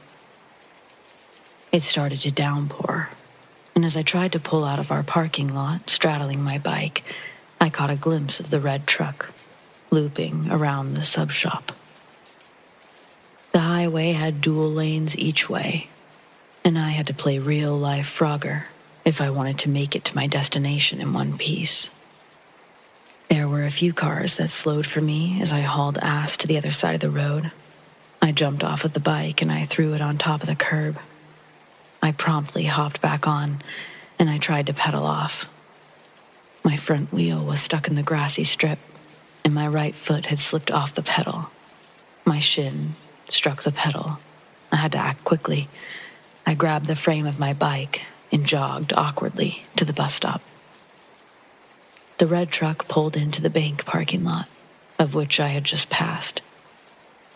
The truck pulled around and went out through the entrance across from the sub shop and took the closest lane to me. He went at a crawl and turned at the red light so that he could circle the main parking lot of the shopping center. There were 3 ways to get into that parking lot. One to the left, one in the center, slightly off to the right, across from the sub shop, and the other far to the right, next to the grocery store. I stuck to the sidewalks, since it felt safer, and I was in front of people. The truck patrolled the parking lot, the hunter stalking its prey. I felt cold, sore, and cornered, just like an injured animal. There were a couple of cars that pulled into the left entrance of the parking lot, causing the truck to stop from re-entering the parking lot again. I almost collapsed in the shitty small bus stop. I felt my phone buzz. I saw that it read Joey, so I rested my bike on my person to answer the call.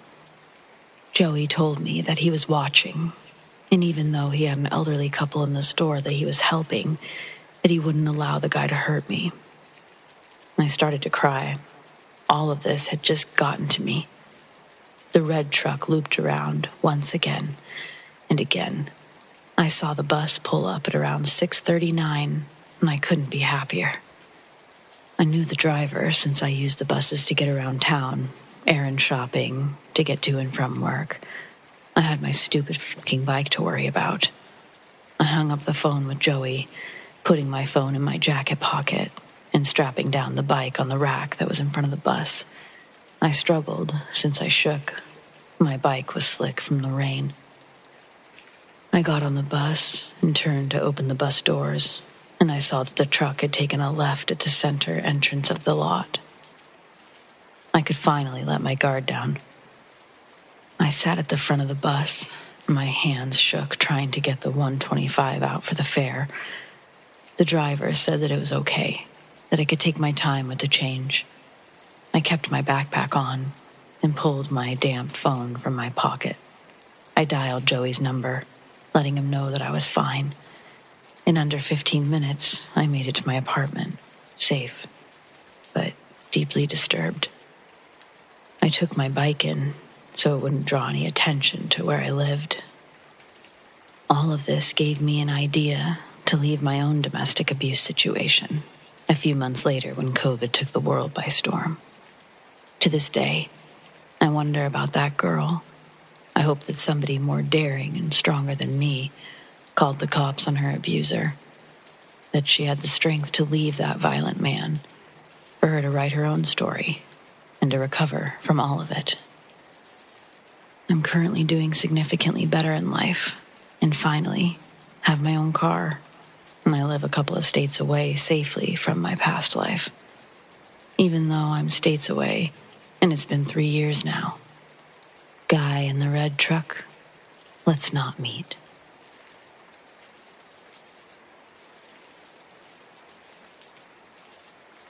I work at a private impound lot in a big city. When I started this job, I was nervous about my safety. I'd never done any security work, and I have 3 kids to support, along with a diabetic wife, but I was assured that there was nothing to worry about. Apparently, just having someone present is enough to keep most people away. It's a small lot, and we don't deal with vehicles used in crimes or anything like that. Most of our business comes from wrecks or people parking where they shouldn't. And those are usually the kind of people who pick them up on that same day, disgruntled and annoyed, but not dangerous.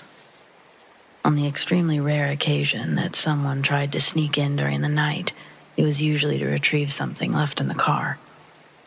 That's only happened to me once so far, and I let the guy grab his stuff just because he was civil about it. Overall, I get pretty comfortable pretty fast. It's an easy job with benefits and a lot of downtime. This last week, we got this wrecked truck. It wasn't totaled, mostly just cosmetic damage from where it had ran into a guardrail. The driver had a stroke, and luckily no one else was involved. But he wasn't so lucky. He wasn't going too fast, so by the time he hit the rail, his speed was down. Unfortunately, that's where his luck stopped. His only family members live in another state, so that means the truck was ours until they made arrangements. It was a red 2-door Dodge Ram 1500 with untinted windows, and it sat in the slot closest to my booth about 30 feet away, so I had a great view of it. Normally, I just pass the time by reading or scrolling through my phone. I don't actually have to leave my booth unless it's to deal with a trespasser. Well, the first night we had that damn truck, I was reading some random article when I saw something move from the corner of my eye. When I looked up, it was just in time to see a head duck down inside the Dodge, like someone had gotten inside, saw me looking, and dropped out of sight.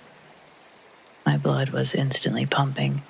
My heart could have beat right through my rib cage with the way that it took off. I know some people are all about that adrenaline rush, but it's just not my drug of choice. I stared through the truck's back windshield for a solid 10 minutes before finally making my move. I figured I could just wait for whoever it was to come out, but if he managed to get inside and shut the door without me noticing, then I couldn't risk taking my eyes away for a second. Next, I tried to call out from the booth. I promised the guy I wouldn't call the cops as long as he left without any trouble, but there was no response. Finally, I had no choice but to go over there. I only had a taser as I crept toward the truck, but I didn't need it. The vehicle was empty. I knew I had seen someone, but I could only watch the live security feeds. I don't have access to the system controls. There was nothing I could do except assume I was hallucinating, so I went back to my booth. After a little time passed, it became easier to believe that I'd just imagined the shape of a person in the shadows. But almost 2 hours later, the horn suddenly went off by itself. It was a good 3-second blast that nearly knocked me out of my skin. It wasn't the alarm, just the horn. And once again, there was no one around. Half an hour later, I was back to reading and still wary. I kept looking at the Dodge every few minutes, and I eventually saw the shadow person once more, but it didn't duck down like it had the first time. It seemed to be looking straight ahead, out the front windshield, with its hands on the wheel. Also, its head was shaped a little funny, like it was wearing a hat. I stared at it for almost a minute, just to be absolutely certain I was seeing what I thought I was seeing. Then I dashed out of the booth one last time. In the split second my eyes were off the figure was all it took for it to disappear. My shift ended less than a half an hour later. Nothing more happened. That was on a Friday. The truck was picked up on a Sunday. I'm completely fine never seeing it again, but I feel like that had to be the old man's ghost, right? I never experienced anything like that firsthand until then. Later, I found the man's picture in the obituaries, and he was wearing one of those funny-shaped fedora hats, just like what I saw on the shadow. This was one of the strangest investigations of my career as a paranormal investigator. I was contacted by a middle-aged couple regarding problems with a car overriding the operator's driving commands. The car was recently given to their son by the parents of a deceased teen. The deceased person was actually their son's best friend, who was killed in a vehicle accident when the two had exchanged cars for the night. Their son had had a new Jeep Cherokee that his friend wanted to use to go on a date. While on said date, the friend was involved in an accident with a drunk driver and perished. The deceased boy's parents signed over the title of his Toyota pickup, both as a general gift and to replace his vehicle that was totaled in the wreck. I investigated the car with the help of a Toyota mechanic. He checked all systems, including the computer, braking, engine, and all sensors. Nothing was found. I drove the truck for 2 days on my normal daily routine with my DVR, EMF reader, camcorder, and dashcam running. No evidence collected. I returned the vehicle with my findings that I did not believe the vehicle was haunted. 6 weeks later, I was contacted again by the couple. The father was using the truck when suddenly the vehicle made an abrupt right turn, locked up the brakes, and went into a ditch. At the same time, a car driven by a drunk driver entered the road from a side street without stopping and proceeded to slam into a tree. All of this was witnessed by a sheriff who just so happened to be nearby, running radar. The drunk driver sustained minor injuries, and the father was unhurt. I was provided with the sheriff's number and asked to call him. When I called and told him what I was calling in reference to, he was happy to share not only a reading of the report he filed, but information that he said he could not include in the report. His report stated that while conducting normal duties, he witnessed a Mustang run a stop sign at speed and turn into the road, fishtailing, tire squealing. Almost immediately, it left the road and slammed head-on into a tree at approximately 45 miles per hour. He checked the accident victim and found him unconscious with minor trauma to the forehead. There was an open bottle of vodka spilling on the passenger seat. Then, the sheriff's statement not included in the report. I was parked facing an oncoming pickup truck when I witnessed its brakes lock up and make a sharp right turn into the ditch. My initial thought was that it was a stolen vehicle. The driver panicked when he saw me. Before I could react, the Mustang entered from a side road about 55 feet in front of me and turned towards the pickup, which had entered the ditch about 200 feet before it would have reached the side road. The driver of the pickup could not have seen the Mustang's approach due to trees and brush obscuring his line of sight. If he had not turned into that ditch, there would have been an unavoidable impact between the two vehicles. How he knew to react the way he did is beyond me. The driver's statement to me was that he did not perform the action. The truck did it by itself.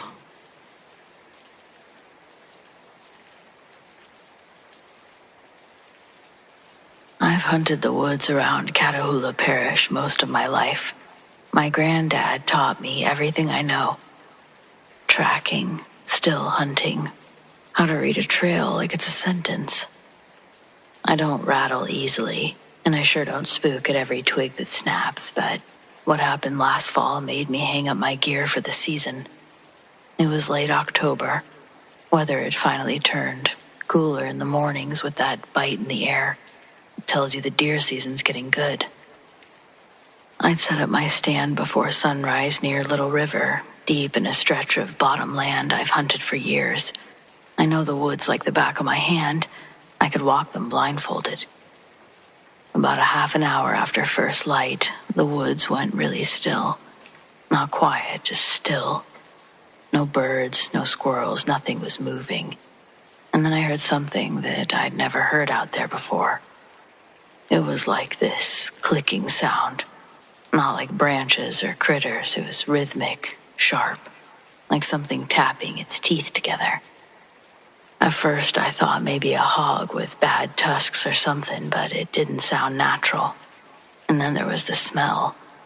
Rot. Like wet fur and spoiled meat that had been sitting in the sun too long. I've got enough deer to know the scent of decay, but this was something different. I stayed frozen in that stand, trying not to breathe too loud. And that's when I saw it, through the trees, maybe 60 yards out. Too big to be a man, but shaped like one. All limbs, thin and lanky. But it'd been stretched out. It moved like it was gliding just above the ground, and I swear to God, it was sniffing the air. That clicking noise was coming from it. I watched it move between the trees without a sound, like it belonged to the woods more than I ever had. At one point it stopped and tilted its head straight towards me. I couldn't see its eyes, and I couldn't tell if it could see me. Just the outline of its long, narrow face. It didn't come any closer. It just stared for a minute before slinking off toward the river. Admittedly, I didn't move for a long time. I just sat there with my rifle across my knees, feeling more helpless than I'd ever really felt out there, ever. When I finally did climb down, I left everything but the gun and walked the long way back to my truck. That night I told my dad about it. He just shook his head and said that some things out here ain't ours to understand. I haven't been back to the woods since. Maybe I will next season. Maybe I won't. But if I do, I won't be going alone.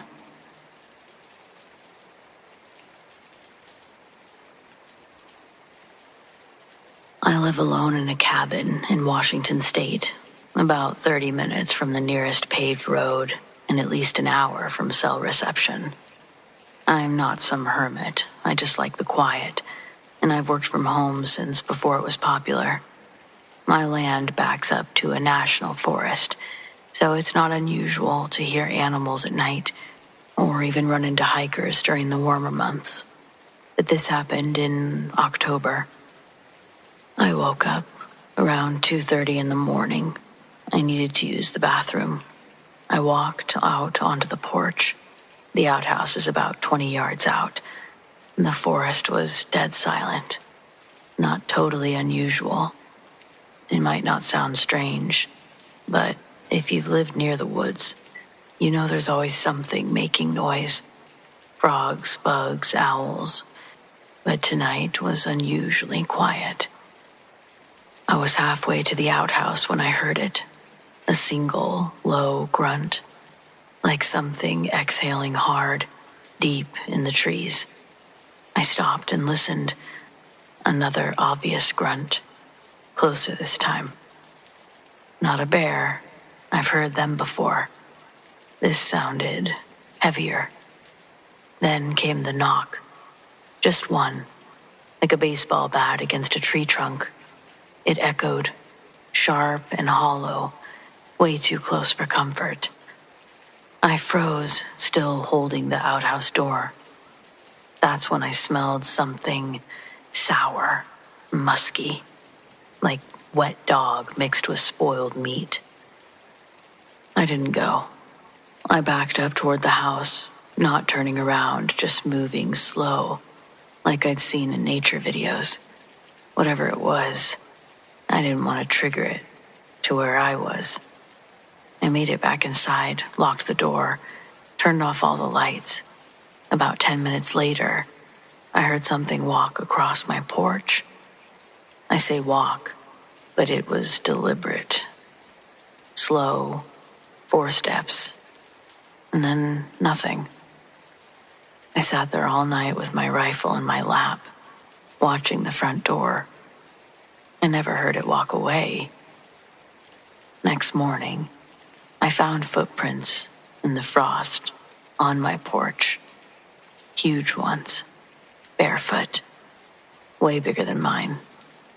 They weren't human-shaped, not exactly, far too wide and too long, and the stride was massive. I haven't thought to talk about this much. People roll their eyes when you say Bigfoot, but I know something was strange. I know I heard something, saw something, and I smelled that horrible smell. And I know something walked across my porch that night. Mainly, I just know I wasn't alone.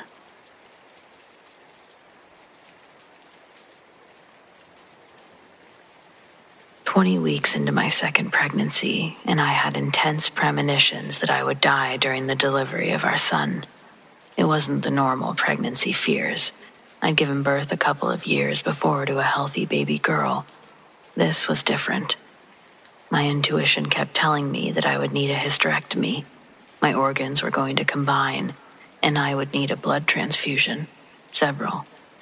I kept seeing my funeral, me delivering a healthy baby boy. Yes, I told everyone, and yes, everyone thought I was crazy. In my doctor's and my husband's defenses, all of my tests were negative, all of them. So when I gave birth to a happy and healthy boy, no one expected anything was going to happen, except for me. And in 3 seconds after delivering our son, I was dead. Everyone was in shock, except for me. Of course, I was dead now, so telling everyone, "I told you so," really wasn't at the top of my list. I was resuscitated 37 seconds later and put into a medically induced coma, where everything I had visions of came true. The intuition was something I could not ignore. I ended up surviving a very rare amniotic fluid embolism, a 1 in 40,000 risk, where most women will not survive a full-blown AFE.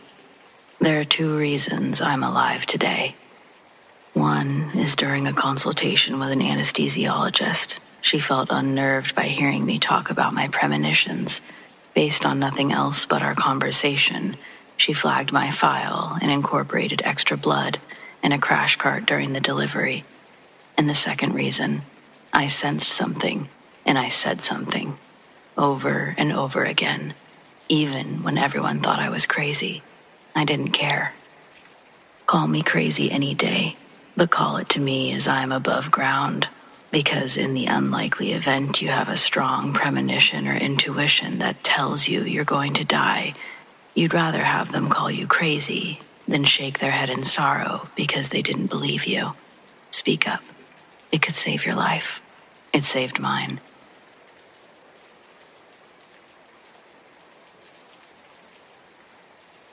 I don't talk about this much, mostly because people either don't believe me or they start looking at me like I'm crazy, but screw it. Maybe someone out there has had the same thing happen to them. Maybe they can back me up. This happened a few years ago when I was staying at a homeless shelter in Holbrook, Arizona. If you've never been, Holbrook is one of those small, middle-of-nowhere towns where weird things just seem to happen. Maybe it's the isolation, maybe it's something else. Either way, I've seen some things in that town I can't explain, but this one tops the list. It was late, probably around midnight, when my friend and I stepped outside for a smoke. We did this most nights just to get some air, escape the stuffiness from inside. The shelter wasn't bad, but you know how it is. People snoring, people talking to themselves, the occasional argument. Outside, at least, it was quiet. So there we were, standing by the side of the building, looking out toward the highway. I-40 runs right past Holbrook, just an endless stretch of road cutting through the desert. Sometimes you'd see truckers rolling through, their headlights the only thing breaking up the darkness. But that night, it wasn't headlights that caught my attention. I saw sparks, a trail of them, way up in the sky. At first, I thought it was a shooting star, maybe a piece of space junk burning up in the atmosphere. But as I watched, I realized the sparks weren't falling. They were moving across the sky, like something was gliding just above the highway. I squinted, trying to make out what it was, and that's when I saw it. I swear to God, it was exactly what you see in books, in old sci-fi movies. One of those classic flying saucers. A disc, smooth and metallic, with a little raised cockpit at the top. It was just there, floating over the highway, moving way too slowly for anything man-made. No sound, no blinking lights like a plane or a drone, just this eerie, silent presence. My buddy saw it too. He froze for a second, cigarette halfway to his lips, then bolted inside to get the others. I stayed, just staring up at it, trying to wrap my head around what I was seeing. A couple of minutes later, people started spilling out of the shelter, pointing and whispering. Everyone saw it. And then, just like that, it was gone. No acceleration, no sound. 1 second it was hovering there, and the next, it just wasn't. Like someone flipped a switch and erased it from the sky. We all stood there for a while, trying to process what had just happened. A few people laughed it off, made jokes about aliens coming to Holbrook of all places, but I could tell some of them were freaked out. I know I was. The thing is, that wasn't the only weird thing I saw in Holbrook, but that's a story for another time.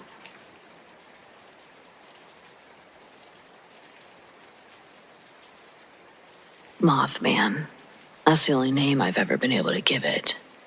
It was a warm summer evening and my family had gathered for an outdoor movie night at one of our relatives' houses. They'd set up a big screen in the backyard, rows of folding chairs and blankets covering the grass. The scent of popcorn and citronella candles was mixed in the air. In the sun, it was setting. For a kid around 7 or 8 years old, it really felt like the perfect night. The movie had just started when my attention began to wander. I I wasn't interested in whatever was playing on the screen. I still don't remember what it was. So I turned my gaze toward the tree line at the edge of the yard. It was almost fully dark by then, the faint glow of the moon casting shadows across the ground. And that's when I saw something. At first I thought it was a trick of the light, just my imagination playing with the shapes of the trees, but as I stared, I realized it was something else entirely. A tall, black figure stood just beyond the trees, partially hidden by the shadows. It looked like it was covered in fur or hair, its long, spindly arms hanging unnaturally low. Its eyes, though, I remember those most clearly. They glowed a deep, almost fiery red, cutting through the darkness like embers, and it was staring right at me. I froze, not in fear exactly, but in shock. It wasn't moving, not even a little, just standing there, watching. The distance between us made it hard to make out specific details, and the dim light didn't help. I couldn't see if it had wings or not, though part of me expected it to. It was hard to explain the feeling, but it didn't seem threatening. There was an almost unnatural calm about it, like it wasn't interested in hurting me. It just was. After what felt like forever, curiosity got the better of me. I turned and ran back to the group, tugging on the sleeve of the nearest adult. "There's something in the woods," I said, urging them to come and see. Of course, they were skeptical, but I wouldn't let it go. I begged someone to follow me back to where I'd seen it. By the time I returned to the spot, it was completely dark. The figure was gone. The only thing staring back at me now were the trees. I scanned the area desperately, trying to catch another glimpse, but it was as if it had vanished into thin air. Understandably, no one believed me. I was just a kid with an overactive imagination, they said. Maybe I'd seen a shadow or a deer moving through the woods. But I know what I saw. It wasn't a shadow. It wasn't a deer. And though I wasn't afraid when I saw it, the memory of those glowing red eyes has stuck with me ever since. What was it? Was it watching me for a reason? Why didn't it move while I was looking? And why did it disappear the moment I turned away? I've never been able to answer those questions, but one thing I do know for sure, it wasn't my imagination.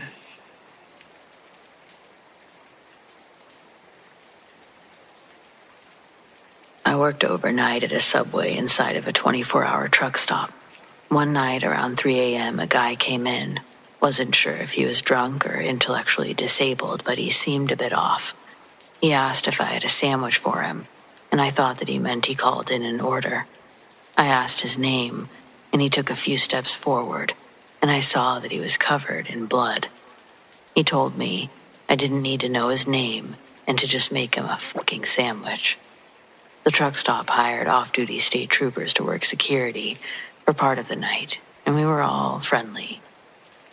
I asked the girl at the gas station counter to ask Hitchcock, the off-duty officer, to come help me with a customer. The officer was alerted to a problem without the guy realizing. The officer came out and saw a trail of blood leading up to the guy, and when he walked up, the guy tried to run. They arrested him and found out that he'd been stabbed, but that he'd also stabbed another man to death and was gassing up the car, getting food to go on the run. He was in shock, didn't realize he was covered in blood.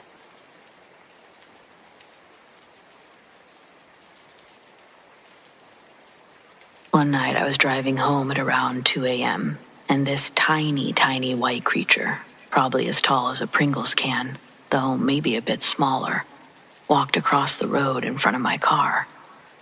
I couldn't believe what I saw, so I called my then-boyfriend and frantically described the creature. He told me that sounded like a Fresno nightcrawler.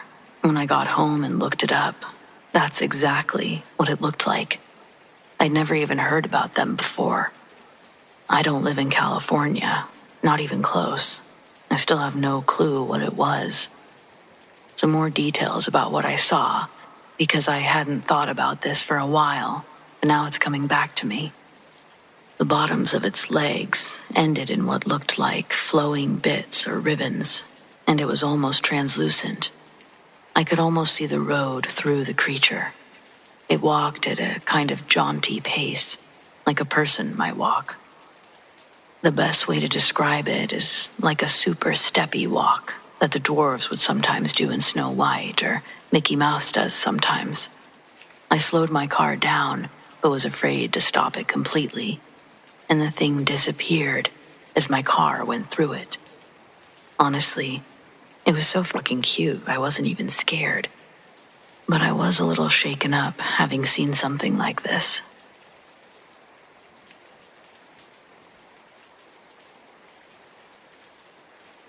This happened decades ago, but to this day my heart will still race in the retelling of this story.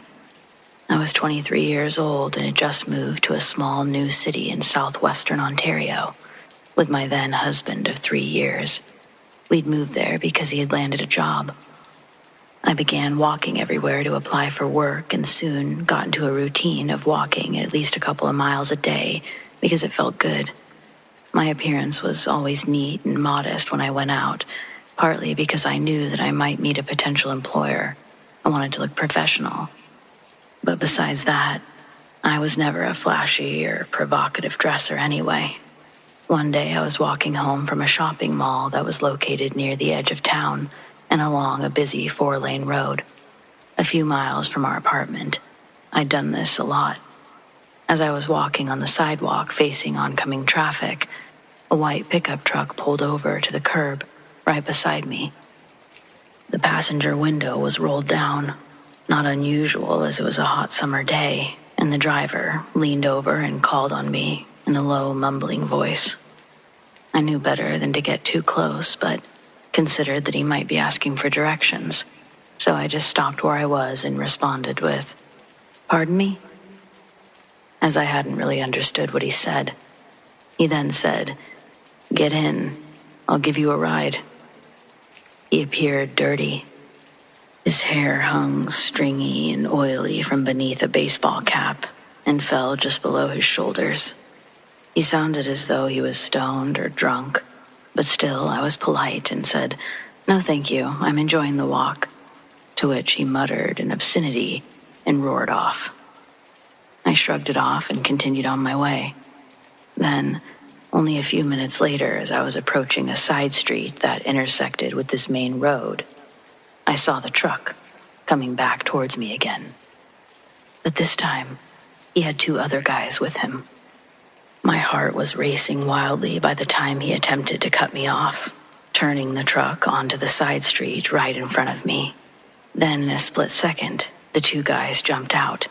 Without even thinking or waiting to see which way they were going, I immediately turned to my right into the busy road, and bolted across 4 lanes. Miraculously, I wasn't hit by a car, and I just kept on running, not once thinking that I could have been hit. I continued running after getting across the road, all the while looking over my shoulder.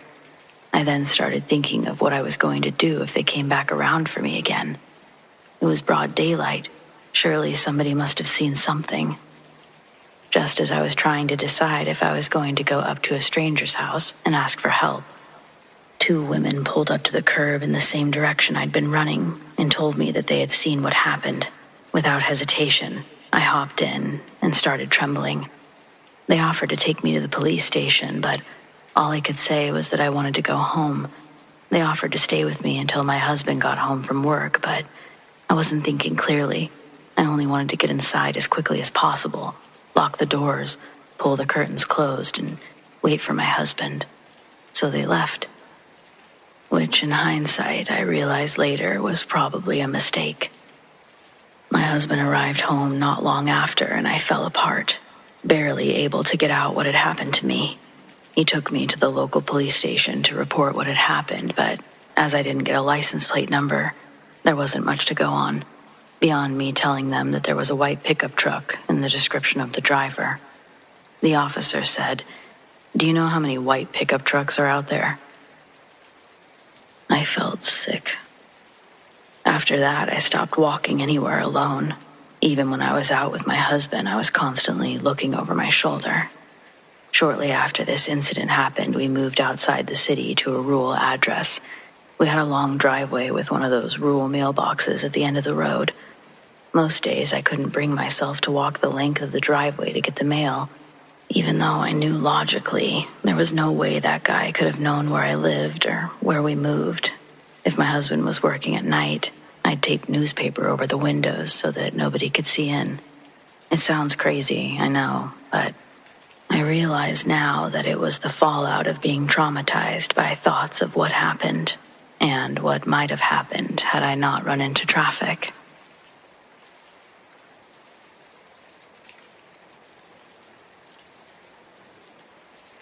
This was in 1995. I heard a knock at the door at about 2 a.m. We owned our own business, a campground and a bed and breakfast. I was used to strangers coming and going, so this shouldn't have felt any different. But instinctively, I had this feeling. I had 2 little girls, 7 and 5, so my instincts about things were always high on my radar, unlike my husband who trusted everyone. A sign hung on our door indicating we were closed. The summer season had ended, campers were gone, winter was here. But on this particular night, we were both awakened by the harsh sound of continuous knocking and our doorbell ringing. Someone was outside and seemed frantic, to say the least, at this ungodly hour. I whispered to my husband, "Someone's out there. Who would be knocking at the door at this hour?" Fear gripped me almost immediately as I peeked out the warped glass of the old window from upstairs. Sparkling snow glittered under our yard light, but no signs of fresh tire tracks in the snow. That was strange. We lived in the country, a small village about less than an hour away from the RCMP's office in town close by. I immediately summarized everything up quickly in my head as my husband pulled on a pair of jeans to go downstairs. I threw on my housecoat and soon followed my husband downstairs. But it was too late. He had let the stranger in. My heart pounded uncontrollably as I hid behind the kitchen door, which led into the office, where this stranger stood with my husband. They talked. I listened quietly. "I have amnesia," he said. Bullshit, I thought immediately. "I don't know how I got here. Can I use your washroom?" he asked, completely off topic. I was even more suspicious than ever. As my husband led him to the washroom, with all of the lights still out in the house, I ran for our portable phone in the living room. I sat on my steps leading upstairs to where my babies were sleeping. I was shaking as I called 911. I told them about this very strange stranger in our home. "Please hurry," I said. The conversation continued after the stranger went back into the office. The light dangled from the ceiling, rocking slightly. I could see that he was in his 20s, tall with light brown hair. What was this guy up to, I thought. "How many people are staying here?" he asked. "And how many rooms are in this house?" said the stranger with amnesia. What the hell, I thought. I peeked out the crack of the door so that only my husband could see me. I shook my finger, no, no, no, to my trusting husband. "Would you mind if I slept here tonight? I'm so tired." He was determined, I thought. This guy reeked of evil. I knew it way before anything would happen. My instincts had kicked into high gear. He was up to something. My only comfort was knowing that the police were on their way. My heart was pounding. I was sure this stranger could hear me. My husband continued this insane conversation with him. I knew that this could take a bad turn at any point. My husband reassures him that we don't have anywhere for him to sleep. The words were hardly out of my husband's mouth when the stranger eagerly insisted. "That's okay," he said. "I can sleep here on the floor. I'm not hard to please." Again, I peeked out, shaking my finger. No, no, no. The RCMP arrived before my trusting husband finally gave in. The two officers asked the stranger about his amnesia. "Do you have a wallet, John Doe?" said one of the officers sarcastically. He slowly produces his wallet from his back pocket. All of his identification was there. "Why didn't you just check your wallet to find out who you were?" said the officer as he patted down the stranger. A question I would have loved to hear him answer. He was handcuffed and led outside, but not before the officer got another call on his radio for another break-in down the road. He had been dropped off at our house while his buddies had gone on to another house down the road to terrorize an older couple. My instincts may have saved us that night.